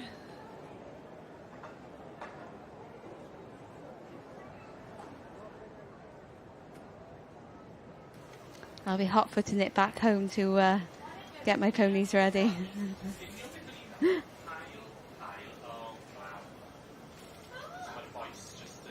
Zara just getting on another one there. Quite a variation in types we can see in the mares here.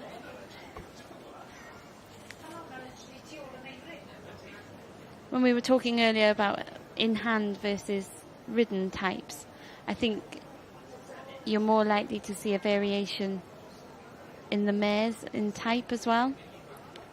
I think you tend to see a slightly scopier mare, rangier mare in the in-hand as opposed to what you see in the ridden. Katie?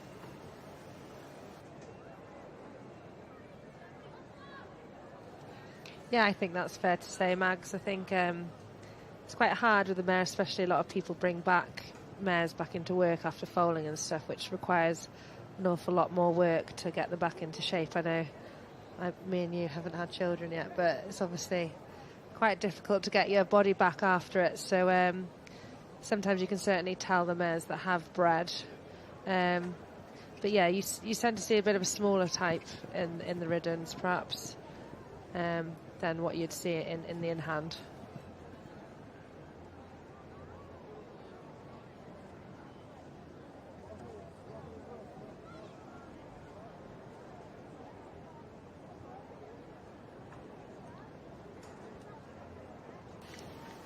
I think maybe it's just because my legs are really short, and so when I've tried to ride a mare that is sort of a scopier, bigger broodmare type, or a type that you'd want to have as a broodmare and is capacious, that sometimes a jockey's legs need to be long in order to balance the picture, whereas my short legs didn't suit a capacious mare maybe so much. I don't think mine are overly much longer than yours, to be fair, so yeah, I would agree with that fact. But sitting by Matt, he's got awfully long limbs. So I don't usually have that problem. The Ridden Top classes will be commencing at 12:30, and you'll be able to see those in the north end of the main ring.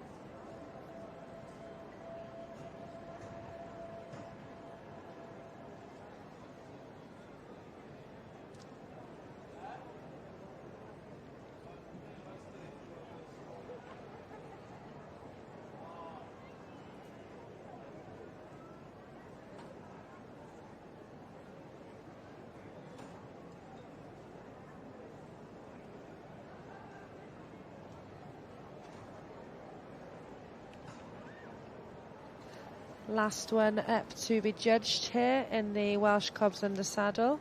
This is the mares class, and this is number 1562. So that is Deborah Parrott with Crumpwell Yasmin. So this will be the last of our mares to be ridden before we hear the final result of the Welsh Cob mares under saddle. We're seeing Judge Zara Owen here going out for the show element of her marks, and we'll see how she behaves.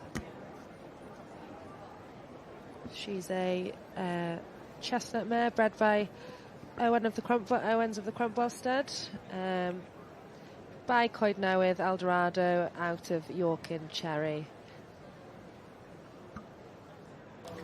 Crumpwell stud, more famously known for breeding Welsh Section A's, and have been very successful at the show here over the past few years with in-hand Section A's. So it's nice to see something different coming out from them. Yeah, they were last year's Section A champion, so they did extremely well. And Tom and Sprite winner as well, I seem to remember. So they're based Pembrokeshire. So nice hard-working Welsh family.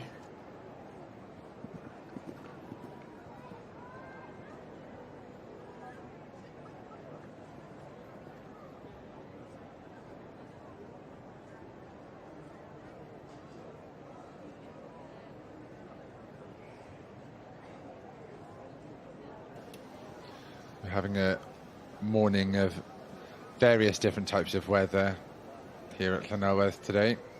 Started foggy, went sunny, mist burnt off, and now we're looking out of our window to a grey sky, and the rain is just starting to trickle in. So hopefully it won't last long, and we'll move along. The sun will be back out soon.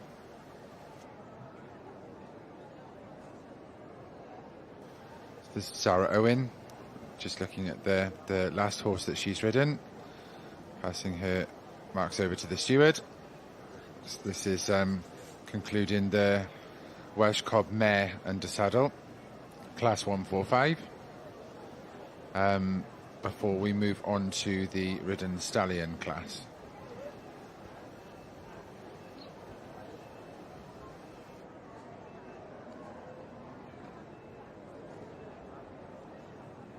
I expect Sarah's starting to feel a little bit tired now. She's ridden probably around 40 horses now so far, and we'll still have the Welsh Cob Stallions next, which will be, it's 25 entered, so we'll see how many turns up. I expect she'll end up riding all of those as well, which would average about 60 rides for today. So she's probably feeling it a little bit now. What do you think, Mags? Yeah, definitely. I think, although I think she's looked very relaxed on them, I don't think she's wasted any energy on angst.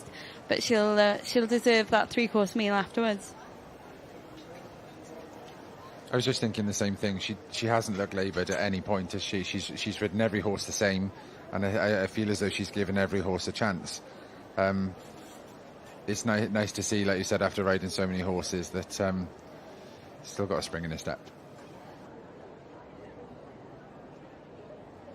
Yeah, exactly that, Matt. I've said a few times this morning, I feel a bit sad not to have a horse in here today, because I would have loved to have seen her having a ride on one that I'd prepared for her.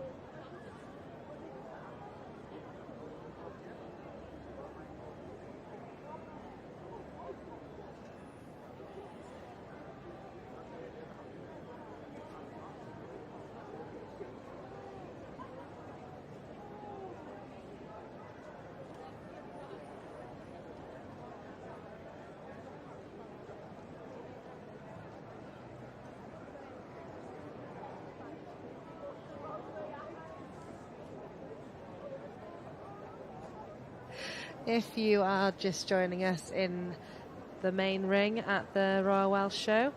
We are here to watch the result of the Welsh Cob mares under saddle with judges Zara Owen on the ride and David Davis on the confirmation. So just waiting now to call the numbers out and we will see who has won.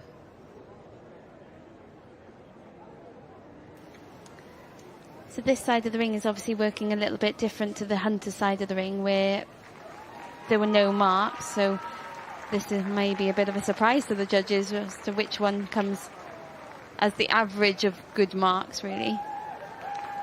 So we've got Jess Price in top there, staying top there with number 1551, I believe, which is Clear Hope's Heolas Prydferth. And in second we have Katie Marriott Payne riding Charlotte and Christine Lawrence and Phillips Gathbach Classic Edition. In third, it looks like we've got Llanaf Dina with Anna Crump.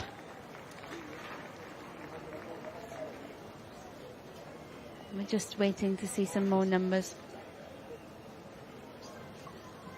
We believe it is Michael Dolan's Pontlasse Olympia, ridden by Crystal Dolan in fourth.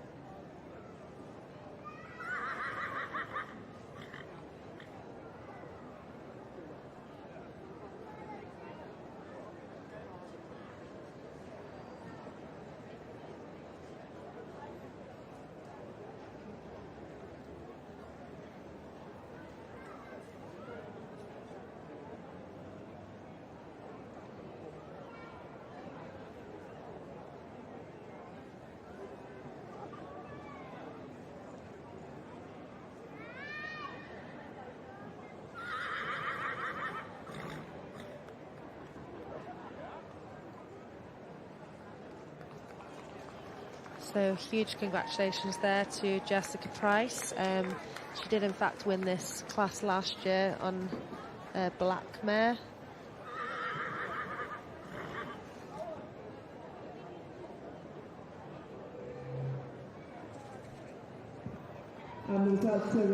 Today she's indeed riding Claire Hope's Heolas Prydferth. So Heolas Prydferth was bred by Ed Morgan and is by Heolas the Phantom out of Heolas Blodwen. In second we have Charlotte and Christine Lawrence and Phillips's Gathbach Classic Edition with Katie Marriott Payne, and in third we have Llanaf Dina with Serena Crump as owner, Anna Crump as rider. So congratulations to all the connections there. Charlotte and Christine with Gathbach Classic Edition, written by Kay Marriott Payne. And third place goes to 1540, Serena Crump with Llanaf Dina. And here is the glory run, grandstand gallop. So huge congratulations there goes to Claire Hope's Heolas Prydferth with Jessica Price in the saddle. Congratulations. Fifth place is 1563, Alex Parsonage with Castor Malingi. And sixth place there goes to 1539, Michaela Bachelor with Starlight Princess Brand. Felly, den gosod pob cynadwyrdd I mwynhad o blynyddoedd o amgylch y Prif Gylch. Thank you very much for showing your appreciation there to our winners of Class 145, the Welsh Cob mare, 4-year-old over in the Section D class. Enjoying the lap of honour in front of the main grandstand. Enjoying a good gallop there with your cheers and round of applause, which every rising winner appreciates. Congratulade mawr I chi gyd. So that's the end of the mare class. The winner will inevitably go for an interview with Hannah, and then we will see the Welsh Cob Stallions under saddle come into the ring. This is a class very close to my heart, having won it last year with Trevelyan Keeloch, so I'm sure I'll get goosebumps seeing this year's winner be presented as well.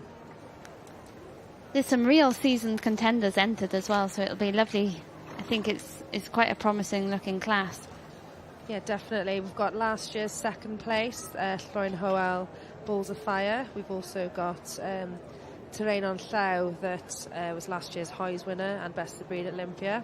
And we've got, Maes Crofter, Don Juan has always been a very reliable horse in this class, and an up-and-coming novice, Erofort Carwyn with Kelly Hannah Morris. He's already qualified for Royal International and Hoys, and I'm very much looking forward to seeing how he goes for the judge. Yeah, I'm really looking forward to seeing him go, actually. I've seen lots of pictures and of him looking lovely stood still on social media, but I haven't actually seen him go yet, so it'll, hopefully, the cameras will stay on so that we can see him go a little bit.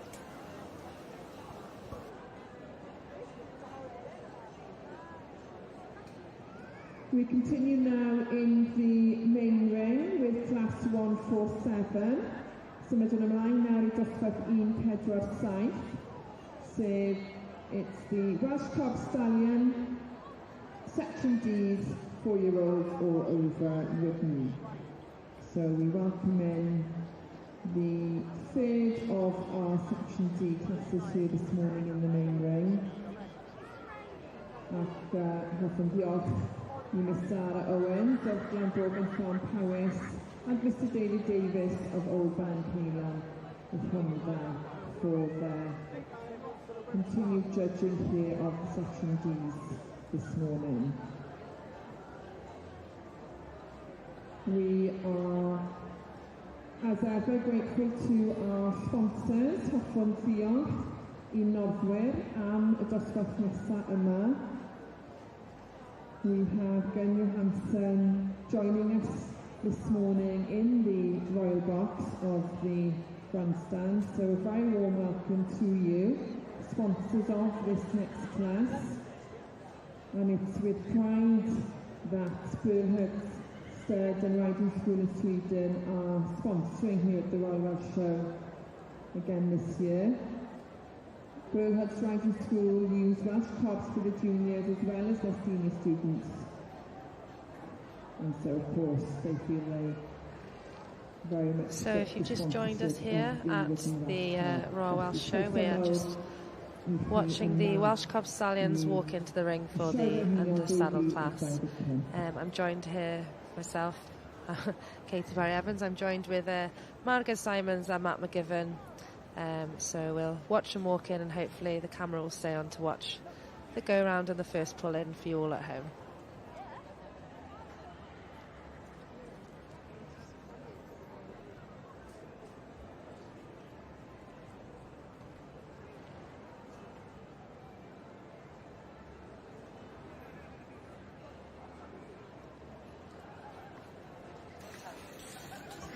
We're just seeing on the screen there, mother and daughter walking together onto homebred Cob Stallions.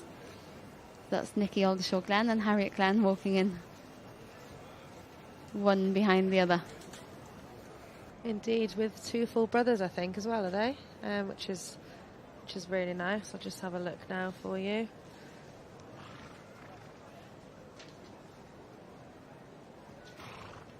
Yeah, with two full brothers, so lovely sight to see there. Definitely, Mags, you're very right there.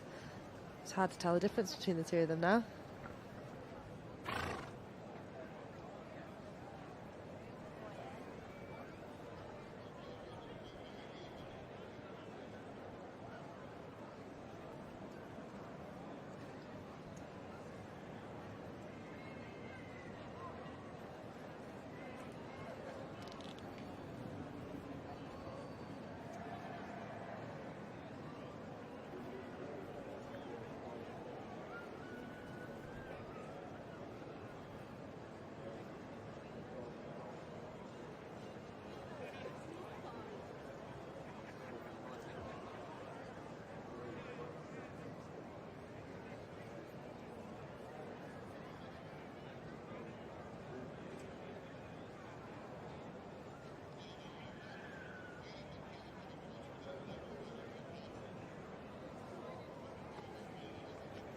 Sarah Parker with Llynhelig Miss Sarah Jones. So he's very successful under saddle, having qualified at Scottish Horse Show not so long ago.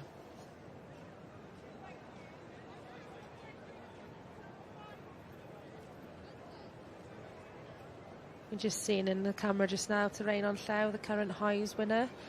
This time partnered with Vicky Smith, but actually owned by Danielle Garner, who normally is in the hot seat.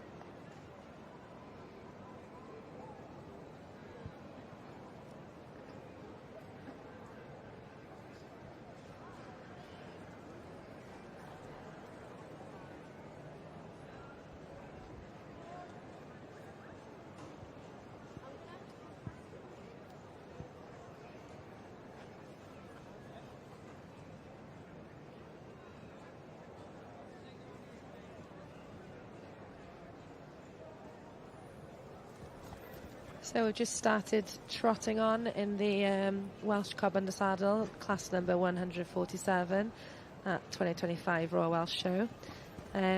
Joined here with Margaret Simons and Matt McGivern. I'm Katie Barry-Evans. So we'll see them all trot around and canter. They'll then change the rein in a trot across the diagonal, so that they then go in a different direction, cantering on the other side, and then all being asked one by one to gallop alongside the grandstand, which is where I can finally relax afterwards if I'm in that ring. I don't know about you, Mags, but it's up until you've done that gallop and you're still on all 4 feet that you can finally relax, because you've done all the hard work. Yeah, or maybe once you've stopped after the gallop, I think is the time to relax. It's always a little bit of a question.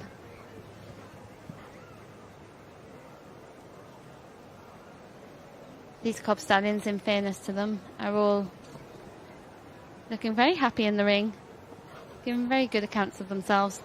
I was just going to comment that, Maggie, that there's certainly no fire-breathing dragons that we've seen coming in. They seem to be going around very mannerly. Yeah, they've all got very good manners. I don't know about you, but it looks like an awfully small class. I'm not sure how many are actually forward. We need to have a count around, but there was 25 entered, but there's certainly not 25 going around in the ring. And I think had I been in there with my boy, you've got a lovely, lovely big ring, a lot of space to go around, which always helps. Oh, someone's having a bit of a yee-haw.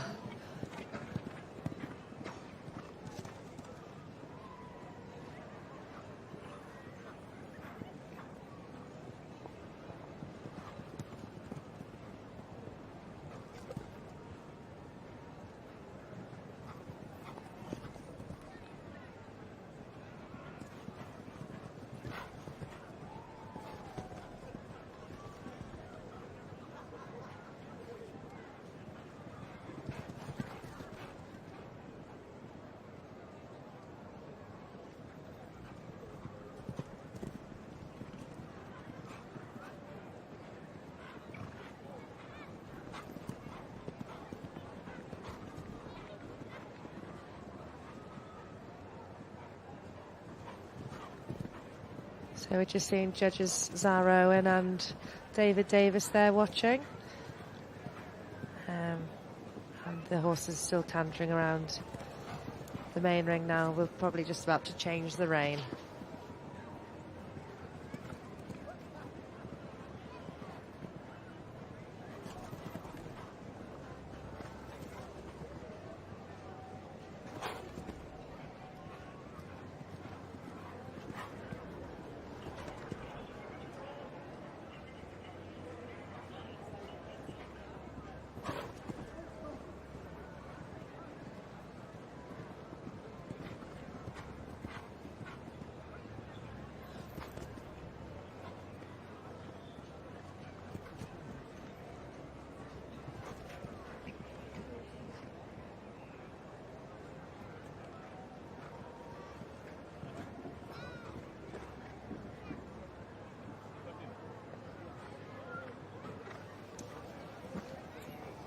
Good afternoon to you all if you've recently joined us.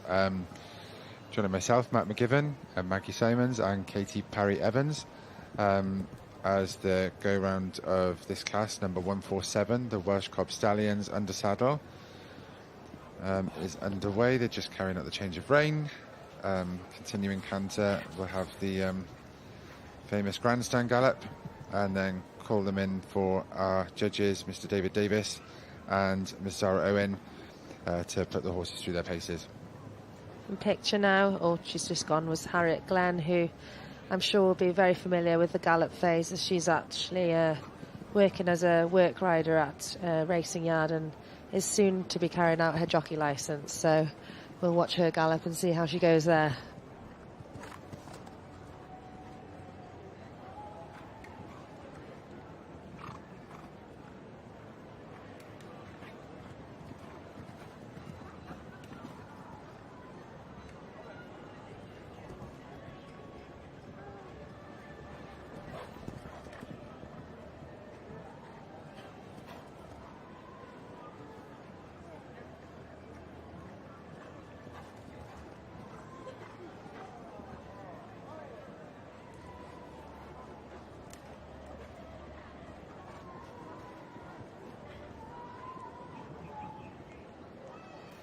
So they're gearing up.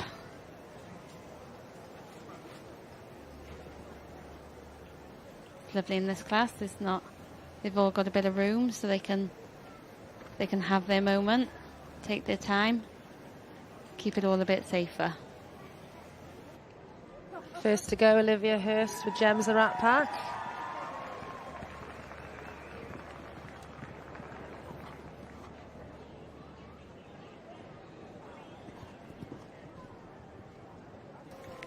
Welsh Cob's obviously not bred to gallop as such, but it is lovely to see them when they learn to flatten and cover some ground.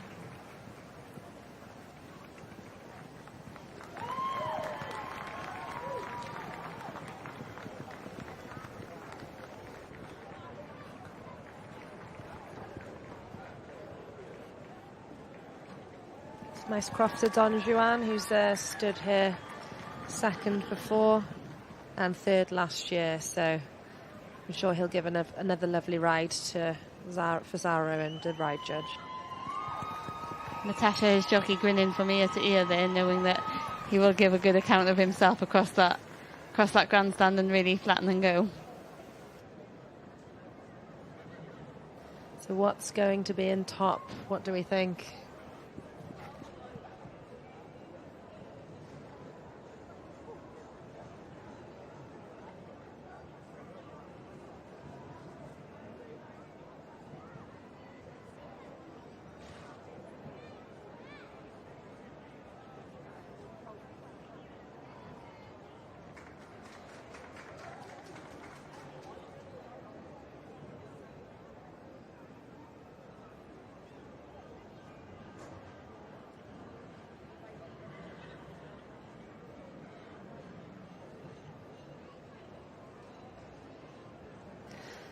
So first pull, we've got Sarah Challoner on Llynhelig Mr. Jones. So Sarah Parker, as she's actually now known, not Sarah Challoner. That was a flashback to the past. So he's a very successful little stallion who just qualified for Scottish Horse for Hydes at Scottish Horse Show not so long ago.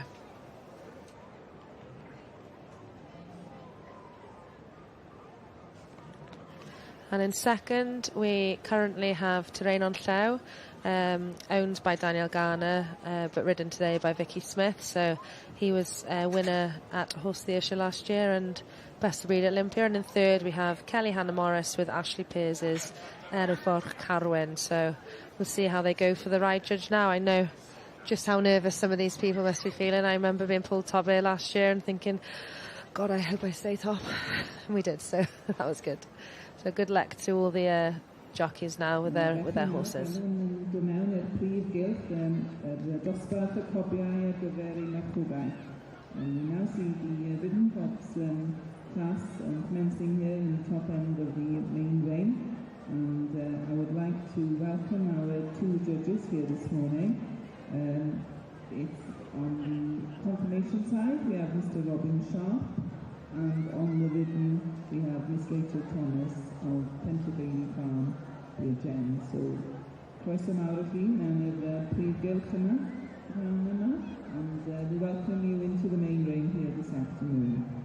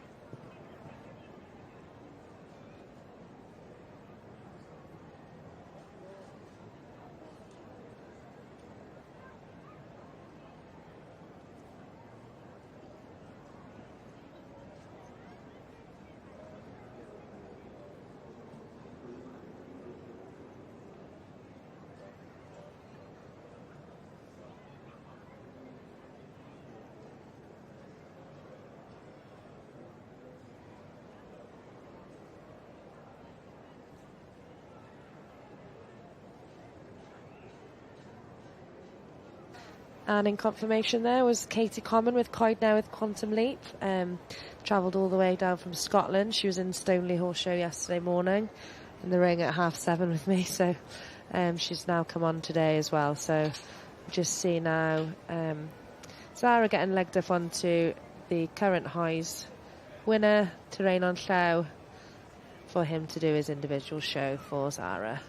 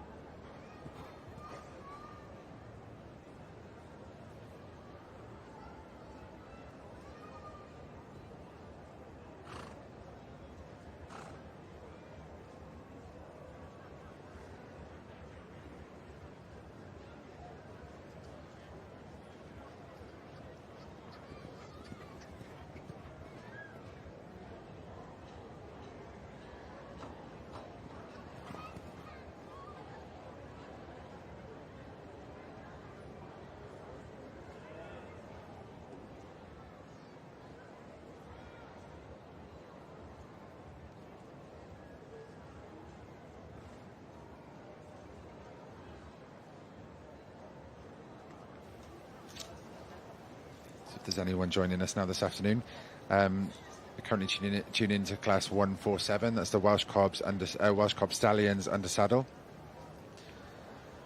Sarah Owen, our ride judge, has made a start on the first view pulled forward. Mr. David Davis is taking a look at their confirmation. Joining myself today, Matt McGivern, is Maggie Simons and Katie Parry-Evans.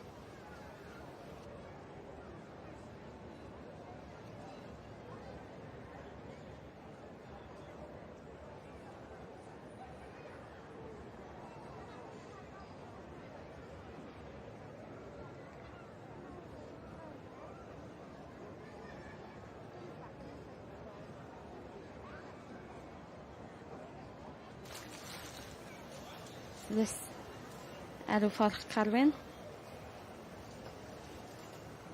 Young horse, very low on mileage, but has taken to the job like a duck to water and has been very successful already this year. Qualifying for Hoys at Cheshire County with Kelly Hannah Morris. Picking up canter beautifully there on the straight.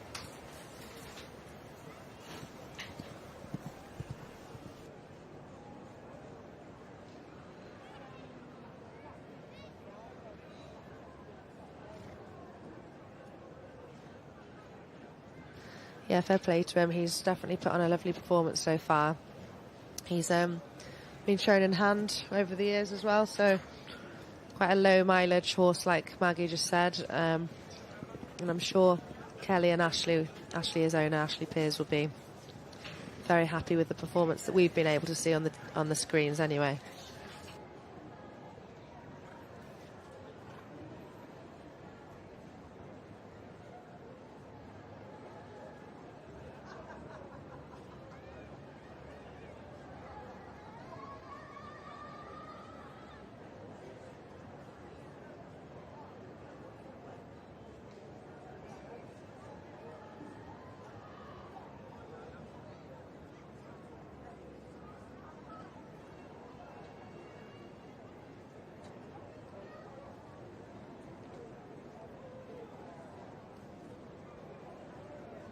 Ffordd Carwyn now coming back to the lineup after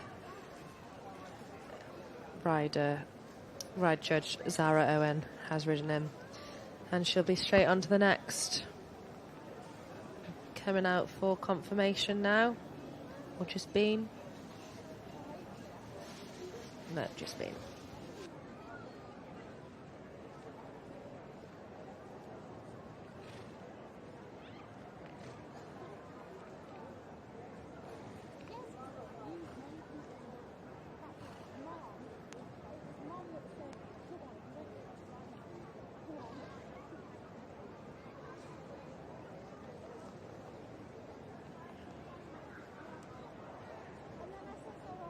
So Nikki Aldershaw Glen with Lanley's Express here.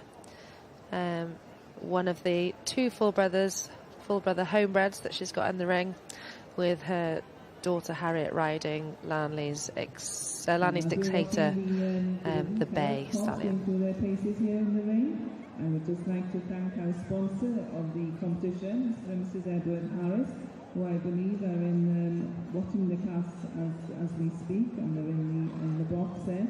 So thank you very much for once again sponsoring this competition at the Royal Welsh Show. Edward Harris, now with over 60 years as solicitor based in Swansea, with a broad client base in the farming, landowner and rural interest communities, and specialising in all matters relating to common land and village greens in Wales and the rest of the UK. His expertise in access and ownership matters have become honed over the years through his determination and enthusiasm for preservation of the Stewards continuing to do a sterling job in the ring, keeping everything in order, making sure that the competitors are all happy, judges are happy. We can just see a glimpse of the ridden cobs going on the other side of the ring there. And into this prestigious class and qualify for Horse of the Year show.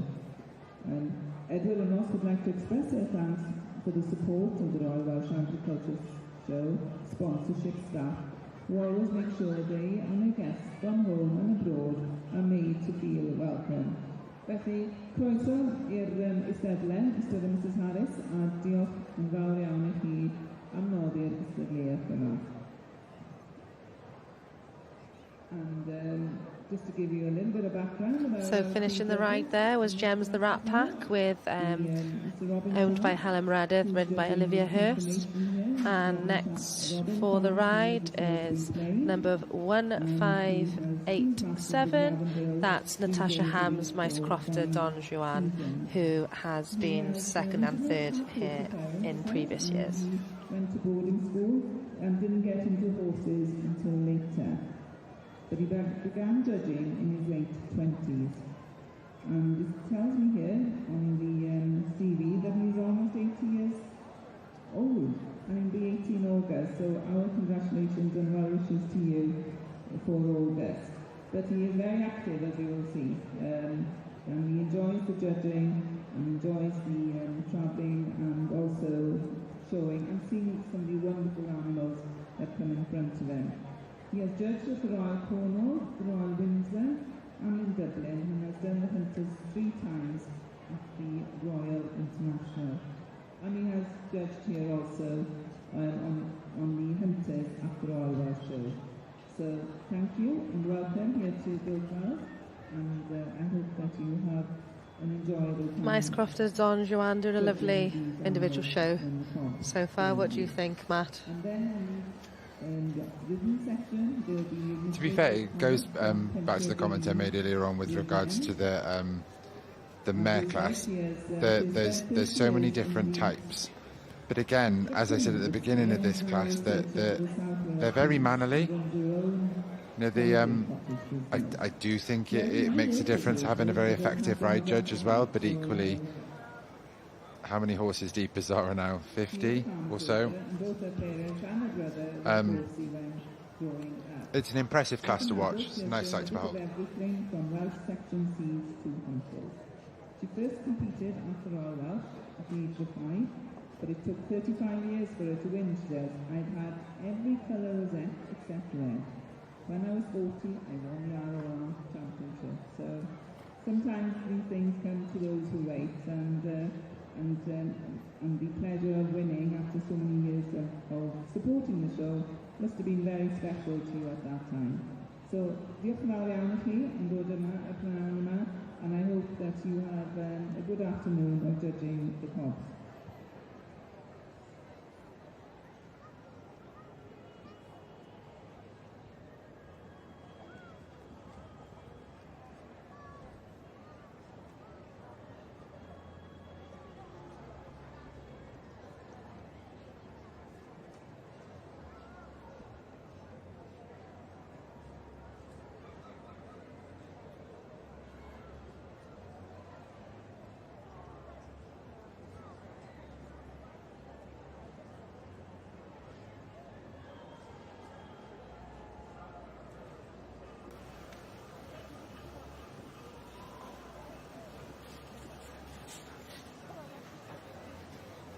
These Cob Stallions obviously doing a very different job to those that we will see on Wednesday afternoon in the main ring when the in-hand Cob Stallions class is on.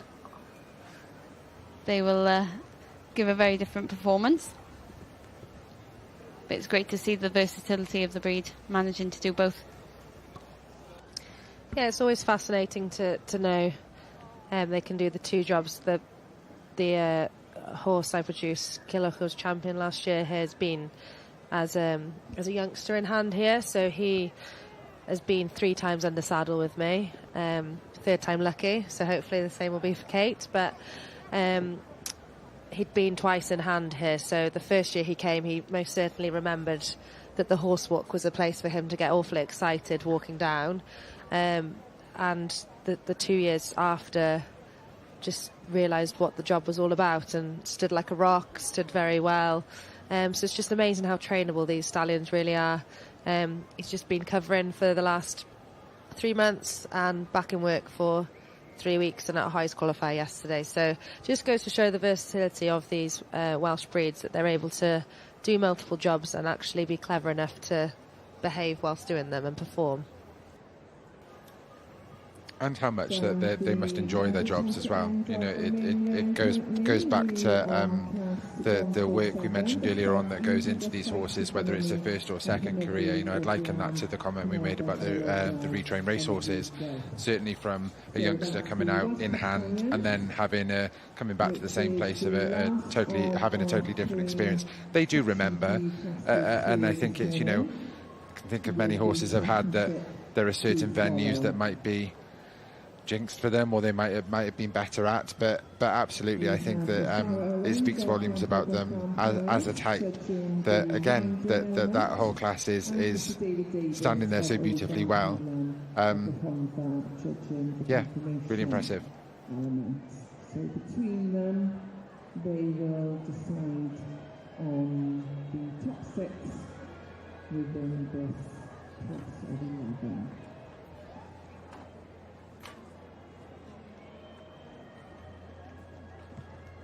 I'd just like to take the opportunity to thank our sponsor for this class. Hoffwn cymryd amser nawr I ddiolch I noddwyr y dosbarth yma. A very warm welcome to Glenn Johansson of Brilliant Stud and Riding of Sweden, who has joined us here this morning in the Royal Box within the Castle Tower grandstands to watch the Section D stallions in front of him. And it's with pride that the Brilliant Stud and Riding School in Sweden sponsor the Royal Welsh Show, as they use Welsh cobs for the junior and senior students in Sweden. So of course they are delighted to sponsor the wooden Welsh cob class. Felly, diolch yn fawr I chi ac gobeithio Probably one of the most seasoned campaigners in the class there, coming to the end of his show with Zara. That's Llanarth seldom seen.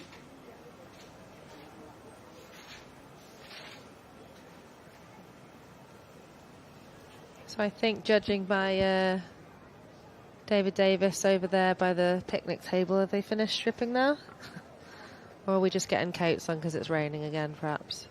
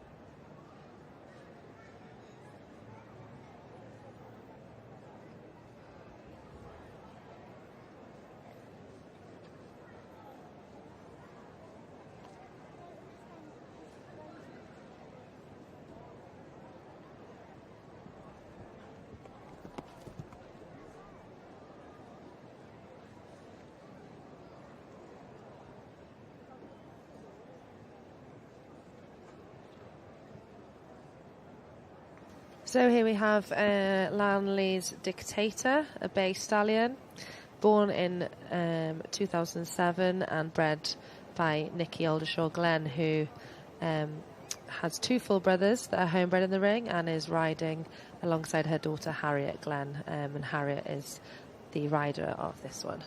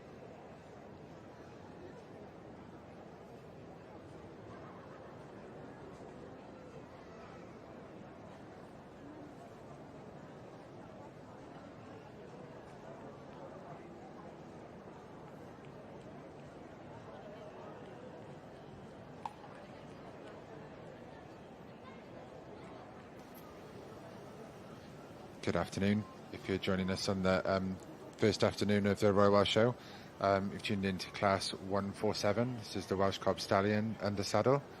Currently our judge Zara Owen, nearly completing the ride section of the Section D Stallion class before a decision with herself and her co-judge Mr. David Davis will be made. The north end of the ring, which we haven't seen as of yet, is the ridden cob class is underway. So we're nearing the end of this ridden Section D Stallion class.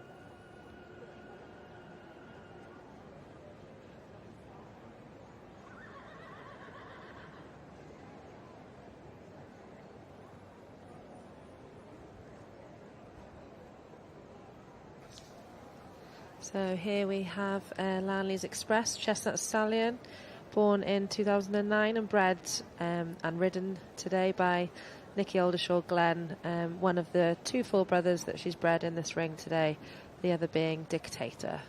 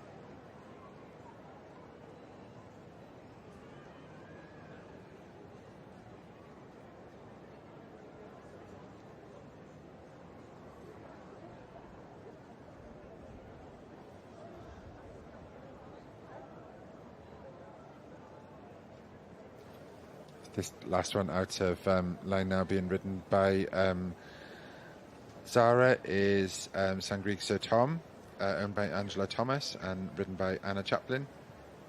As a 5-year-old, bred by G. Howatson, sire Pentravel and Jake, and out of Amor Seren Wen.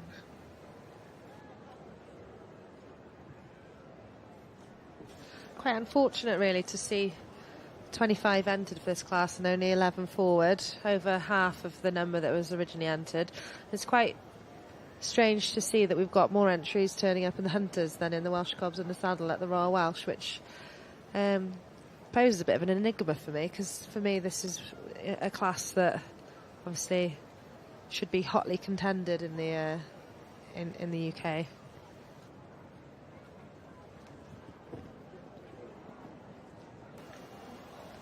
I think maybe with the strength that we've seen in the geldings and mares, maybe it's a sign of the times that people are less likely to keep a stallion. Obviously, having your own yard and everything is more costly than ever, and so maybe more people are on livery yards and so struggle to keep stallions. There's also a case where now with the juniors as well that geldings and mares get a second class, so I think people maybe are more likely, more inclined to castrate a stallion so that it has another class. Yeah, I'd completely agree with that, Mags. I think, yeah, everything's very costly. It makes more sense if you're going to a show that you can do an extra class. And obviously keeping stallions isn't for the faint-hearted for some people. You know, you've got to have properly secured fences, you know, stuff like that. You wouldn't be able to perhaps stable a mare near or in the same barn even with some of them. I'm pretty lucky with all of mine are sane in that sense. But we're just seeing the Welsh Cobs in the saddle now, lining back up. The last one will be getting back on their horse. Stewards have got rosettes, and we'll be seeing what the final result is here. What do you think, Mags? Are we going to give an opinion? Oh, Matt's jumping in. They're all lovely, Mags. They are all lovely. I don't think anything's given a bad performance. It's very difficult to know how it felt. Just gonna say, so there we are. I thought went beautifully. Tylenion Llew. Daniel Garner's Tylenion Llew 1582, winning the class with Vicky Smith on board today. Second is Sarah Parker with Llynhelig Mr. Jones. Third is Kelly Hannah Morris with Ashley Pearce's Edward Carwyn. That's as much as we can see at this very moment. When we see the rest of the lineup, we will update you. Do feel for Sarah Parker there being pulled top and dropping. There's nothing worse. So I do feel for her. But congratulations to all of those. In fourth place, we've got Natasha Ham, Mice Crofter, Don Juan. Fifth place. Just wait for the camera to come back.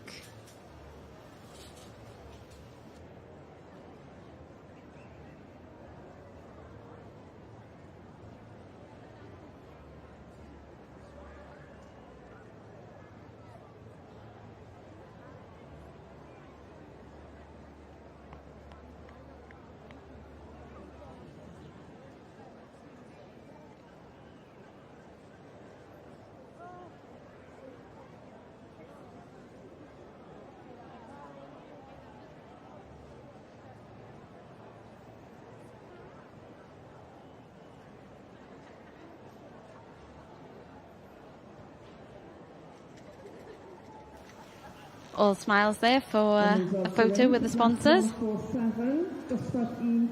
and the coveted red card from the Royal Welsh. They always take pride of praise. In first place, cynta yn mynd i 1.8 Daniel Garner with Tylenion Llew.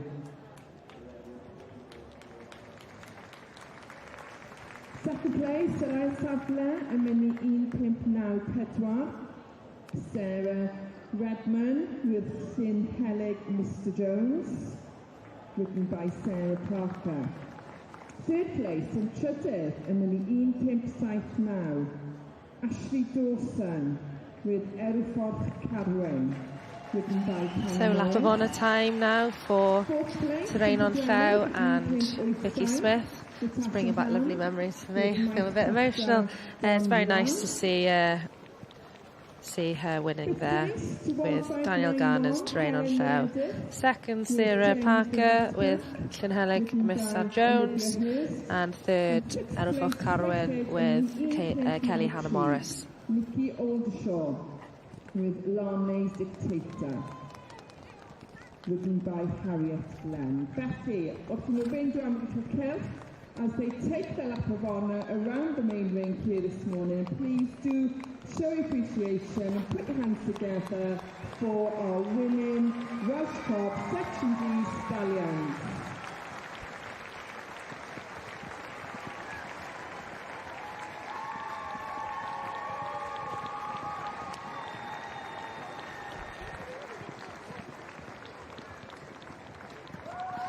So Vicky will be going to get an interview with Hannah. I think we're going over to the north of the ring with the English Cobs and the saddle, and then hopefully we'll be straight back for the Welsh Cob and the Saddle Championship, so the overall championship. But yeah, here we are now on the English Cobs, and I'm sure Matt will jump in because he's got far more knowledge on this than both myself and Margaret. I wouldn't go that far. Just looking now, it looks as though that there's a strong number forward. Don't believe there's obviously been a change of confirmation judge.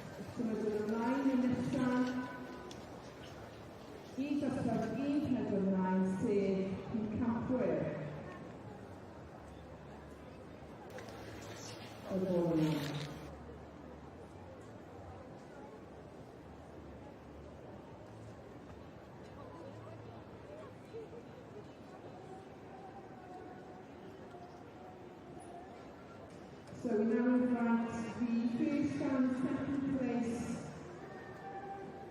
horses and riders from this morning's Welsh Cob and the Saddle section back into the main ring for Our road judge today in the Ridden Cob class is Rachel Thomas of Bridgend.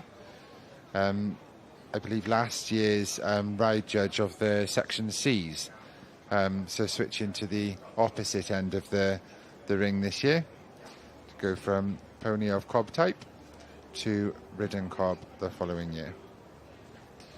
Rachel sits on a few different panels, so she's also she's on the Retraining of Racehorses panel, the British Show Horse Association panel and the Sports Horse panel, previous judge at Royal International and at Hoyes.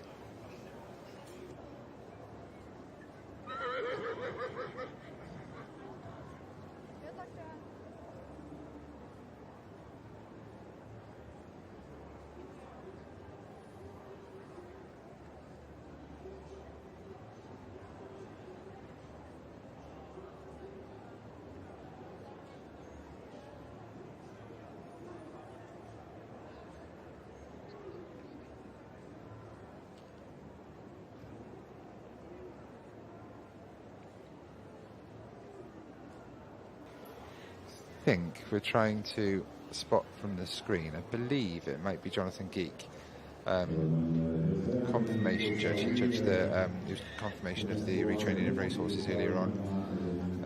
The change from what we have listed as Mr. Robin Sharp.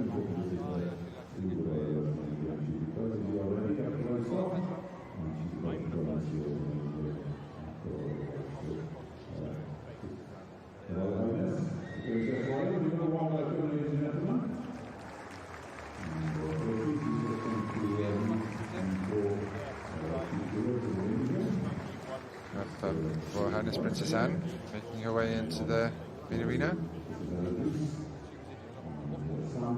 Fangirl moment. Katie's face very much lit up then. Just awfully going to be disappointed if she goes in to present the Welsh Cob Under Saddle champion, and I missed that opportunity last year. But fun fact, I had a photo at Royal Windsor one year of me leading, and I had a few people comment saying I look like her, Princess Anne. I can't see it myself.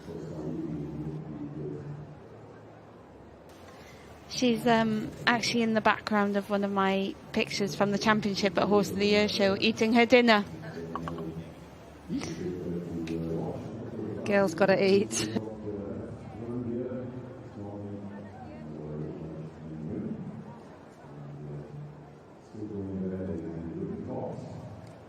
Our judges are in the north end of the ring now, deliberating over the order of their ridden cobs.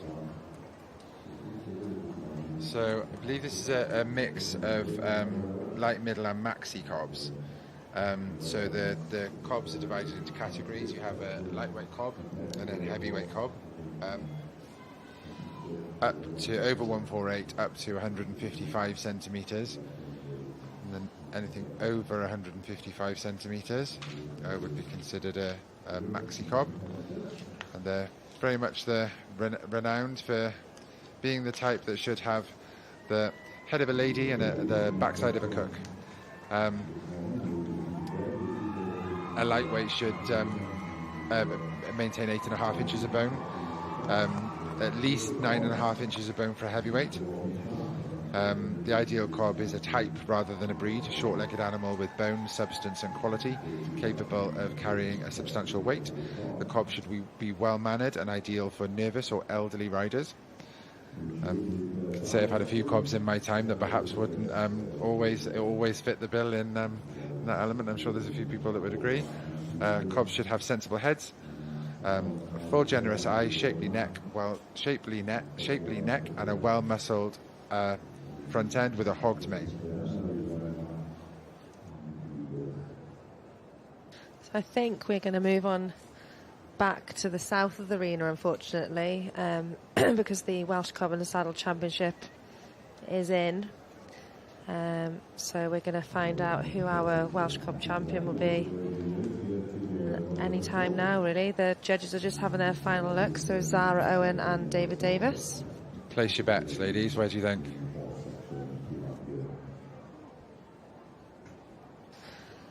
I'm just going to go with Zorba. Yeah, he would be my call in this class as well. Clean sweep rooting for Katie then. Fingers crossed for ringside Zorba.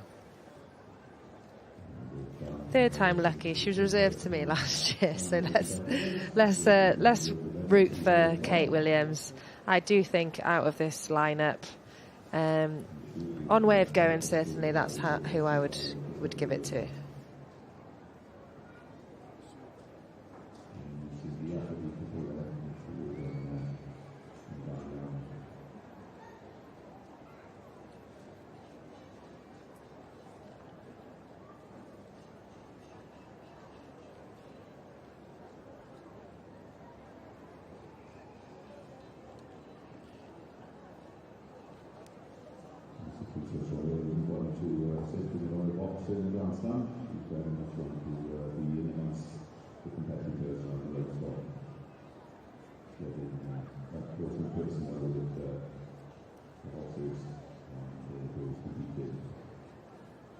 Ladies and gentlemen, if you're just joining us now, joining myself, Matt McGiven, along with Maggie Simons and Katie Parry-Evans. This is the champion Welsh Cob under saddle. Judges currently deliberating of their final choice.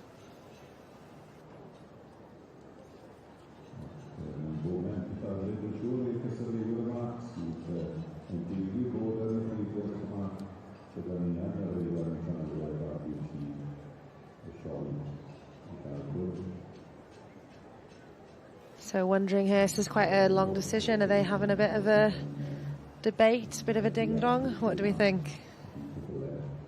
Oh no, they're through. Forward. Who is it going to be? they're still talking anyway, so even if the disagreement was, or even if there was a disagreement, it wasn't too bad.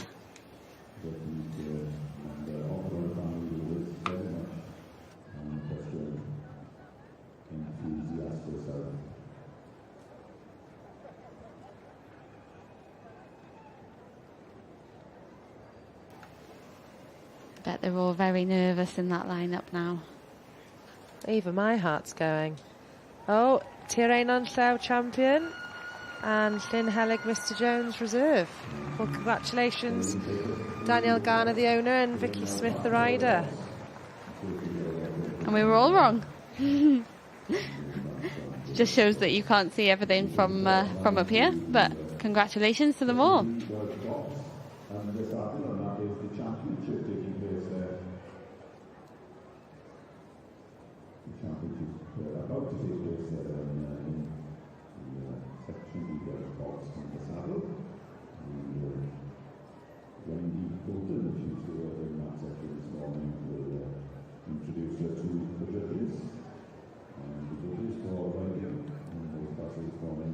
And here we have Princess Anne off to present the championship to our winner in the Welsh Cobs Under Saddle of Royal Welsh 2025. It's Daniel Garner's Tiranon Llaw, ridden by Vicky Smith. So lucky she's getting the royal treatment. Has this tainted your experience from last year a little bit, Katie? Has it tainted the joy of winning that actually this year they're getting Princess Anne to reward them? No.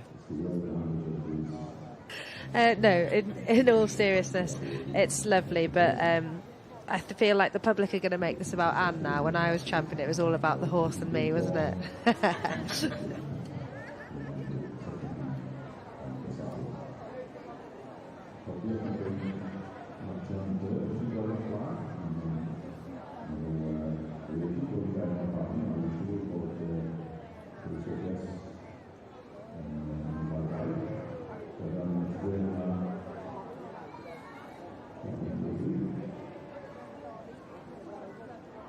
It's going to be all the photographers coming around here now trying to make all their money's worth, because this is going to be some photos to treasure, having Princess Anne pointing and patting your pony. Yeah, Beth does actually have a picture of her up on her wall, presenting her with the Reserve Championship at Horse of the Year show.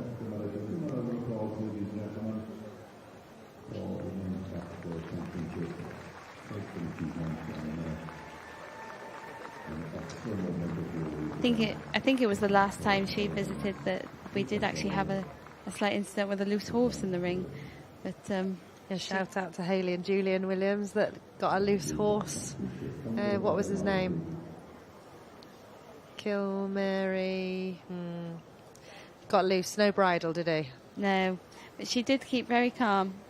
Unfortunately, I didn't get to meet her because I was holding the second pony for them to help catch him. Congratulations also to Sarah Parker, riding Sarah Redmond's Llyn Helig Mr Jones into reserve spot. So first and second prize Stallions winning champion in reserve. So the boys have done it this year. Both boys, congratulations.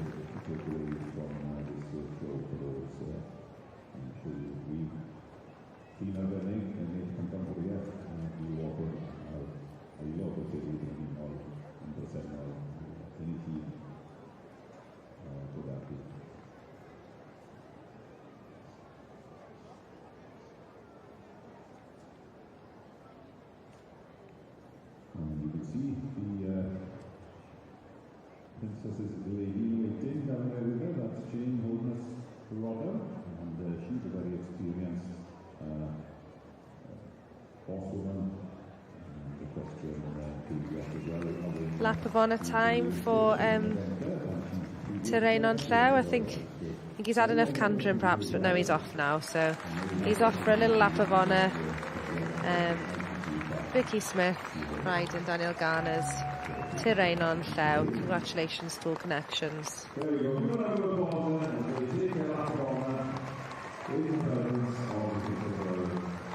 Yes,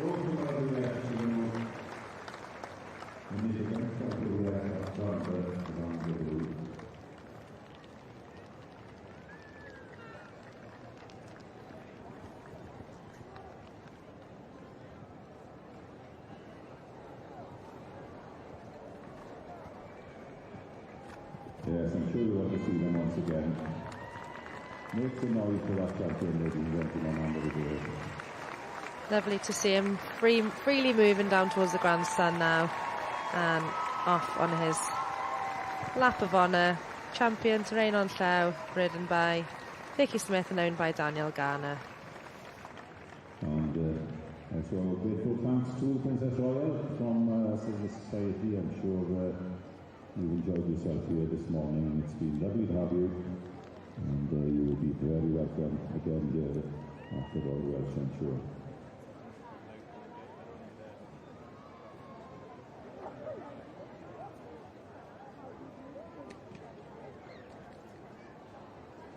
And there we go.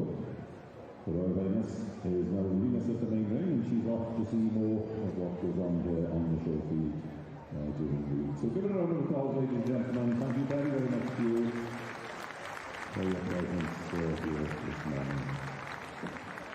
Lovely to see Princess Anne there leaving the main ring after presenting the Welsh Cob Championship at the Royal Welsh 2025.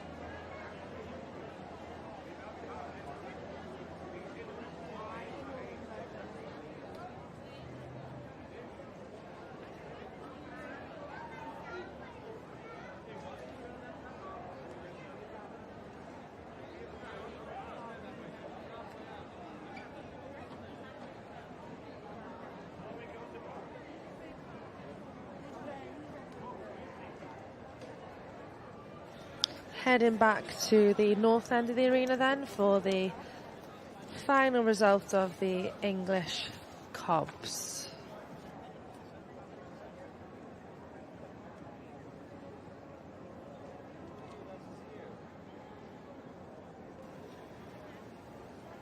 There we have our judges, just final deliberation.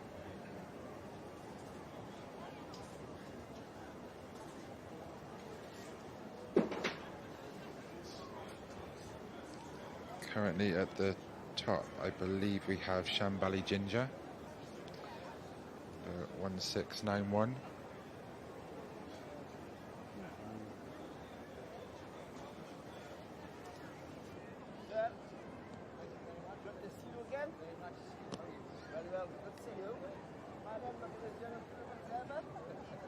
What you keep is working well.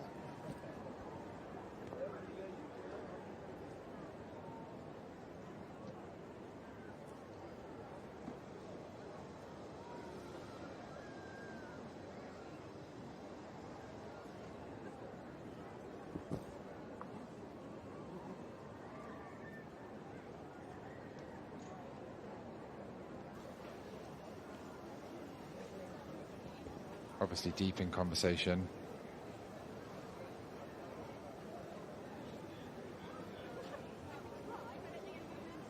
Not giving anything away so far.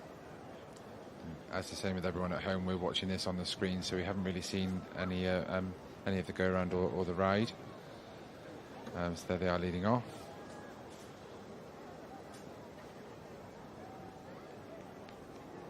And it's nice to see a Cob class.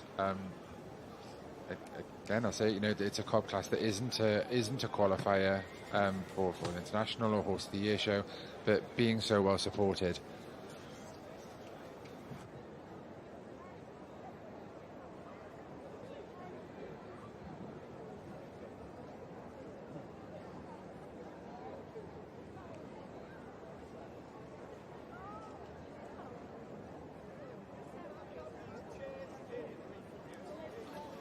Who will it be? And it stays with Shambali Ginger. That's 1691. Megan Crocker, both owner and rider.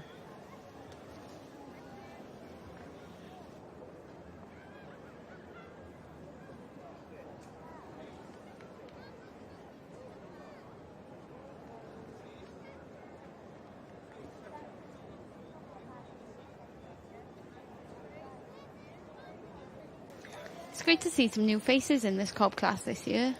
We, done this for the last couple of years, but I've seen some new faces in there this year.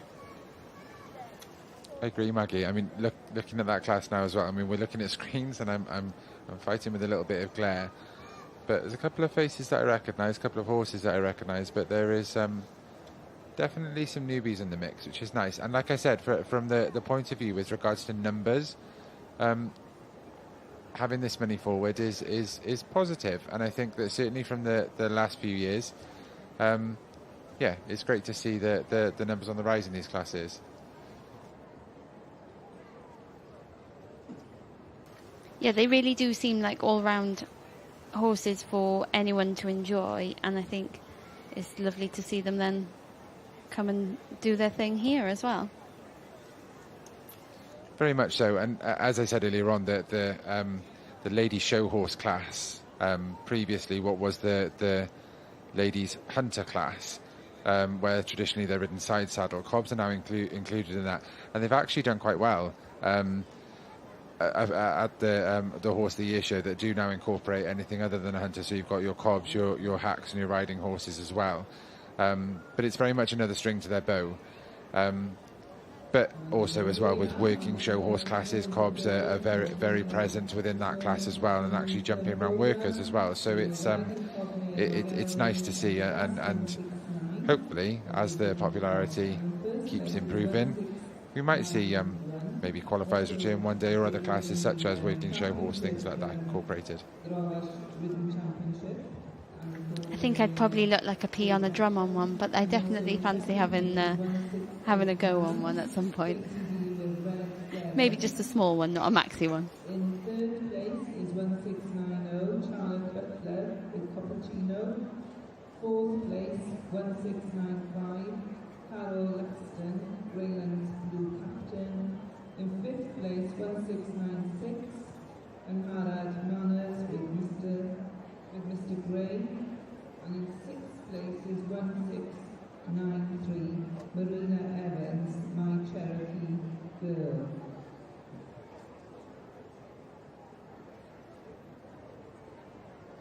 And as I mentioned, winning this class is number 1691 Megan Crocker with Shambali Ginger, and also winning I think from what I can see there, that second place is 1689 Red Beret. I believe, haven't seen the number, so we'll confirm in a second, but that's Red Beret Tracy Veal, ridden by Jess Cronk.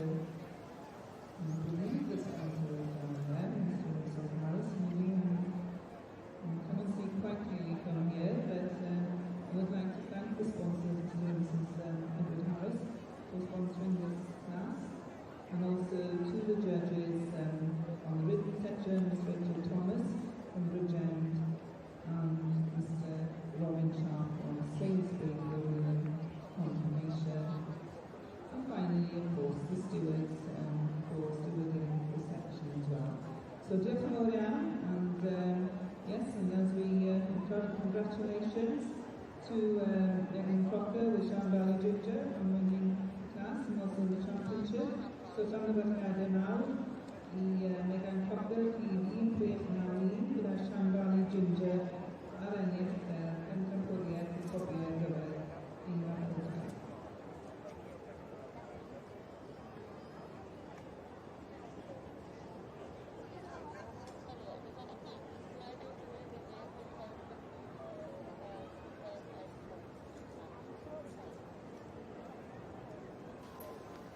So as ever, the winner of the Cob class at the Royal Welsh also goes champion, as it's a championship class.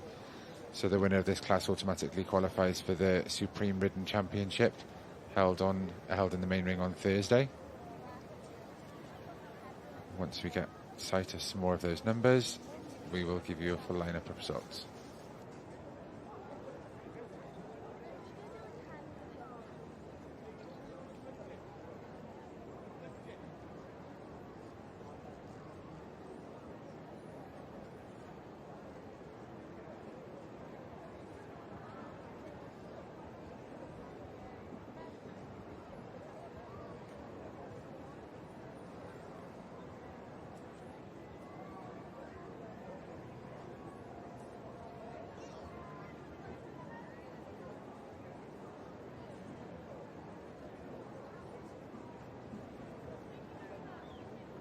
There we have our winner leading off on their lap of honour. That's number 1691, Megan Crocker with Shambali Ginger. Skewball Cob going with a brilliant smile on his face. Obviously very pleased with himself, and like I said, that they qualify now for the Supreme Championship on Thursday.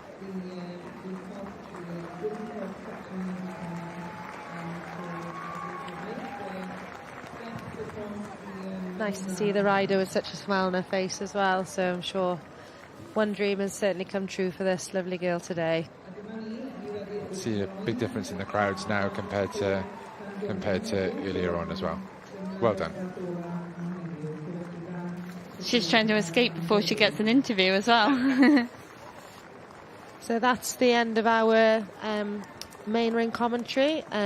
I am Kate Evans, joined with Matt McGivern and Maggie Simons. Maggie will explain how you can carry on watching. Yeah, we hope you've enjoyed our commentary this morning and enjoyed the classes with us.